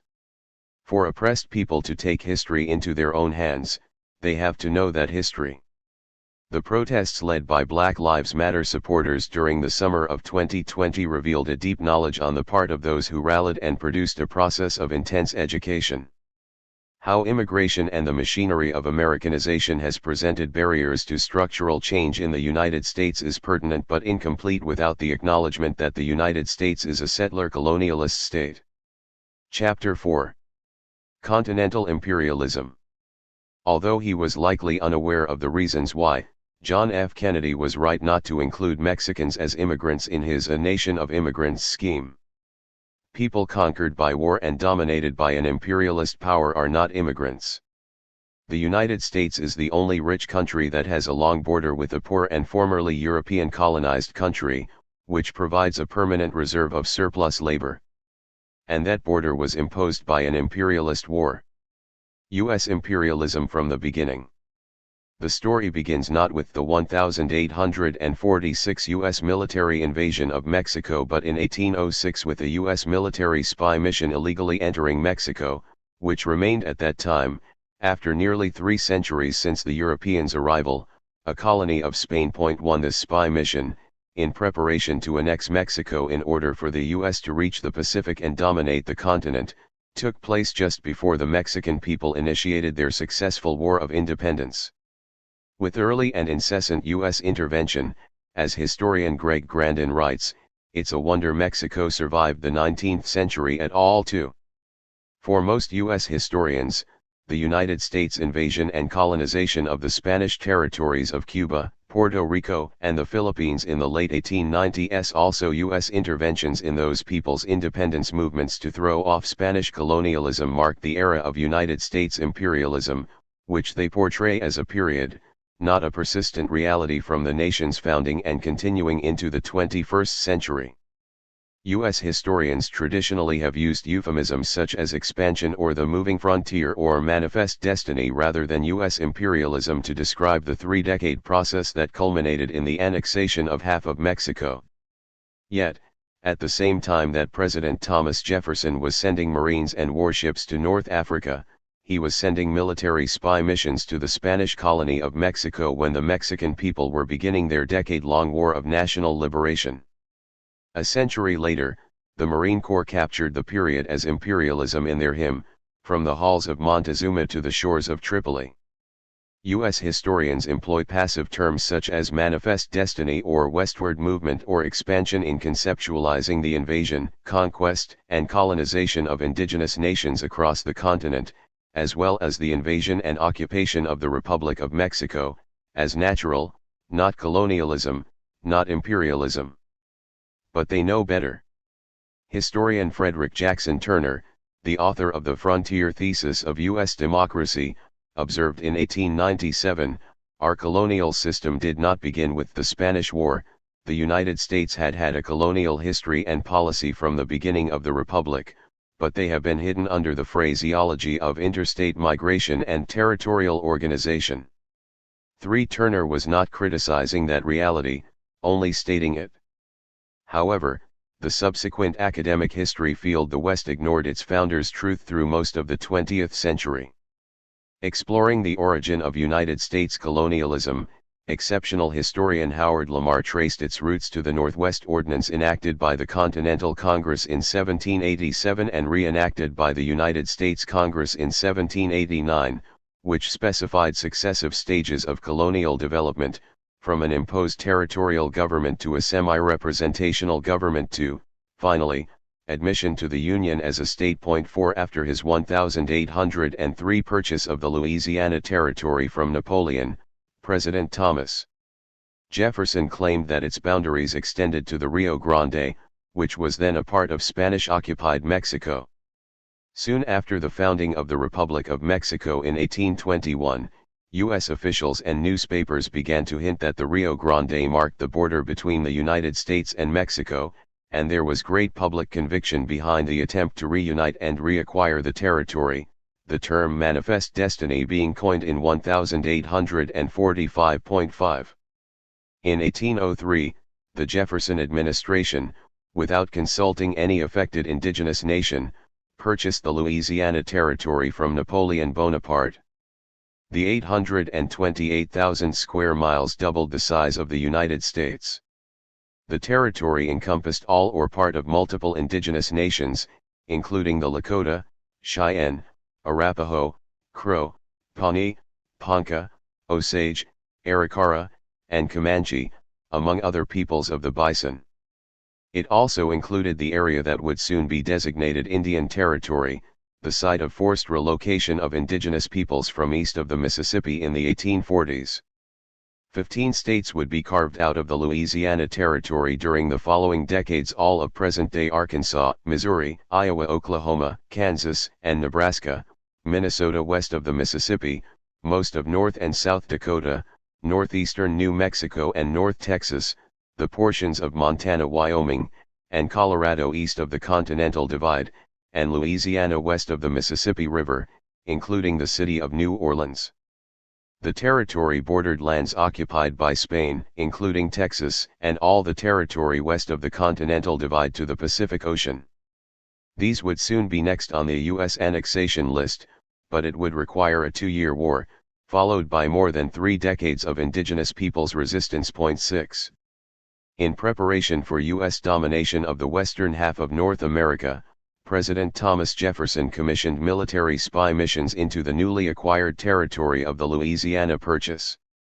Setting off from St. Louis, Meriwether Lewis and William Clark traveled from August 31, 1804, to September 25, 1806, through the northern plains and west near the Canadian border to the Pacific, gathering information about the numerous indigenous nations and mapping the topography. 7 Jefferson then ordered 2 spy missions led by Lieutenant Zebulon Montgomery Pike Jr., in 1806 and 1807, into the southwest part of the Louisiana Territory, to map and assess Spanish assets and military strength. Pike's expedition provided the first documentation of United States interest in the northern provinces of Mexico. And although the expedition led to Pike's arrest by Spanish officials when he supposedly accidentally crossed into Spanish-held New Mexico, he took copious notes while traveling more than 600 miles to Chihuahua as a prisoner. Pike's notes on the terrain, the flora and fauna, the behavior of his guards and the villagers along the route provided valuable information. The 1810 publication of Pike's report, which became a best-selling book, also afforded motivation for entrepreneurs to enter the area for trade. 8. Pike's report coincided with the beginning of the Mexican War of Independence, an armed national liberation movement that began in 1810, with massive peasant uprisings leading to victory and independence in 1821. 2 years later, in December 1823, President James Monroe, in the annual message to Congress, included what came to be known as the Monroe Doctrine, stating that the American continents are henceforth not to be considered as subjects for future colonization by any European powers. 9. In speaking at a meeting of his cabinet, in 1825, President John Quincy Adams said, "The world should be familiarized with the idea of considering our proper domain is to be the continent of North America. From the time we became an independent people, it was as much a law of nature that this should become our pretension that the Mississippi should flow to the sea. Spain had possession of our southern border and Great Britain was upon our north. It was impossible that centuries should elapse without finding their territories annexed to the United States. 10. It became and remains the cornerstone of U.S. foreign policy, distilling Thomas Jefferson's 1801 declaration that however our present interests may restrain us within our own limits, it is impossible not to look forward to distant times, when our rapid multiplication will expand itself beyond those limits and cover the whole northern, if not the southern continent, with a people speaking the same language, governed in similar form by similar laws. 11. U.S. slavers colonized Texas. Nearly a year before Monroe's claim of the hemisphere as being United States-dominated territory, in January 1823, Stephen F. Austin was indemnified by the nascent and poverty-stricken Republic of Mexico with a land grant that his father had received from Spanish authorities. Austin, a slaver in Missouri, brought 300 other slaver families to the Texas province of Mexico and began colonization of the region of the Brazos River in southeast Texas. Austin's father had received an impresario grant from Spain to settle in Texas, and Stephen Austin obtained recognition of the grant from Mexico. Some 30,000 Anglo-Americans arrived during the 1820s and 30s, many of them small farmers owning one or a few slaves but with prospects for greater wealth in property in Texas. Mexico outlawed slavery in 1830 and banned further immigration to Texas. The Anglo-slavers ignored both laws. In 1823, Austin employed 10 men initially to kill the indigenous residents who did not comply with being pushed out of their homelands. This marked the birth of the Texas Rangers. They grew as a force, and when Texas claimed independence in 1835, they were constituted as the state militia with military titles. Historian Gary Clayton Anderson writes, "Politicians supported Texas Ranger units that became the agents of ethnic cleansing. Rangers did act occasionally on their own, and politicians found them difficult if not, at times, impossible to control. Nevertheless, many politicians in the state had been Rangers, and the paramilitary groups that forced removal or committed the occasional genocidal act were an extension of the Texas political system. Anglo political elites likewise encouraged a great distrust of the other, even at times in speeches individually calling for extermination of Indians. 12.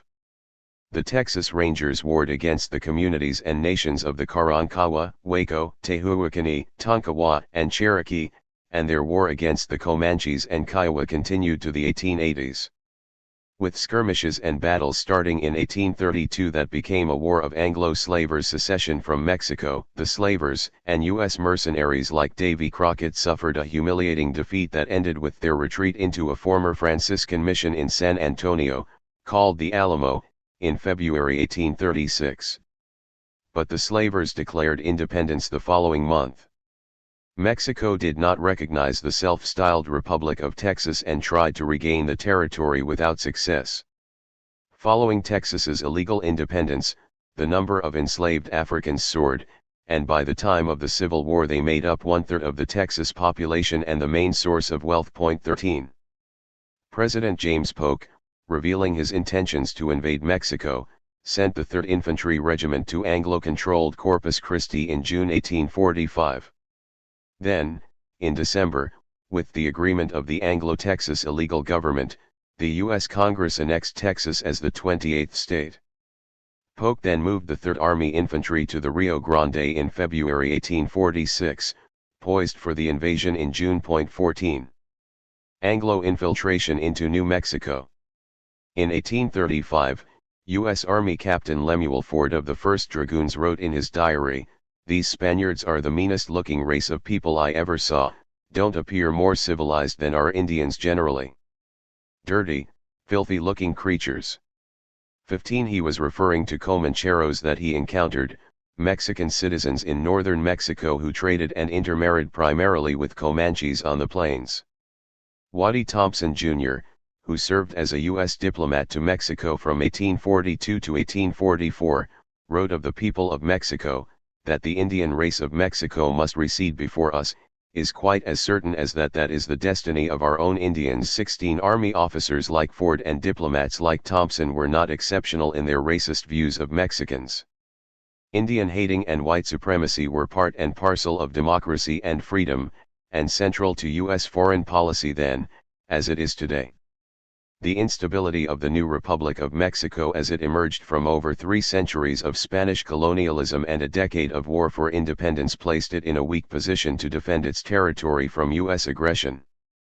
But emphasizing internal contradictions in Mexico, as historians of the U.S. West tend to do, distracts from the pertinent issue of merchants tied to the U.S. economy determining and dominating the economy of northern Mexico as the U.S. government planned a war to annex the country in order to complete its continental imperialist ambition. Racial capitalism was at work using the playbook of the fiscal military state. With Spain out of the way, the United States could pursue its own militaristic imperialism in the Western Hemisphere and Pacific without risking hopeless wars with European powers. Hundreds of U.S. traders like Waddy Thompson were involved in diverting northern New Mexico trade from the old Camino Real, a route from Taos to Chihuahua and onto the port of Veracruz, continuing world trade with Europe. The merchant center established in Taos by Anglo residents turned trade northeastward from Taos to St. Louis. Merchants tied to the U.S. economy soon dominated all trade. After this conquest of merchants, it was a short step to military and political control. 17. St. Louis was established for that purpose. The city was connected to the merchant houses of the East by the Cumberland Road and to the rest of the world down the Mississippi, so that Missouri traders had the advantage of superior variety and quality of domestic and imported goods, at lower cost, than did Chihuahua traders who depended on the declining port of Veracruz. 18. Walter Johnson sees St. Louis as the crucible of U.S. history, that much of that history unfolded from the juncture of empire and anti-blackness that is centrally framed by the history of genocide, removal, and the expropriation and control of land, all justified in the name of white supremacy. It rose as the morning star of U.S. imperialism. From St. Louis, Lewis and Clark, then Pike, set out to survey territory that contained dozens of indigenous nations as if they were not there.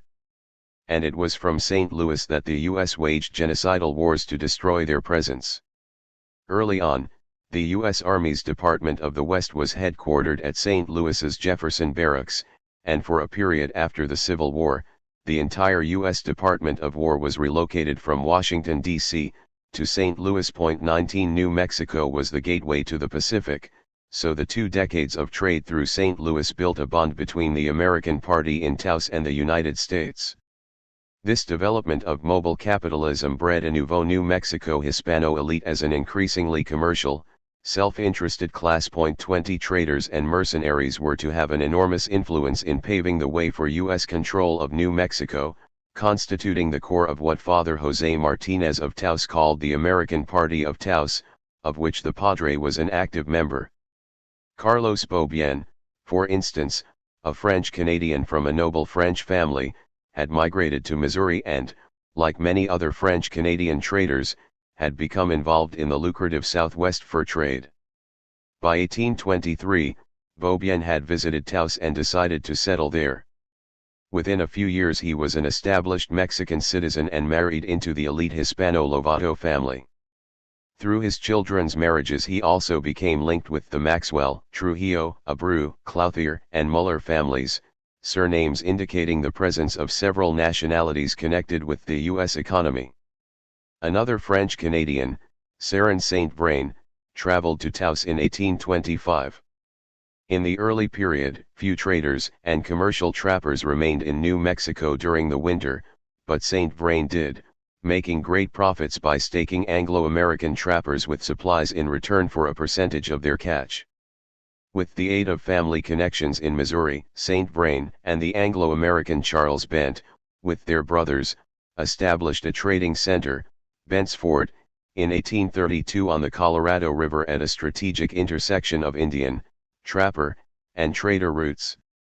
Their goal was to establish a monopoly of frontier trade in the Southwest by attracting all Indian and fur trade to their establishment. Contacts were made with Indian traders and trappers who were attracted by their low prices. A branch store was established in Taos, and agents traveled to the interior of Mexico.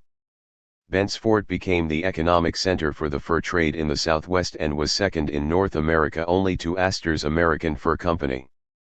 Bent himself moved to Taos, and by the mid-1830s had married into the New Mexican Jaramillo family. Another influential foreigner living in Taos was the U.S. mercenary Kit Carson, who was hired by Bent and became related to him by also marrying into the Jaramillo family, thereby establishing himself socially. 21. Not only traders and trappers but also Anglo-American craftsmen were moving into the area.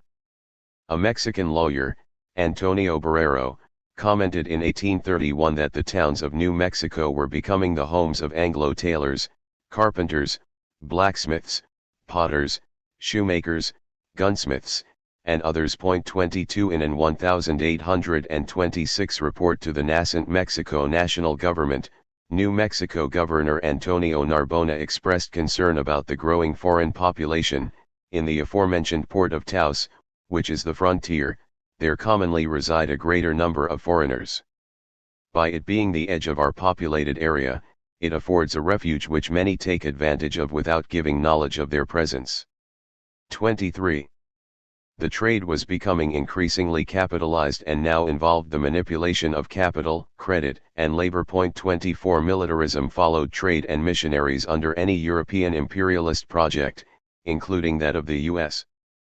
As early as 1824, Missouri Senator Thomas Hart Benton petitioned the U.S. Senate on behalf of the citizens of Missouri to provide facilities for the Santa Fe Trail to draw from the bosom of the wilderness an immense wealth which now must be left to grow and perish where it grows, or be gathered by the citizens of some other government. 25 In 1825, U.S. consuls were appointed to Santa Fe and Chihuahua, and in 1832, President Andrew Jackson began using U.S. troops to protect caravans of citizens traveling on the Santa Fe Trail. Generally, merchants provided their own protection, sometimes even carrying cannons.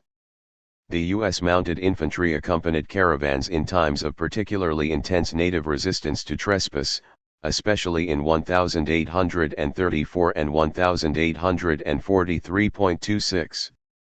Members of the provincial Hispano elite were not only silent partners to foreign land ventures, they too prospered with the opening of the Santa Fe trade and acquired increased land holdings. Already controlling vast amounts of land that Spain had appropriated from the indigenous pueblos and dispersed through land grants, the leading families of New Mexico continued to prosper from cattle and sheep operations, with the added element of money exchange, which allowed them to accumulate capital for trading ventures. In the years before the Santa Fe trade opened, New Mexican ranchers were driving hundreds of thousands of sheep each year to the Chihuahua market to exchange for manufactured items. 27 The numbers diminished for a few years after Mexican independence, but then grew rapidly with the opening of the Santa Fe trade. The large stockmen bought sheep at low cost from small operators and sold them for 2 or 3 times the amount offered at Chihuahua. Most of the wealthy ranchers resided in the Rio Abajo area around Albuquerque with their extended families, servants, and workers, although a few wealthy families lived in the Rio Arriba area around Taos Point 28. As early as 1824 some 24 New Mexican Hispano merchants had established trade relations with merchants in St. Louis, and by 1840 they were sending their sons to parochial schools in Missouri to learn English and to receive training in business establishments there. 29 Beginning in 1826, New Mexican merchants organized their own caravans, combining their trading ventures with ranching. 30 The Perea, Otero, Armijo, Chavez, and Sandoval families each sent from $17,000 to $60,000 worth of merchandise to Chihuahua in 1844, most of which had been purchased with cash. 31 Mexican villagers and the indigenous pueblos, who lived by subsistence agriculture and barter, were increasingly impoverished by the introduction of a cash and credit economy. Although more capital circulated in the province, the poor had no means of accumulating it or for that matter purchasing manufactured items with cash. 32 The standard of living of the elite was enhanced by trade, but the peristyles, cosmetics, books, medical supplies, and household implements never reached the poor Mexican farmers, shepherds, and indigenous pueblos. Furthermore, their trade with neighboring indigenous peoples was seriously impaired by monopolistic establishments like Bent's Fort and the stores of Santa Fe. The poor had to rely on trade with Plains Indians and on sheep contracts, similar to sharecropping, with the large operators. 33 They became increasingly dependent on credit and employment at Bent's Fort. Bent was able to capture most of the indigenous trade. Many became indebted and remained at Bent's to join the hundreds of other laborers who were practically indentured. 34 Onward to the Pacific and war. In addition to their efforts in New Mexico, some of the same prominent U.S. citizens laid groundwork for the annexation of California as well. Missouri Senator Thomas Hart Benton, his son-in-law, U.S. Army Captain John C. Fremont, and Kit Carson were key to paving the way for the invasion of Northern California, the seat of the Mexican government there. In the early 1840s, Benton and his daughter, Jessie Fremont's wife, built a booster press to entice settlers to the Oregon Territory as well as to the Mexican state of California. Historian Walter Johnson writes, Benton was not so much the architect of the U.S. Pacific Empire as he was its prophet. A year after Mexican independence, Benton advocated for U.S. military forts in the Rocky Mountains, which was at the time in Mexican territory. As a senator, beginning in 1821, Benton sponsored 4 expeditions out of St. Louis to designate and survey a route through Mexican territory to San Francisco. Benton's son-in-law, Captain Fremont, was in charge of the expeditions of 1842 and 1843 to 1845, the ultimate goal of which was access to the Pacific and Asia. 35 Fremont's third expedition illegally entered the Sacramento Valley region from the north in early 1846, just before the United States declared war against Mexico. Fremont encouraged Anglo settlers in the California Central Valley to side with the United States, promising military protection if war broke out. Once a U.S. warship was positioned for war, Fremont was appointed lieutenant colonel of the California Battalion, as if it had all been planned in advance. 36 In the mid-19th century, the population of Mexico was 6 million, that of the United States was 23 million, not counting the more than 3 million enslaved people or the native nations' population. Mexico's population was made up of 3 million indigenous people of 62 distinct communities, 2 million mestizos, and 1 million criollos, that is, European American identified and propertied citizens who had seized political power once the peasantry, made up of indigenous and mestizos, succeeded in ousting the Spanish. Most of the resistance to the U.S. invasion was guerrilla warfare carried out by the peasantry, including the indigenous, while the Mexican army was defeated in most regular battles with U.S. forces. The U.S. Army in Mexico had the highest desertion rate of any army in U.S. history, 8%. Foreign-born immigrant soldiers made up almost half of the army, and half of those were Irish. 37 3 U.S. Army forces, operating independently, invaded Mexico. Colonel later Brigadier General Stephen W. Kearny led a hardened force of dragoons to invade Mexico from the east, covering over 1,000 miles from Fort Leavenworth, Kansas, to the New Mexico province of Mexico, and on to California and the Pacific. In occupying New Mexico and California, the U.S. American residents in those provinces played a vital role. Concurrently, Brigadier General Zachary Taylor invaded Mexico from the Rio Grande in Texas. With those forces, accompanied by Texas Rangers, they assaulted the fortified town of Monterrey, defeating Mexico's Army of the North at Buena Vista. Major General Winfield Scott directed the third and decisive campaign, mainly against civilian Mexican guerrillas, not armies. Scott's army, accompanied by Marines, landed at Veracruz on the Gulf of Mexico, which was Mexico's major export port. With no regular Mexican armed forces to defend Veracruz, Scott's forces and Marines laid siege for 20 days fighting civilian resistors. Scott then proceeded along the main highway in Mexico from Veracruz to the Valley of Mexico facing peasant guerrilla resistors every step of the way, with U.S. victories at Cerro Gordo, Contreras, Churubusco, Molino del Rey, and ending with the seizure and occupation of Mexico City. 38. The official U.S. Army annals of the war, written immediately after it ended, admit to the depredations of the Mexican-hating Texas Rangers. Throughout the war, both Taylor and Scott also relied heavily on special companies of mounted volunteers, the Texas Rangers, who acted as the eyes and ears of the army by conducting crucial reconnaissance, collecting intelligence, and carrying messages through Mexican lines. They also launched raids against specific targets, especially guerrilla encampments. Technically state militia and not mustered into federal service, the Texans voluntarily agreed to serve in Mexico.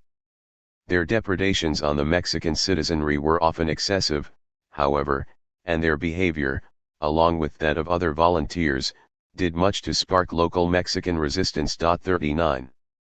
Between 1840 and the 1920s, the Texas Rangers and other law enforcement in the United States, along with vigilantes and white citizen mobs, lynched some 500 Mexicans and Mexican Americans and killed thousands more in Texas and in the former Mexican lands that became the states of New Mexico, Arizona, California, Nevada, Utah, and Colorado. And the Texas Rangers were not finished with brutalizing and oppressing Mexicans back home, that continued along with their paramilitary wars against the Comanches. 40. The lyrics "The Halls of Montezuma" from the U.S. Marine Corps' trademark hymn immortalized their invasion of Mexico. While the U.S. Army invaded and occupied what is now California, Arizona, and New Mexico, the Marines were a part of the forces that invaded by sea and occupied Veracruz, using counterinsurgency tactics in their march to Mexico City, burning fields and villages and murdering and torturing civilian resistors.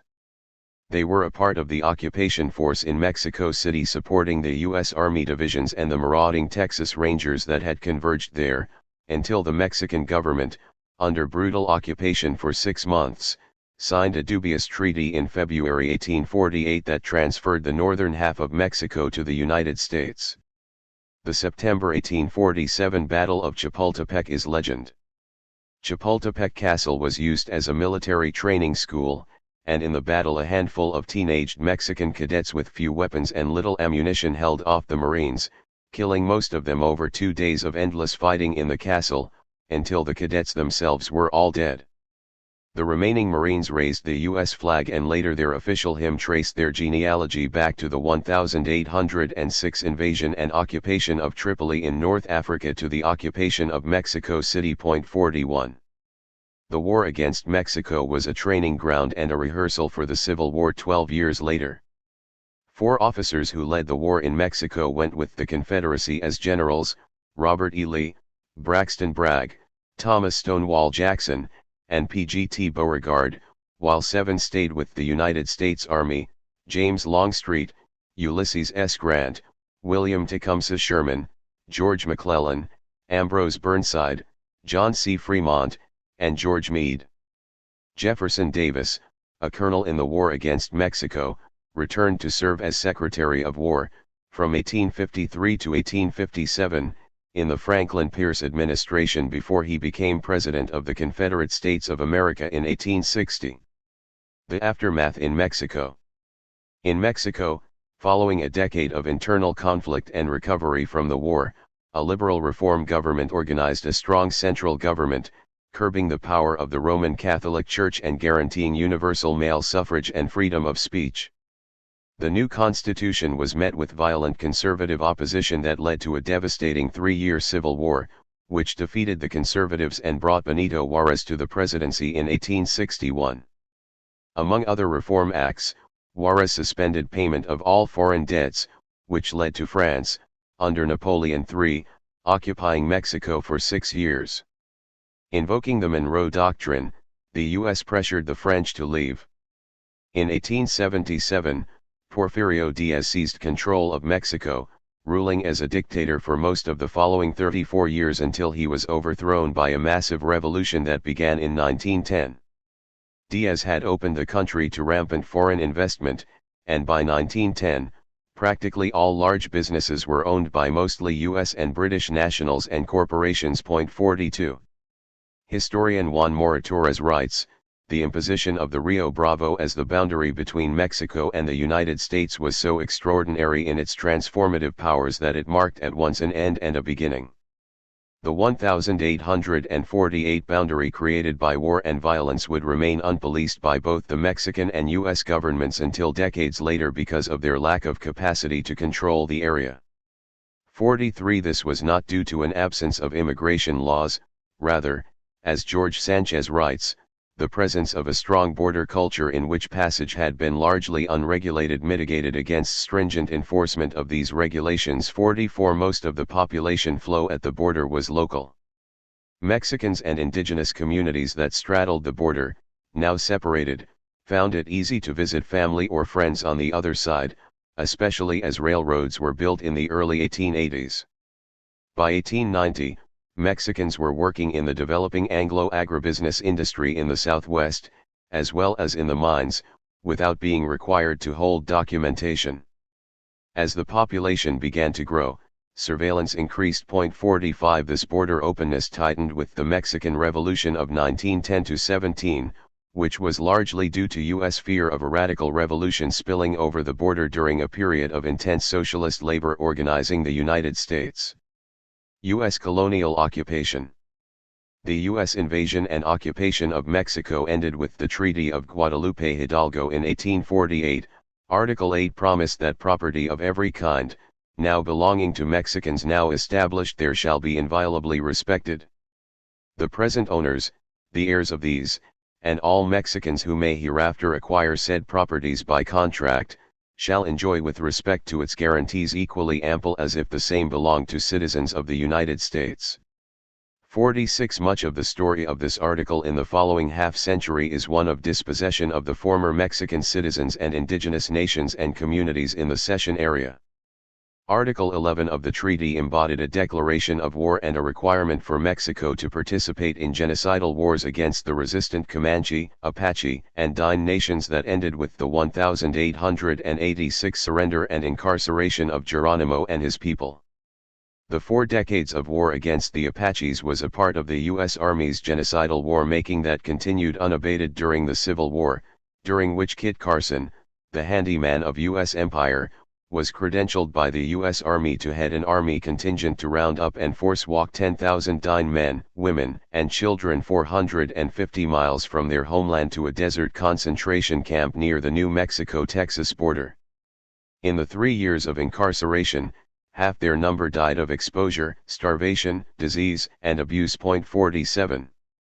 In Northern California, where the indigenous peoples had been affected but never colonized by the European intruders, immediately after the war and under the protection of the U.S. Army, crazed gold seekers from all over the world brought death, torture, rape, starvation, and disease to the indigenous peoples whose ancestral territories included the sought-after gold fields northeast of San Francisco. As poet Alejandro Murguia describes it, unlike the native peoples for whom gold was irrelevant, the 49ers hungered for gold with a sickness, they would do anything for it. They left families, homes, everything behind. They sailed for 8 months aboard leaky, smelly ships to reach California. Others, captains and sailors, jumped ship at San Francisco, leaving a fleet of abandoned brigs, barks, and schooners to rot by the pairs. They slaughtered all the game they could find and so muddied the rivers and creeks with silt that the once plentiful salmon couldn't survive. The herds of elk and deer, the food source for Native Americans, were practically wiped out in one summer. The miners cheated and killed each other in the gold fields. 48. In a true reign of terror, U.S. occupation and settlement saw the extermination of more than 100,000 California Native people in 25 years, reducing the population to 30,000 by 1870.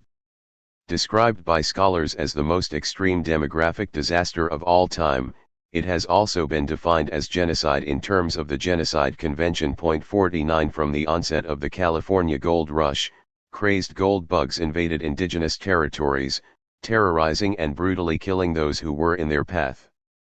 The settlers ran roughshod over unarmed indigenous residents of fishing communities in a bountiful paradise of woods, rivers, and mountains, as well as former Mexican citizens who were farmers or ranchers. The role left for the U.S. Army was to round up the starving indigenous refugees to transport them to already established reservations in Oregon and Oklahoma. Indigenous resistance. Yet, against impossible odds, the indigenous peoples resisted and survived to tell the story. Had they not resisted, there would be no indigenous peoples remaining in Northern California, because the objective was to eradicate them. In 1872, the Modoc people were rounded up and incarcerated on a reservation across the Oregon border with the refugees of several other indigenous communities. A Modoc leader, Kinpuish, nicknamed Captain Jack, led his people back to their homeland that included the lava beds area now called Lassen National Park. More than 1,000 troops commanded by General Edward R. S. Canby, a former Civil War general, attempted to capture the resistors, but had no success as the Modocs engaged in effective guerrilla warfare and knew the territory well. Before the Civil War, Canby had built his military career fighting in the Second Seminole War and later in the invasion of Mexico. Posted to Utah on the eve of the Civil War, he had led attacks against the Navajos and then began his Civil War service in New Mexico. Therefore, Canby was a seasoned Indian killer. In a negotiating meeting between the general and Kinpuish, the Modoc leader killed the general and the other commissioners when they would allow only for surrender. In response, the United States sent another former Civil War general in with more than 1,000 additional soldiers as reinforcements, and in April 1873 these troops attacked the Modoc stronghold, this time forcing the indigenous fighters to flee. After 4 months of fighting that cost the United States almost $500,000 equal to nearly $10 million currently and the lives of more than 400 of its soldiers and a general, the nationwide backlash against the Modocs was vengeful. Kinpuish and several other captured Modocs were imprisoned and then hanged, and the Modoc families were scattered and incarcerated on reservations as far away as Indian Territory, Oklahoma. Kinpuish's corpse was embalmed and exhibited at circuses around the country. But the descendants of these Modoc resistors reconstituted themselves as the Pit River Nation and have survived. 50. There was also indigenous resistance in New Mexico. Kearny's army was able to enter Santa Fe in September 1846 without a shot being fired. He set up a provisional government, drawn from the American Party and their Hispano associates. After promulgating a legal code, Kearny set out for the California conquest, taking most of his troops and leaving Colonel Sterling Price in command of 300 army troops. However, Taos Pueblo, the northernmost of the Pueblo City states, organized resistance against the hated American Party that had dominated their lives and livelihood for more than a decade. They ambushed and killed Kearny's appointed governor, the exploitative proprietor of Bent's Fort, George Bent, in January 1847, and the revolt quickly spread, with actions in nearly every Pueblo and Mexican village in the north. They organized an army and government, appointed leaders, and sent circulars all over the territory calling for people to fight against United States occupation.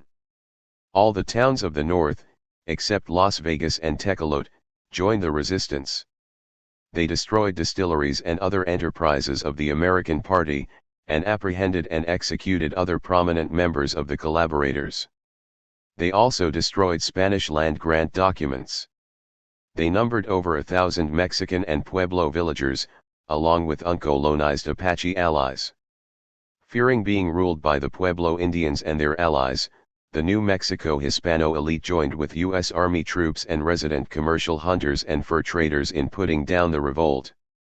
Armed with the most modern rifles and 4 12-pound mountain howitzers, they engaged the rebels, forcing them to retreat under direct attack. They escaped to Taos Pueblo but were defeated after 2 days of hard battle. The leader of the resistance, Tomasito of Taos Pueblo, was taken prisoner but allegedly was killed by a guard before being tried. Other captured rebels were tried, and one was found guilty of treason against the United States. 51 Hipólito Salazar, who was of a mixed indigenous people called Janizaros, was executed for treason, the only person ever charged and executed for treason by the U.S. government. Law professor Carlton F. W. Larson writes, in 1847, New Mexico did not belong to the United States, but to Mexico. It would not be formally transferred to American jurisdiction until the 1848 Treaty of Guadalupe Hidalgo. Hipólito Salazar was a Mexican citizen who had never set foot in the United States. 52. After the defeat of the Taos Pueblo-led armed resistance, New Mexico was ruled for 4 years by a military dictatorship directly under the United States Army. Taos Pueblo itself was occupied by a standing army. Military rule was crucial to the consolidation of United States authority in the area. Historian Lawrence Murphy wrote, as an army of occupation, troops prevented dissidents among the populace from mounting a successful revolt against the foreign invaders. 53. The first territorial governor was inaugurated in March 1851 and the policies of colonialism were put into effect. The U.S. Congress defined the boundaries, divided the territory into 9 counties, and established a territorial assembly according to the land ordinances already established for U.S. colonization east of the Mississippi. Wealthy Hispano ranchers in the central part of the territory made up the majority of the delegates, along with land speculators and American party associates, lawyers, and the Roman Catholic Church. Although limited in power, the assembly members controlled their constituencies and gained experience in Anglo-American politics, and they were usually successful in blocking policies that were opposed to their interests. For more than 60 years, New Mexico remained a territory in which the highest positions of political authority were by appointment, not elective. Territorial delegates to U.S. Congress were appointed so that representation of the territory in Washington, D.C., was not answerable to a local electorate. Territorial judges were also appointed. These officials were all Anglo-Americans until 1897, when one Hispano was appointed. 54. The former Mexican citizens. U.S. and European gold seekers and other entrepreneurs flooding sparsely populated California quickly overwhelmed the indigenous and Mexican communities. The Mexican settlers in California were a combination of new settlers after Mexican independence and descendants of Spanish settlers who began arriving in 1769, mostly as ranchers, shopkeepers, and craftsmen.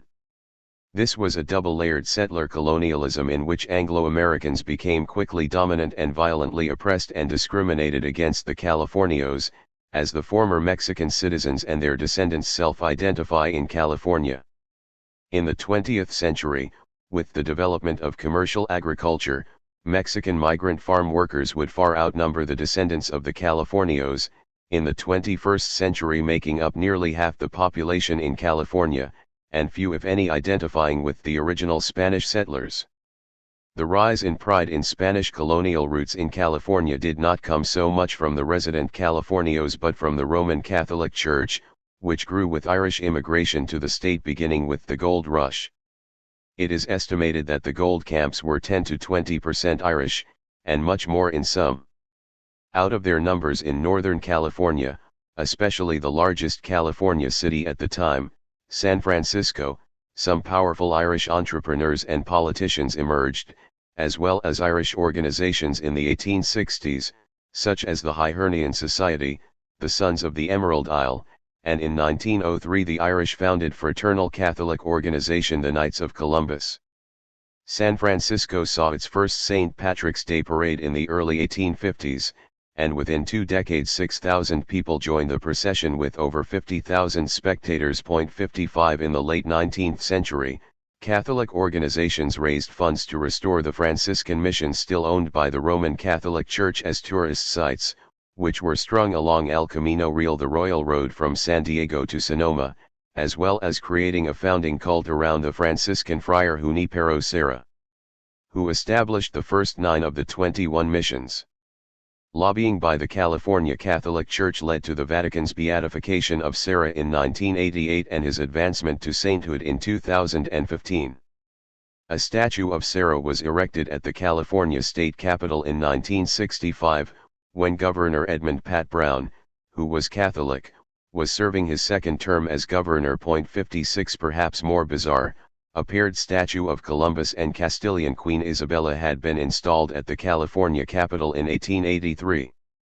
In July 2020, all 3 of the Spanish colonizer statues were toppled by protesters in support of indigenous peoples. 57. New Mexico's Spanish heritage was unique in the former Mexican territories taken by the United States.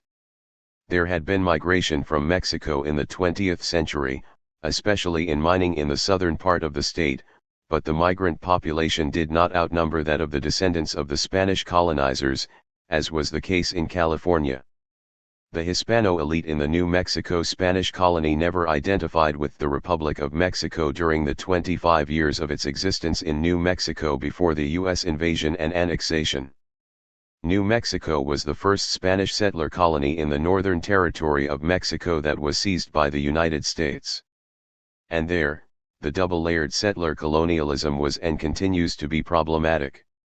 Hispano land grantees certainly have a grievance. The Spanish and Mexican land grants made to Hispano settlers in New Mexico were largely denied by the Court of Private Land Claims that the federal government set up to hear the claims.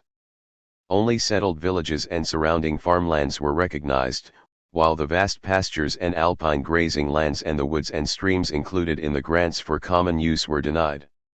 For instance, the San Miguel del Vado grant of 315,000 acres in the north, dotted with small settlements, was reduced to 5,024 acres.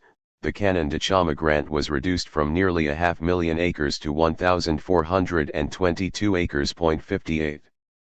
The citizens of the 19 indigenous pueblos who officially became U.S. citizens because they had held citizenship status in the Republic of Mexico also failed to obtain title to all their territories that had been recognized by both the Spanish colonial regime and the Mexican government. 59. The only possibility for protecting their land base, already reduced to small islands by past Hispano settlement, was to seek federal trust status as American Indians. They fought in the courts for decades, and finally, in 1913, the U.S. Supreme Court reversed an earlier decision and declared the Pueblos wards of the federal government, stating, "They are essentially a simple, uninformed, inferior people." 60 U.S. settlers who had purchased Pueblo lands took action to evade the decision. The Pueblos were able to lobby Congress successfully to investigate the situation, which ascertained that there were around 3,000 non-Pueblo claimants representing 12,000 individuals who were squatting on Pueblo lands. In 1924, Congress enacted the Pueblo Lands Act, and by the 1930s, all the land titles had been settled with many of the non-Pueblos evicted, but the final settlement was much less than what had been originally patented. 61 As attorney Felix Cohen wrote, the Pueblos had faced the choice of being treated like other Indian tribes and subjected to federal control of their internal affairs, or being treated like non-Indians and finding themselves cut loose from federal services and their lands cut loose from federal protection. 62. The rapid industrialization of mining and cattle ranching beginning in the late 19th century destroyed much of the irrigated subsistence farming that had dominated the land and forced both Pueblos and non-elite Hispanos into the labor market. The landscape of the Rio Grande Valley changed dramatically. Prior to 1880 the grass cover was 4 to 8 feet high, but by the turn of the century, only random patches of grass remained.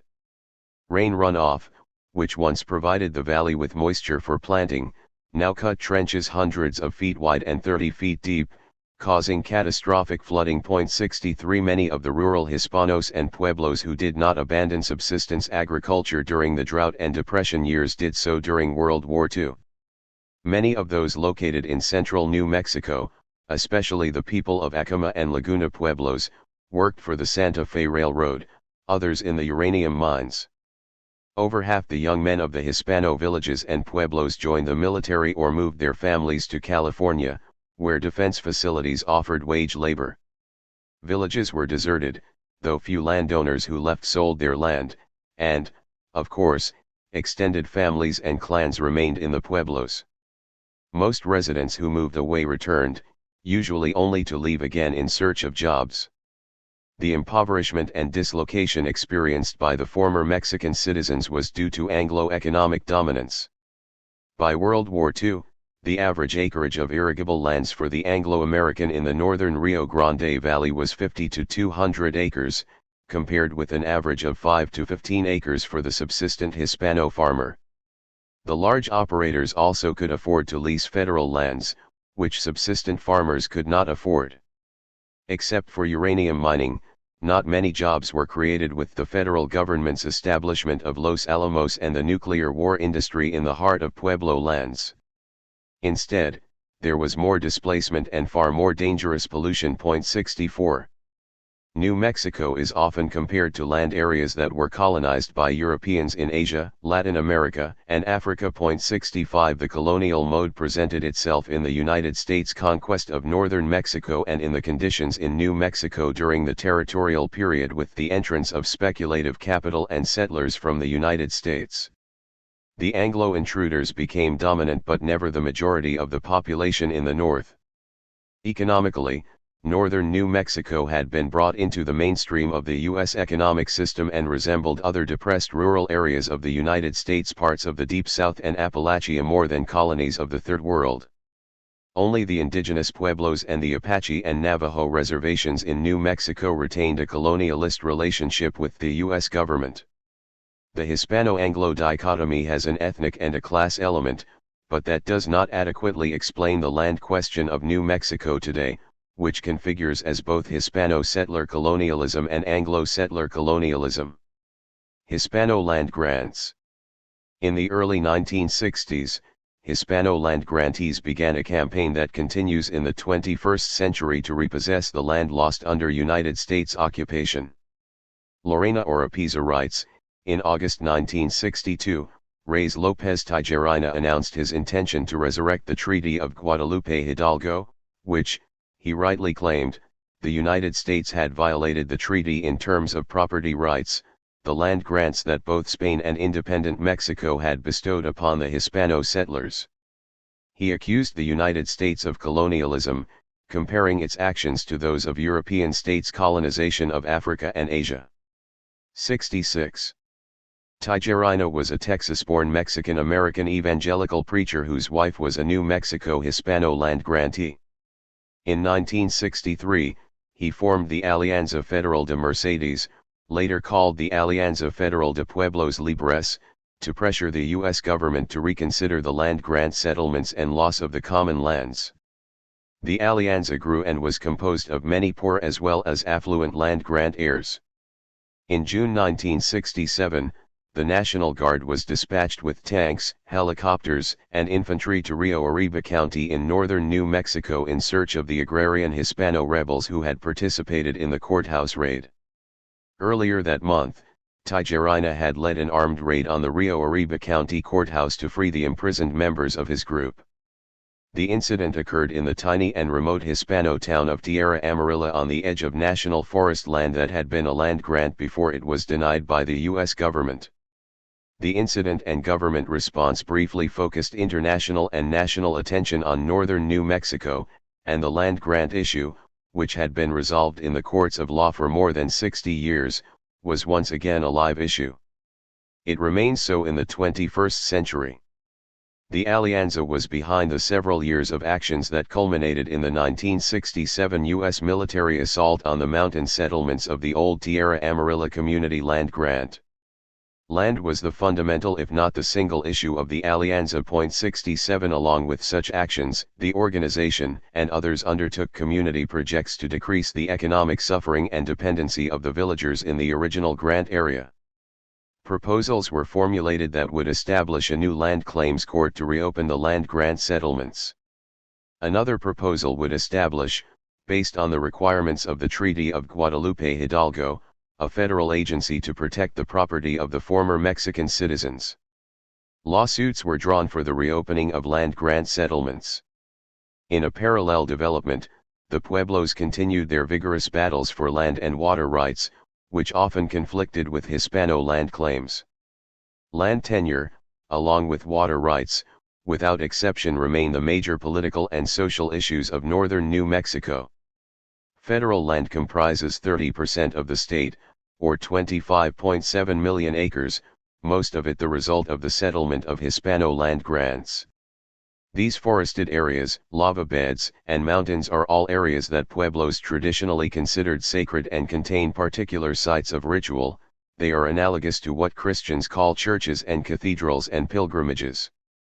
The various federal agencies, Forest Service, Bureau of Land Management, National Park Service, and others police the lands and create barriers to Pueblo traditional usage.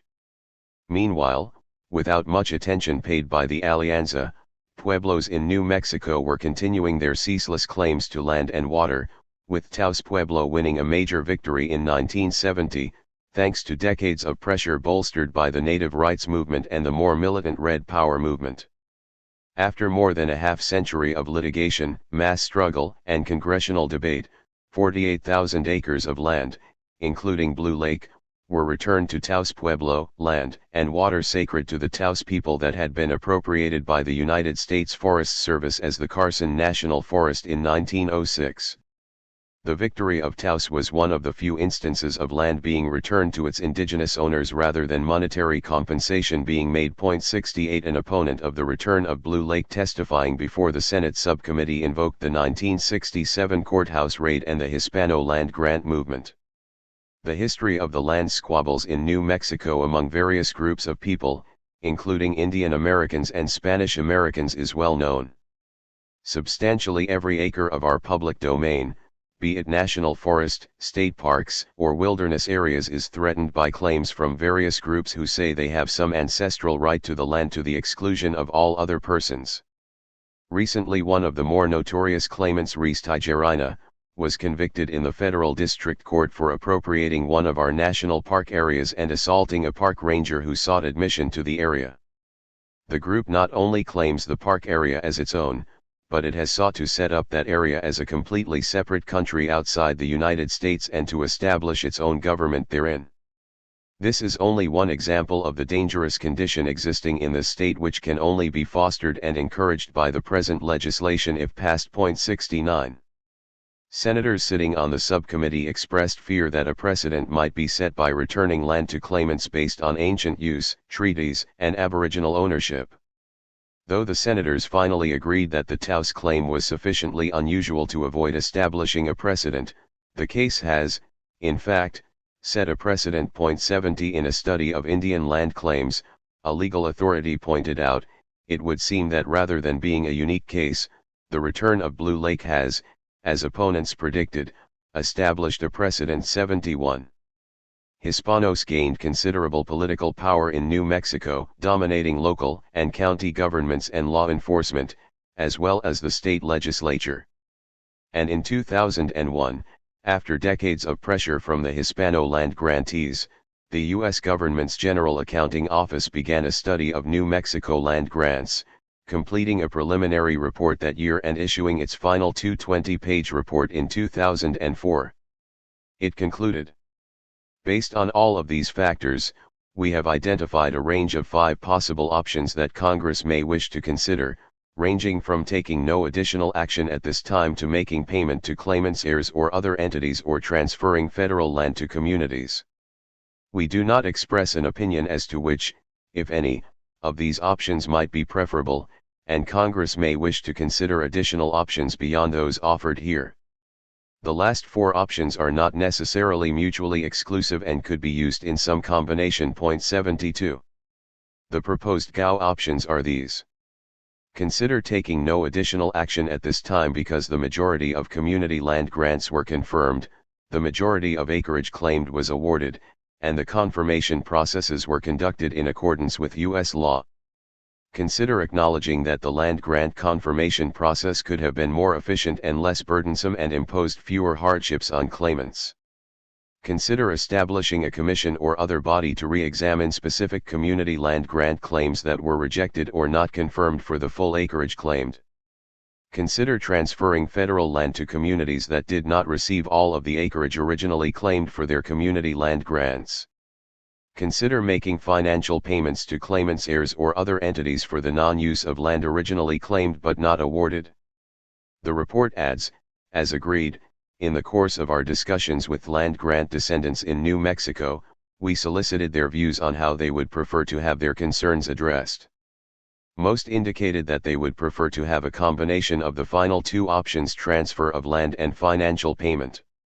73 Pueblo Indian governments in New Mexico did not participate in the GAO study, and Pueblo leaders are cautious about acknowledging the treaty made between the United States and Mexico, neither of which recognized their full sovereignty. In 2018, the U.S. House of Representatives introduced a bill, H.R. 6365, titled Treaty of Guadalupe Hidalgo Land Claims Act of 2018.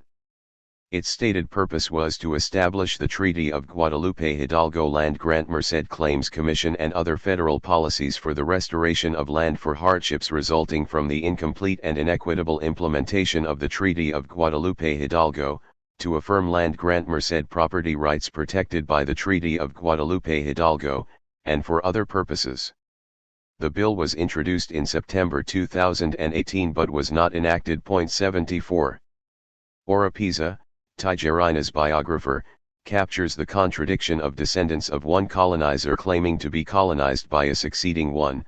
Thus, in leading an anti-colonial movement, Tijerina was forced to navigate a complex history in which Alianza members objected to the consequences of a colonization begun in 1848, while seeking to secure the benefits of another begun in 1598-75. Although the Hispano case has elements similar to Appalachia and other Anglo sites of settler colonialism and self-indigenization, it is also distinctive in the details.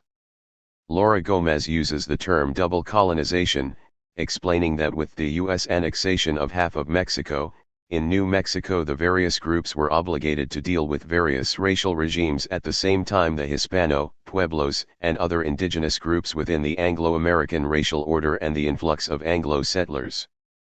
Double colonization refers to Hispanos being descendants of the Spanish colonizers who appropriated most of the Pueblos' territory, then themselves were colonized by the United States, thereby losing much of their land holdings, while Pueblos experienced a new colonizer on top of the old Hispano one.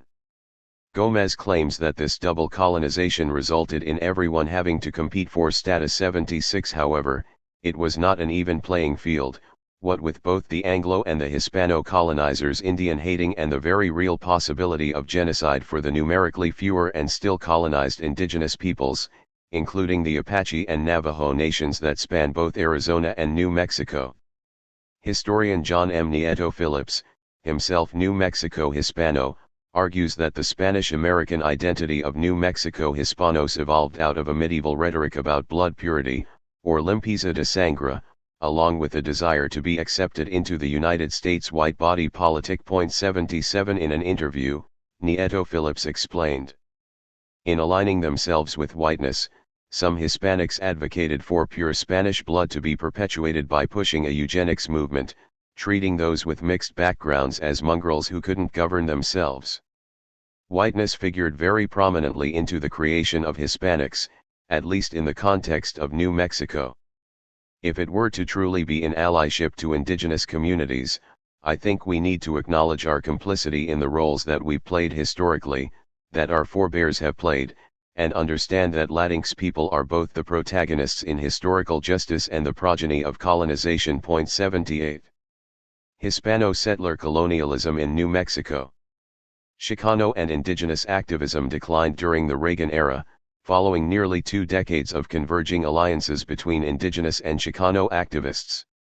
The traditional Hispano elite of New Mexico became more vocal in expressing pride in their Spanish colonial heritage, and a younger generation of New Mexican Hispanos grew up in the new order of the 1990s. While the anniversaries that celebrate the 1598 founding and 1692 refounding of the Spanish colony in New Mexico had long been marked by parades, they reached a new level of aggression leading up to the tricentenary of the 1692 reconquest of the pueblos of New Mexico led by Diego de Vargas. Official New Mexico state celebrations of that event coincided with the 1992 quincentenary of Columbus. 79 It only became more fraught with the 400-year anniversary in 1998 of the first bloody conquest of the Pueblo Nation of the northern Rio Grande, led by Juan de Oñate, which reduced the 98 Pueblo city-states to only 21 within a few decades. The 1992 Pueblo-made film Surviving Columbus featured a segment on the de Vargas parade in Santa Fe, criticizing the Hispano community's lack of sensitivity to the Pueblos, who were victims of renewed Spanish colonization following the successful 1680 Pueblo revolt that had driven the Spaniards out. 80 The 1692 reconquest of the Pueblos in New Mexico was violent, but in the subsequent 130-year occupation, the Spanish colonial officials no longer interfered with the internal affairs of the Pueblos, that is, discontinuing suppression of the rituals and self-governance that had marked the first era of colonization and led to the revolt. However, Pueblos were required to have official passes to leave Pueblo demarcated grounds, and they were not allowed to ride horses. The Pueblos were required to provide men to serve as foot soldiers in the Spanish colonizers' unending attempts to colonize the Apaches and Navajos, which they never succeeded in doing. Nor did Mexico defeat the Apache and Navajo resistance in its 25-year governance. After U.S. annexation, it took the post-Civil War U.S. Army 40 years of genocidal warfare to confine the surviving Apaches and Navajos in reservations. 81 The Mescalero Apache Reservation is in southeast New Mexico, the Jicarilla Apache in the north, and the Chiricahua Apache Membrano Nde in the southwest, as well as a segment of the Navajo Nation in the northwest. The Apache and Navajo 300-year resistance to European and European-American colonialism may have been the longest continuous resistance to European colonialism in the world, with Geronimo, the final leader, a global icon of resistance. In 1998, the New Mexico Hispano community successfully pressed the state government to acknowledge and celebrate the 400-year anniversary of the founding of the first Spanish colony. Nearly $500,000 in state tax dollars were set aside for the Cuarto Centenario of the Spanish conquest of New Mexico, led by Juan de Oñate in 1598. One project was the establishment of the Oñate Monument and Visitors Center outside Española, New Mexico, which featured a statue of Oñate 12 feet in height. Just as the festivities were to begin in January 1998, unidentified persons sawed off one of the statue's large bronze feet. We took the liberty of removing Oñate's right foot on behalf of our brothers and sisters of Acoma Pueblo. We see no glory in celebrating Oñate's 4th centennial, and we do not want our faces rubbed in it. 82. The foot as a symbol of the violent Spanish invasion of the city-states of the northern Rio Grande refers to the Spanish Army's genocidal attack on the Pueblo of Acoma in November 1598, 3 months after the Spanish had occupied the largest and most central of the small city-states, Ocoinje, renaming it San Juan.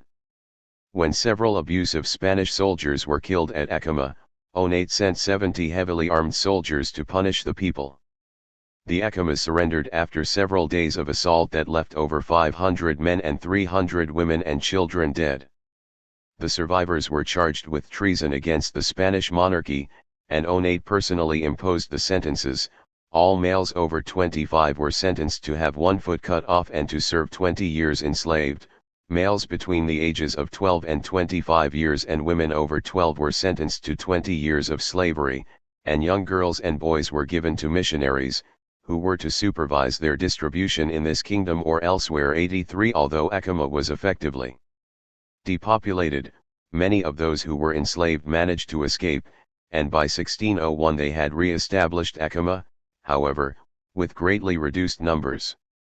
This kind of extreme exemplary violence, a common practice of all European colonizers, was meant to give warning to others of the high cost of resistance. 84.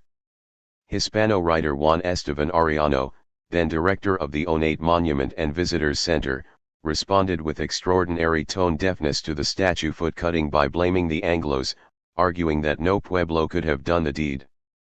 Arellano wrote to the Santa Fe New Mexican. A lot of people have said just leave off the foot so that they can make a statement. But what statement? The ones who were yelling the most were the Anglos. It was not so much the Native Americans, it was the Anglos. They don't say anything about Kit Carson. Kit Carson probably killed more Indians than Oneate or a lot of the Spanish conquistadores did. I think you have to find a middle ground between the extremes. It has become a cliché about the feet cut off the Acoma by Oneate. The ones who are fueling that debate are the Anglos. What we are seeing now is that the Anglos are trying to revive the black legend. They are trying to create the schism between Native Americans and the Indo-Hispanos, so they can exploit it. I know, even though I can't prove it, I know it wasn't done by Native Americans or Hispanos, it was done by some extreme environmental group. I think the environmentalists are the ones responsible because they don't want some of the things we are doing here at the center in relation to the land grants and water rights, are things they are trying to appropriate for their agenda. 85. Arellano appeared to be unaware that Kit Carson settled in Taos and married into an elite Hispano family when it was still a part of Mexico, and the entire Hispano ruling class collaborated with the Anglo invasion while Pueblos resisted it. Anglo-American historian Mark Simmons's biography of Oneate is gushing in its praise for the man, calling him the George Washington of New Mexico. 86. According to Hispano historian Michael Trujillo, Arellano was influenced by early Chicano ideas and Mexican literature and framed the Oneate Center as blending both, referring to the center as an Indo-Hispano cultural center in the heart of Hispano culture. 87. The Chicano influence, which included great respect and solidarity with native peoples, had opened up the pure Spanish identification of the Hispano to a claim of indigeneity. Racializing indigeneity to be about blood quantum is another way of eliminating indigenous nations whose indigeneity is not based in genetics but in their citizenship in a native nation based on ancestry, not race. Scholar Kim Tallbear shows how DNA testing, although useful in identifying close biological relatives, is problematic. Tribal citizenship is a legal category. Tallbear notes that the markers that are identified and applied to native nations reflect the misinterpretations of the researcher. 88. Arellano found it difficult to fathom why the Pueblos make so much of Spanish invasion and colonization. Hispanos resent and compete with the Anglo-Americans who took their place as colonizers. They think the Pueblos should make common cause against the dominance of Anglo-Americans and forget about the centuries of Spanish settler colonialism that reduced their population by 90% and their land base to 5% of its original size. And, of course, the indigenous peoples of New Mexico are in constant conflict and negotiations with the U.S. government and are hardly Anglophiles. Morris Chino, an artist and activist from Acoma Pueblo, was the founder of the Southwest Indian Alliance and co-founder of the Tricentennial Truth Alliance, the latter formed to counter the 300-year anniversary of the founding of the city of Albuquerque in 1706. He responded to Arellano's statement. Many Spanish are afraid to admit that the courageous and powerful act of cutting a butcher's foot could not have been done by Indians. They have always feared any Indian uprising, and so they blame the Anglos. Even now, to keep the people in ignorance of our violent history, they make claims to our friendship before the Anglos came and ruined everything. And where are all these Anglos Mr. Arellano is talking about? I wish I knew. I might ask them to help me fuel the debate. We were friends, they claim, and now they can't seem to understand where this anger is coming from and how the people still have this resentment, this generational grief and anger.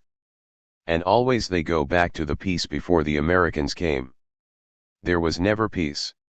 There was only quiet, and now the voices are starting to rise again. They cannot see how offensive bringing up the savage past is to the people. They can't see the anger of the theft of lands, in many cases the best lands from the people, and so stupidly they have the knuckle-headedness to ask Indians to support the Spanish land grant system. 89. Chicanismo en Estlan. In 1998, on the anniversary of the 1598 violent Spanish conquest of the Pueblos, a New Mexico Chicano-identified group stated, "Why should we celebrate the 400th anniversary of the first Spanish settlement of New Mexico? 1598 marks the first permanent settlement in the present-day United States by Europeans. In New Mexico, this was the beginning of the mixture of Spanish and Indian blood. This marks the birth of the Chicano/a people." 90. Dating the birth of the Chicano/a people to 1598 was an extreme departure from the original concept of Chicano that emerged in the mid-1960s and launched the radical embrace of Chicano as a rallying cry of young Mexican Americans. It meant simply those Mexicans born or raised in the United States who, of course, despised the border, as do the people of Mexico, but in no way identified with the Spanish colonizers. In 1965, historian Jack Forbes, co-founder of the Native American Studies program at University of California, Davis, and author of the 1960 classic book Apache, Navajo, and Spaniard, wrote and distributed a paper, Aztecas del Norte, a concept he had first proposed in 1961 and which was published as a book in 1973.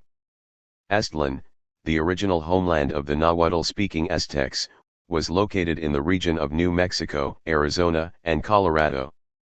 The Aztecs migrated south during the early 13th century and dominated central Mexico when the Spanish invaded and overthrew them in 1519 to 1521.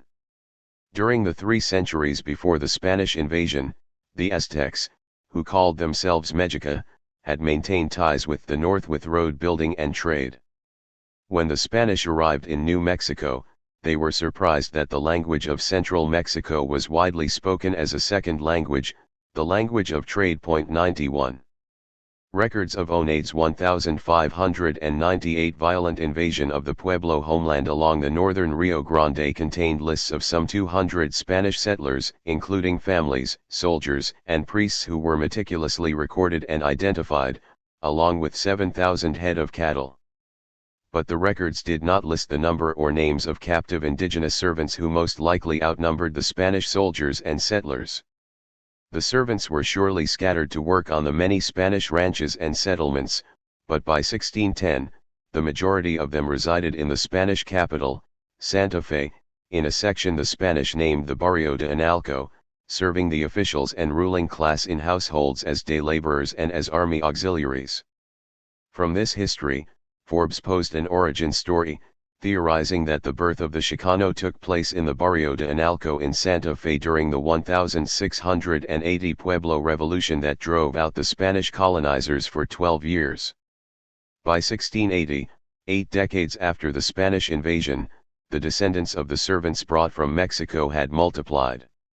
They were joined over those decades by Apaches and Navajos who had been captured and enslaved by the Spanish, while some captives were sold in slave markets that thrived deeper in Mexico. The Analco servants and laborers comprised a mixed indigenous people the Spanish referred to as Janizaros, deculturated indigenous individuals who practiced Catholicism and whose language was Spanish. When the Pueblo revolutionaries, led by Pope from San Juan Pueblo, having been joined by resistant Apaches and Navajos, had driven the Spanish settlers from the outlying areas, they surrounded Santa Fe and upon attacking the capital, the Janizaros in the Barrio of Analco rose up and joined the Pueblos in driving out the remaining Spanish elite, officials, and military. 92 When the Spanish colony was re-established in 1692, the authorities dispersed the Janizaro population from Santa Fe to the northern frontier, providing them community land grants and requiring them to defend the colony from Apache and Navajo attacks. 93. Therefore, during the 1980s and 90s, The origin story of self-identified Chicanos in New Mexico was transformed from being embedded in the 1680 Pueblo Revolution against the Spanish to celebrating the 1598 Spanish invasion and colonization of the Pueblos as the birth marker of the Chicano. 94. The American Indian movement was founded in 1968, and its offshoot, International Indian Treaty Council, was established in 1974. Both embraced pan-Indianism, which modeled past native confederations such as that led by Tecumseh in the early 1800s and Crazy Horse in the 1870s. 95 From the beginning, Chicanos were active in AIM and the IITC.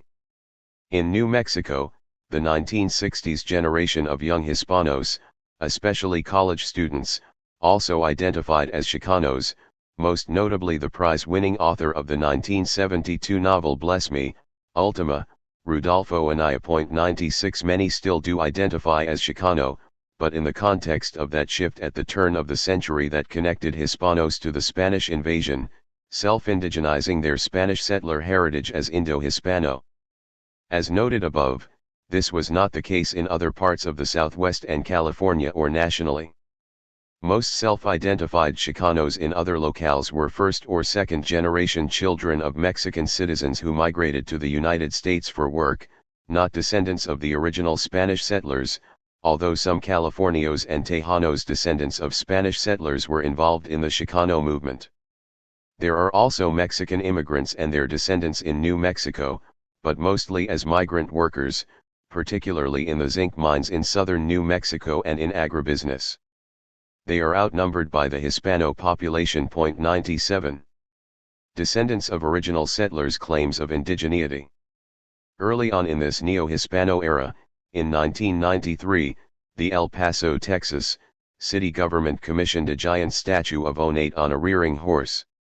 Thanks to Pueblo protests, it was not completed until 2006 and was placed in front of the tiny El Paso airport.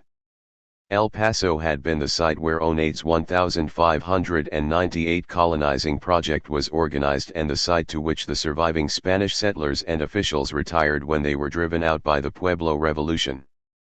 In the wake of strong protests by both Mexican Americans and Pueblos against honoring Onate, the El Paso City Council voted to drop Onate's name from the statue and renamed it the Equestrian, an unnamed Spanish conquistador. 98. In 2005, leading up to the planned celebration of the tricentenary of the Spanish founding of Albuquerque in 1706, another statue of Onate was commissioned and placed in front of the Albuquerque Museum. A group of Pueblo and other Native Americans established the Tricentennial Truth Alliance to counter the celebration.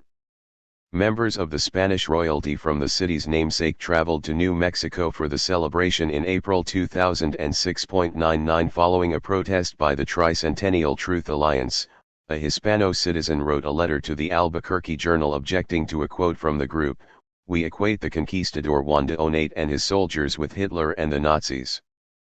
Both practiced genocide." Ori Dominguez claimed that the Tricentennial Truth Alliance was spreading racist lies about Spanish and American colonization and that genocide did not apply. 100. A few days after the May 25, 2020, police killing of George Floyd in Minneapolis, in the midst of a pandemic, Black Lives Matter called for nationwide protests that met with an unprecedented response, including in New Mexico. Soon statues of racist figures, including Columbus, were removed by protesters. The decades-long demand by Native Americans for removal of statues and place names of Columbus was realized by protesters across the country, and statues of the Spanish missionary and colonizer of California, Junipero Serra, who was made a saint by the Roman Catholic Church in 2014, was also removed. In New Mexico, the Native organization The Red Nation had joined with Black Lives Matter beginning in late May in protesting police violence. 101 When the statues began falling nationwide, Native protesters in New Mexico toppled the Onate statue in the town of Alcalde. A call to protest the Onate statue at the Albuquerque Museum brought a large crowd of determined but peaceful protesters. They rallied while several of their number using a pickaxe and a chain tried to topple the statue. An armed group of white nationalists, calling themselves the New Mexico Civil Guard and which included Hispanos, arrived to protect the statue and threatened the protesters. The Albuquerque police sided with the armed gang.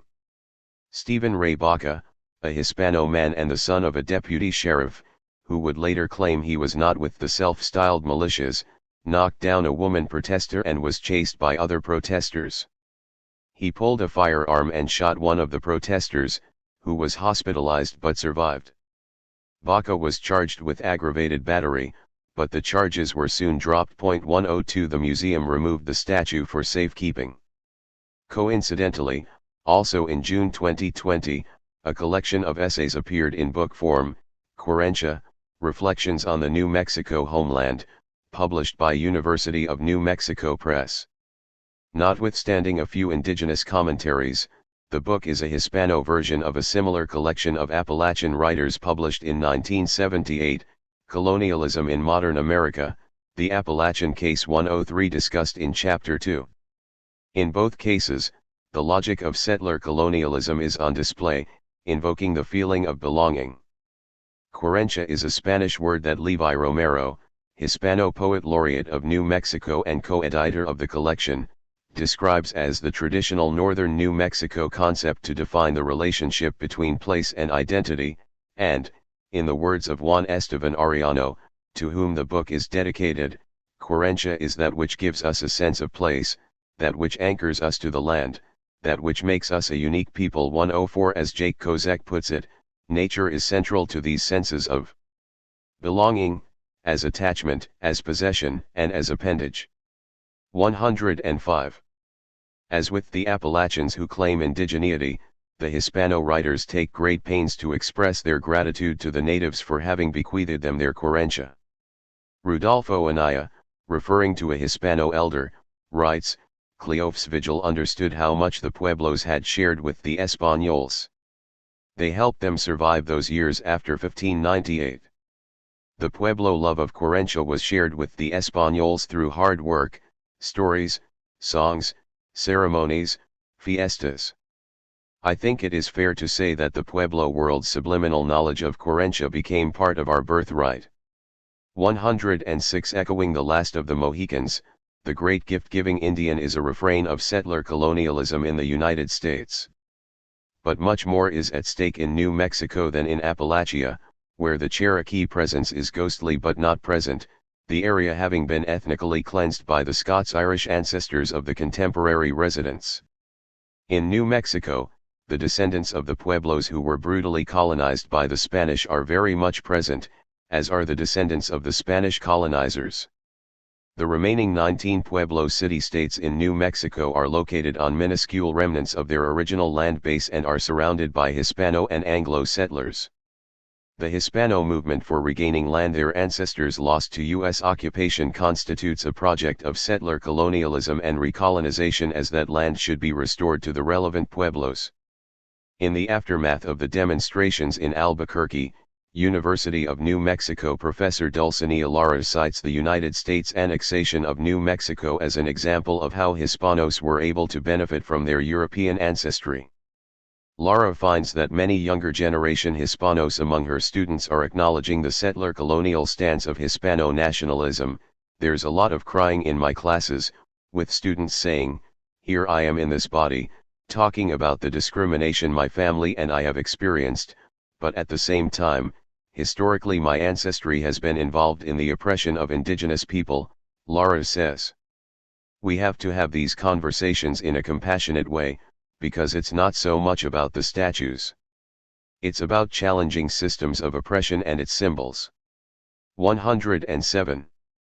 A few weeks later, Ralph Arellanes, the executive director of the New Mexico branch of the rather conservative League of United Latin American Citizens, sent a letter to the president of the University of New Mexico requesting a meeting to discuss the university's Chicano Studies and Native American Studies departments, claiming that both programs teach Latino students self-hate about their Spanish heritage. We will be calling for the removal of these courses and programs that are teaching our New Mexico students this kind of hate and complete propaganda. The university quickly rejected Arellanes's call, and the New Mexico State Director and National LULAC made clear that this was not the position of the National Organization. 108. Although New Mexico history presents as unique in the United States, it is well within the contours of U.S. settler colonialism and the fiscal military state, with Hispanos having reasserted their dominance after more than a century of having lost their colonizer status due to U.S. invasion and Anglo domination. A younger generation of radicalized young Hispanos may eschew the stance of settler colonialism, joining in solidarity with indigenous peoples. Chapter 5. Irish Settling. During the fall of 1974, court-ordered school desegregation in Boston began with white rioting, and the predominantly Irish-American working-class neighborhood of South Boston vied with Selma, Alabama, of 1964, assuming the mantle of virulent anti-black racism. Wild, raging mobs of white men and women confronted armies of police, while youths in their teens and younger hurled rocks, bottles, and racial epithets at buses carrying terrified black youngsters to school. The situation continued for 3 years. The length of time and violence incurred by Boston anti-busing was far greater than had occurred in any other U.S. city. Although seemingly uncontrolled, there were organized groups, primarily Restore Our Alienated Rights, which was dominated by Louise Day Hicks of South Boston. Hicks had opposed desegregation through busing since 1963, when she was chair of the Boston School Committee. South Boston's population of 38,500 was 98% white, majority Irish Americans. It had a higher percentage of families on welfare than the rest of Boston and also a higher school dropout rate, higher unemployment, and income well below the city's average. At the time, there were 4 housing projects in South Boston, which had a high percentage of single-mother families. As in most impoverished communities, alcohol abuse was common. 2 The ideology of the Boston anti-busing movement was that it was ordinary working people against the elites, and this ushered in a new era of right-wing populism. How could it be that descendants of long-suffering and impoverished Irish Catholics fleeing Protestant England colonized Ireland, being starved out, did not see a reflection of their own historical existential misery as analogous to the descendants of enslaved Africans? English colonization of Ireland.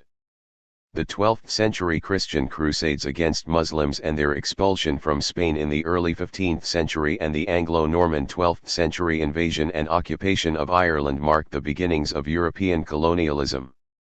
Spain became a world imperialist power by invading and occupying most of the Western Hemisphere.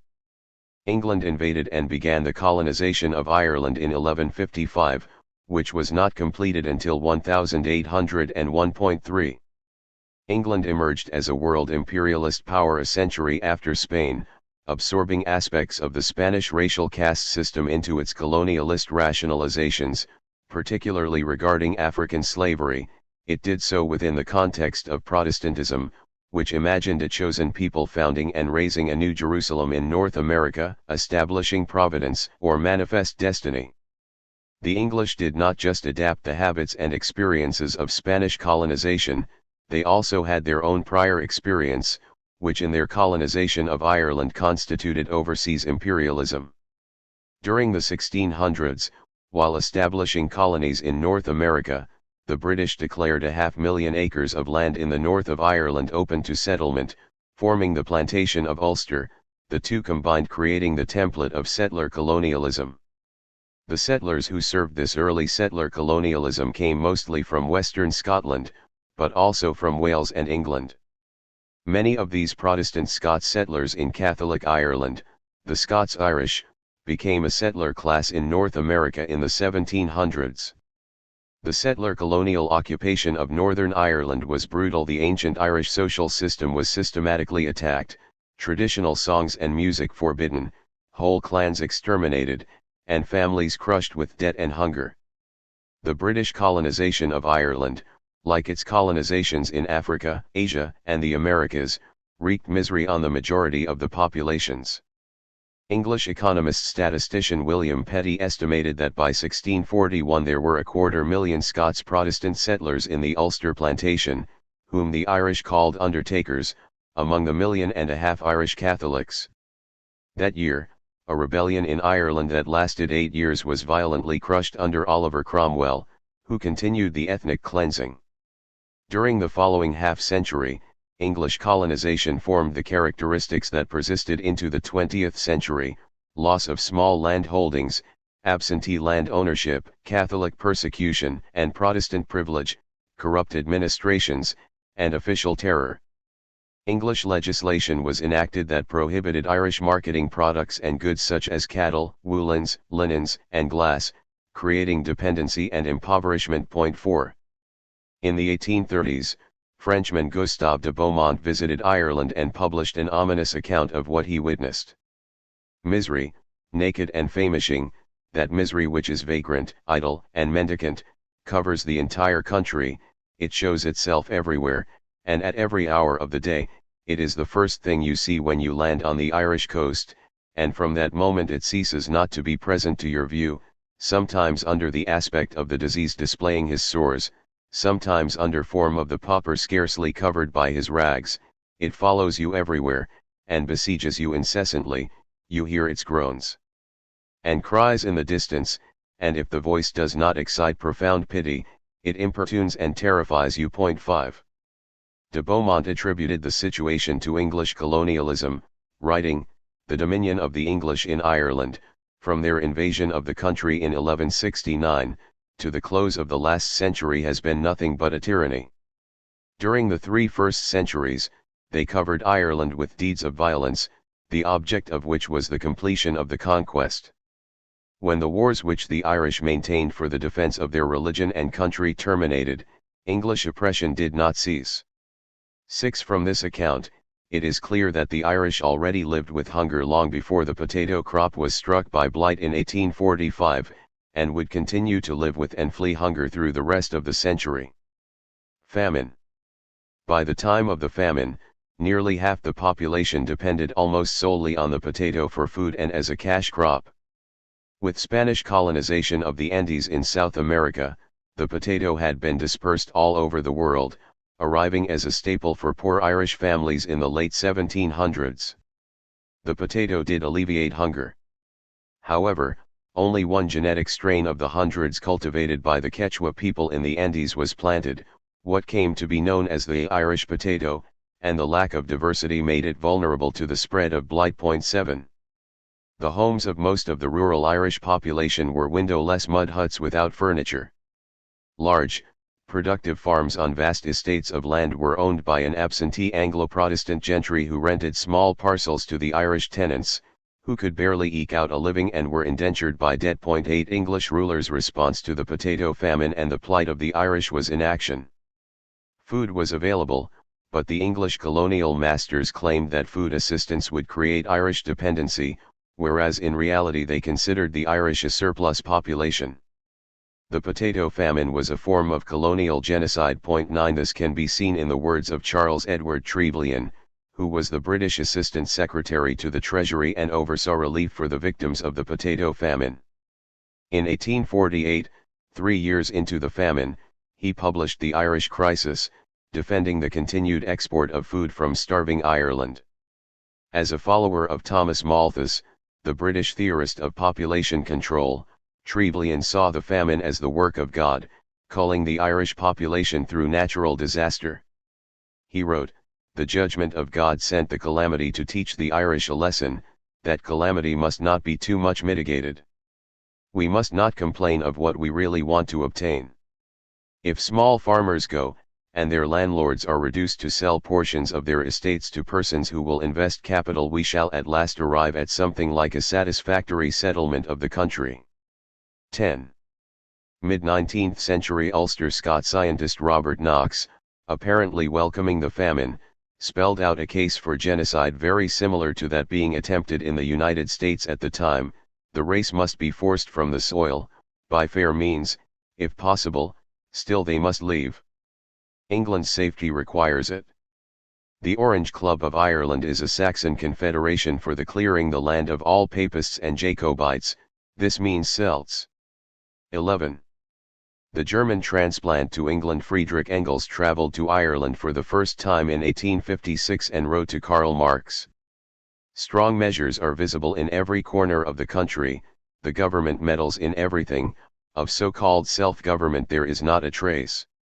I have never seen so many gendarmes in any country. Armed with carbines, bayonets and handcuffs. I never thought that famine could have such tangible reality. Whole villages are devastated, and there among them lie the splendid parks of the lesser landlords, who are almost the only people still living there, mostly lawyers. Famine, emigration, and clearances together have accomplished this. The country has been completely ruined by the English wars of conquest from 1100 to 1850.12. The Irish rebelled in every way possible, one by leaving Ireland, but also with violence and boycott, the term itself referencing the English land agent in the west of Ireland, Charles Boycott. Rebelling Irish sharecroppers and tenants targeted the County Mayo estate that Boycott managed. They pressured migrant farm workers to strike at harvest, as well as harassed businesses he patronized. The Irish parliamentarian Charles Stewart Parnell had recommended the tactic in a speech, saying, "When a man takes a farm from which another has been evicted, you must shun him on the roadside. When you meet him you must shun him in the streets of the town, you must shun him in the shop, you must shun him on the fair green and in the marketplace, and even in the place of worship, by leaving him alone, by putting him in moral coventry, by isolating him from the rest of the country, as if he were the leper of old. You must show him your detestation of the crime he committed." If a rebel were arrested, at trial it was difficult to find witnesses to testify as they feared being targeted as well. 13 Historian Samuel Clarke, author of Social Origins of the Irish Land War, clarifies that the practice was obviously not invented by Irish farmers in 1880. For centuries, in all parts of the world, it had been employed by active combinations for a variety of purposes.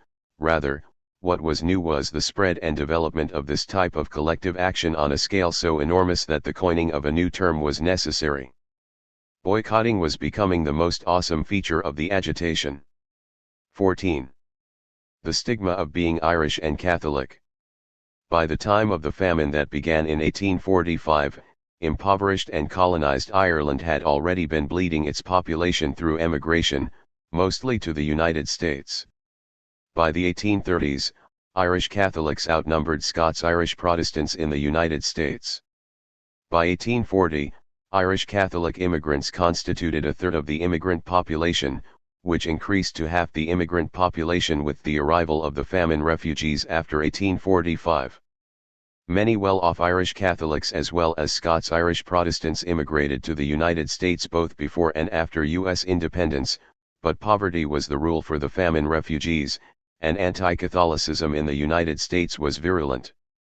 Irish-American historian Patrick Higgins points out that early on in their North American and Caribbean colonies, the British exported colonized Irish as a surplus population, creating a kind of pressure valve. 15 As Cecil B. Rhodes famously said in the late 19th century, "I was in the East End of London yesterday and attended a meeting of the unemployed. I listened to the wild speeches, which were just a cry for bread, bread, and on my way home I pondered over the scene and I became more than ever convinced of the importance of imperialism. My cherished idea is a solution for the social problem, i.e., in order to save the 40 million inhabitants of the United Kingdom from a bloody civil war, we colonial statesmen must acquire new lands to settle the surplus population, to provide new markets for the goods produced in the factories and mines. The empire, as I have always said, is a bread and butter question. If you want to avoid civil war, you must become imperialists." 16. Ireland's population in 1841 was 8.2 million. 10 years later, it had sunk to 6.6 million and to 4.7 million in 1891. Irish Americans came to outnumber Ireland's population sevenfold, and a greater number of Irish lived in New York City than in Dublin. Most of the immigrants settled initially in the large eastern urban centers of New York, Boston, and Philadelphia. In 1850, the U.S. Census reported nearly 1 million Irish in residence. By 1860, Irish Catholics made up 16% of the population of St. Louis, and by then were associated with the Democratic pro-slavery party. 17. British neglect had contributed to the deaths of over 1 million Irish, who perished from starvation or from famine-related diseases. Another nearly 2 million fled Ireland. 18 Most refugees from Ireland's famine arrived in the United States nearly destitute and with few skills. Settling in northeastern cities, they took whatever unskilled jobs they could find, working on the docks, pushing carts, digging canals, and building the railroad, as well as petty theft and prostitution. Their mortality rates were high, especially the children, more than half of whom born to famine refugees in Boston died before the age of 6. Adult immigrants lived an average of only 6 years after their arrival in the United States. 19 They did not starve as they would have at home, but there is much evidence that they did not regard themselves as willing immigrants or the U.S. as the American dream, but saw themselves as exiles, having been forced out of their homeland. They blamed the English government and the landlord system, as one woman from Limerick put it, due to the suppression of the English, the Irish were practically driven from their homes. Another said, "We didn't want to leave Ireland, but we had to." 20. Irish Catholics had been racialized under English colonial rule that regarded them as biologically inferior. During the 1870s, influenced by social Darwinism, some English scientists even promoted the theory that the Irish had descended from apes, while the English were descendants of man, who had been created by God in his own image. Thus, the English were angels and the Irish were apes, a lower species. Today in the United States, Christian identity white supremacists call black people and other people of color mud people, inferior products of the process of evolution, while white people were created by the Christian deity. 21 Even prosperous Irish Catholics were subjected to the penal laws, which criminalized being Catholic Irish. These derogatory attitudes and behaviors toward the Irish famine refugees prevailed in the United States as well. American-born Anglo-Saxons called the Irish immigrants low-browed, savage, bestial, lazy, wild, simian, sensual, Celtic beast with prehensile paws rather than hands, and other such insults, similar to their descriptions of black people. Political cartoonists made their Paddy character resemble an ape. Historian David Roediger writes, in short, it was by no means clear the Irish were white. 22. Many Irish families in the shanty towns and tenements of the Northeast lost their children or the children lost their parents to early deaths, producing many Irish orphans. Between 1854 and 1929, 250,000 children were transported from New York to the Southwest. Some 25% were Irish.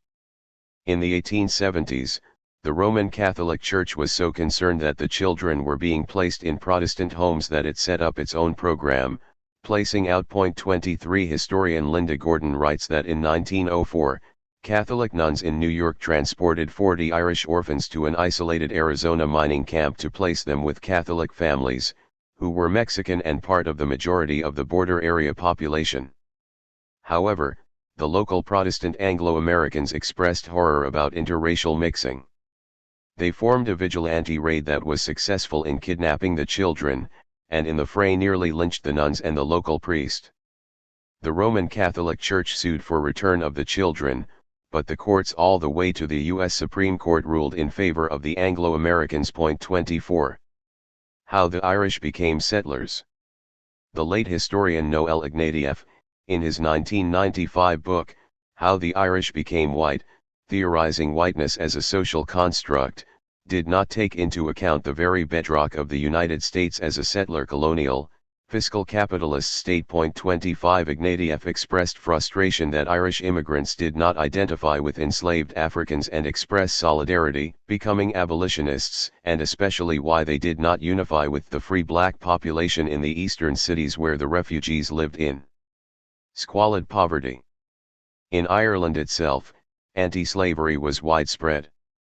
Given the desperate condition of the Irish famine refugees and given that they were fleeing not only famine but also brutal English colonization, his assessment was naive. 26 Ignatieff's query as to how the Irish became white assumes that the United States was a republic marred only by the smudge of racial slavery.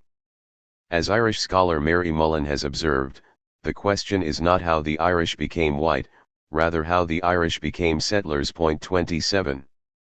In the lead-up to the formation of the United States, Protestantism in the form of Puritanism refined already existing European white supremacy as part of a political religious ideology in defense of settler colonial genocide of indigenous inhabitants and the codification of blackness as slave status.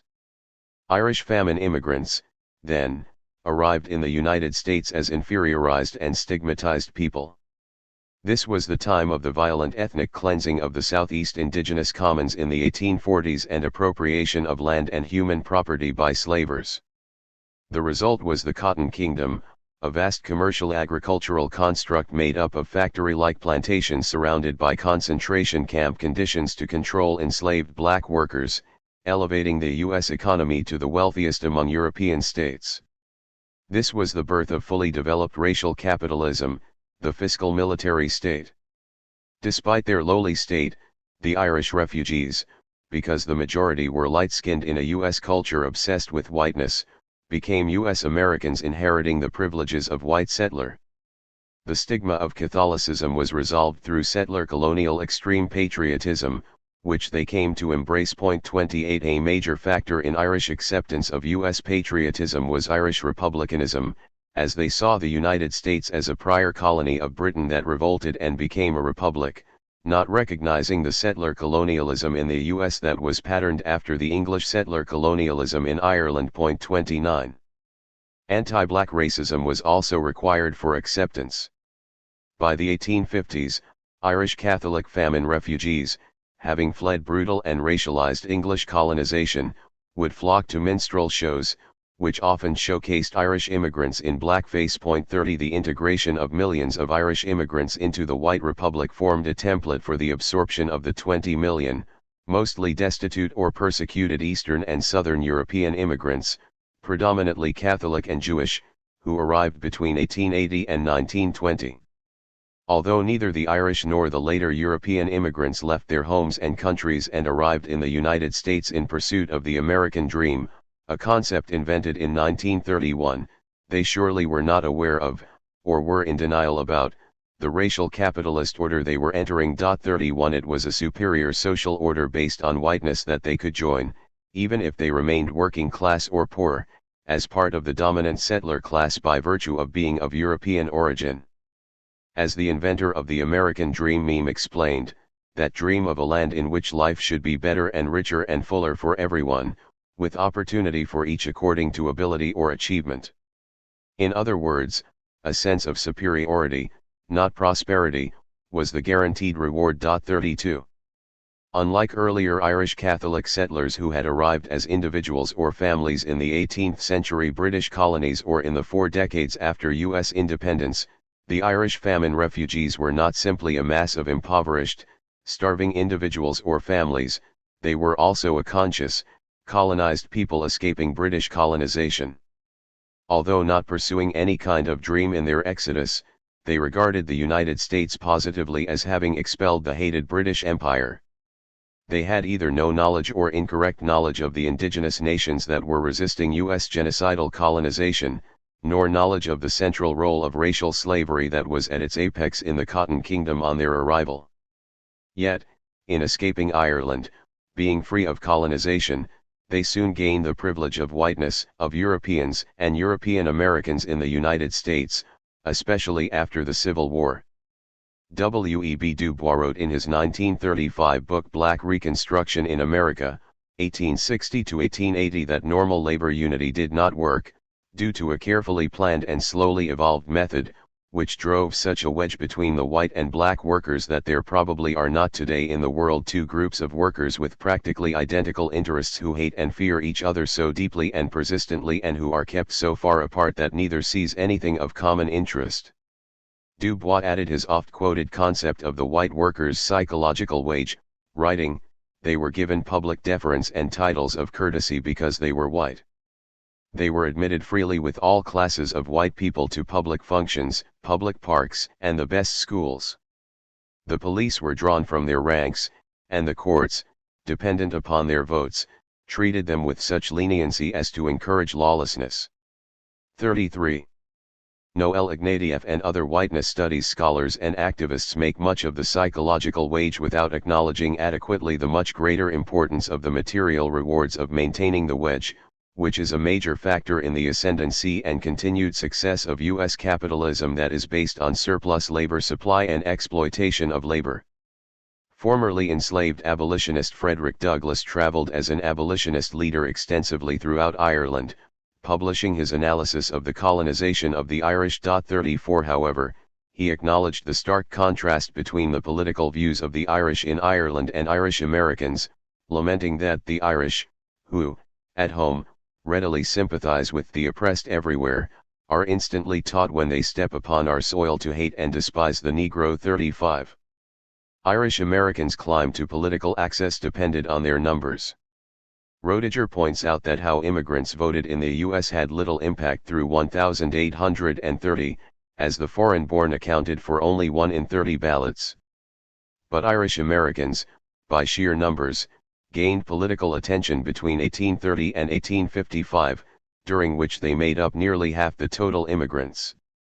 By the early 1830s, Irish Catholics were aligned with Andrew Jackson and the Democratic Party. 36 Andrew Jackson was the archetype Protestant Scots-Irish settler, the family from County Antrim. Nevertheless, in the 1832 election, the Pennsylvania Scots-Irish who had championed Jackson turned against him, while the Irish Catholics supported him. 37. The Scots-Irish went on, together with Anglo-Saxon fundamentalists, to form the nativist Know Nothing Party, a rabidly anti-Catholic, anti-immigrant political party. At its height in the 1850s and operating nationwide, it included more than 100 elected congressmen, 8 governors, a dominant share of state legislatures from Massachusetts to California, and thousands of local politicians. Starting as a cult-like society, the Order of the Star-Spangled Banner, the Know Nothing Party had an initiation rite they were not allowed to discuss outside the society, so if asked about it, members would reply, "I know nothing."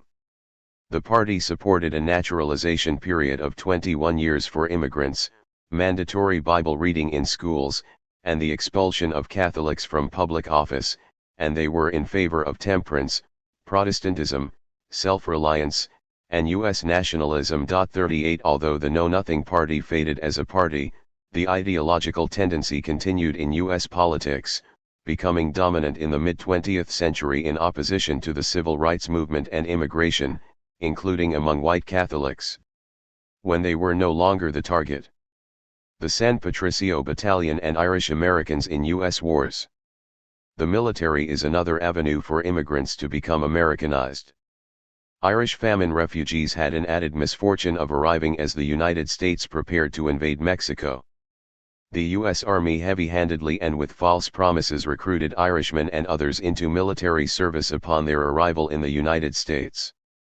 The Whig Party, along with the Jacksonian Democrats and the ideology of manifest destiny, whipped up Protestant pride against Catholic Mexicans and instilled fear of a papal takeover, fueling Mexican hating.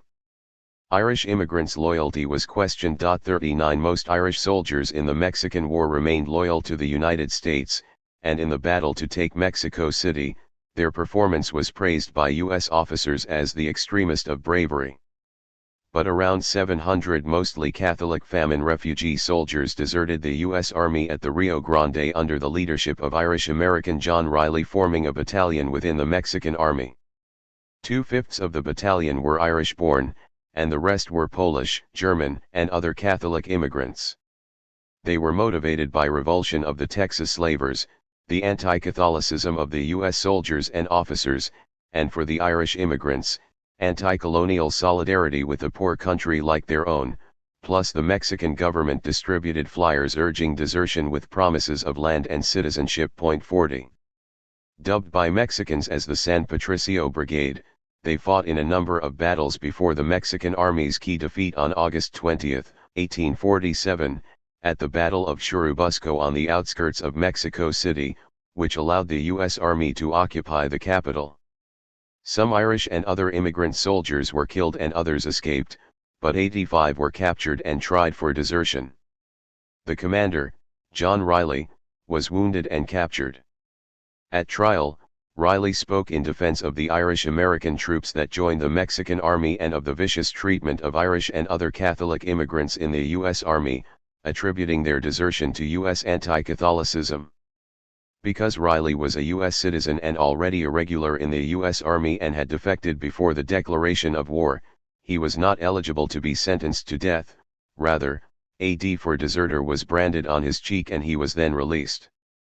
Riley became a Mexican citizen and continued to serve in the Mexican Army. The Irish soldiers who, like Riley, had joined the Mexican Army before the official declaration of war on Mexico were sentenced to receive 50 lashes on their bare backs, to be branded with the letter D, and to wear iron yokes around their necks for the duration of the war. Those Irish who deserted after the war was declared were hanged. 41. Although more than 9,000 U.S. soldiers deserted the army during the war, only the patricios were punished by hanging, a firing squad being the official, more dignified means of punishment for desertion. William S. Harney was the U.S. Army commander delegated to carry out the sentences of the deserters, staging a mass lynching of 30 of the San Patricios. Harney was also of Irish Catholic descent and was the son of an early Irish immigrant. Historian Walter Johnson writes that Harney carried out his duty by placing the men on the backs of wagons and forcing them to watch the climactic battle of the war unfolding in the distance with nooses hanging around their necks. At the culmination of the battle, the wagons were driven forward. Harney left the bodies hanging from the gallows. "I was ordered to hang them, and have no orders to unhang them," he said. 42. This was excessive behavior even by the U.S. military standards of the 1840s. 43. Harney was typical of many of the U.S. military men in the U.S. war against Mexico, such as Robert E. Lee, Braxton Bragg, Jefferson Davis, and Ulysses S. Grant, having fought in the counterinsurgent wars against the Seminole Nation in Florida, the Sauk and Fox in the Great Lakes area, the Arikara in the Central Plains, and other indigenous nations in the 1830s before the war in Mexico. Then, in the Civil War, Lee, Davis, Bragg, and others fought for the Confederacy, while Grant and others fought for the Union. Harney was born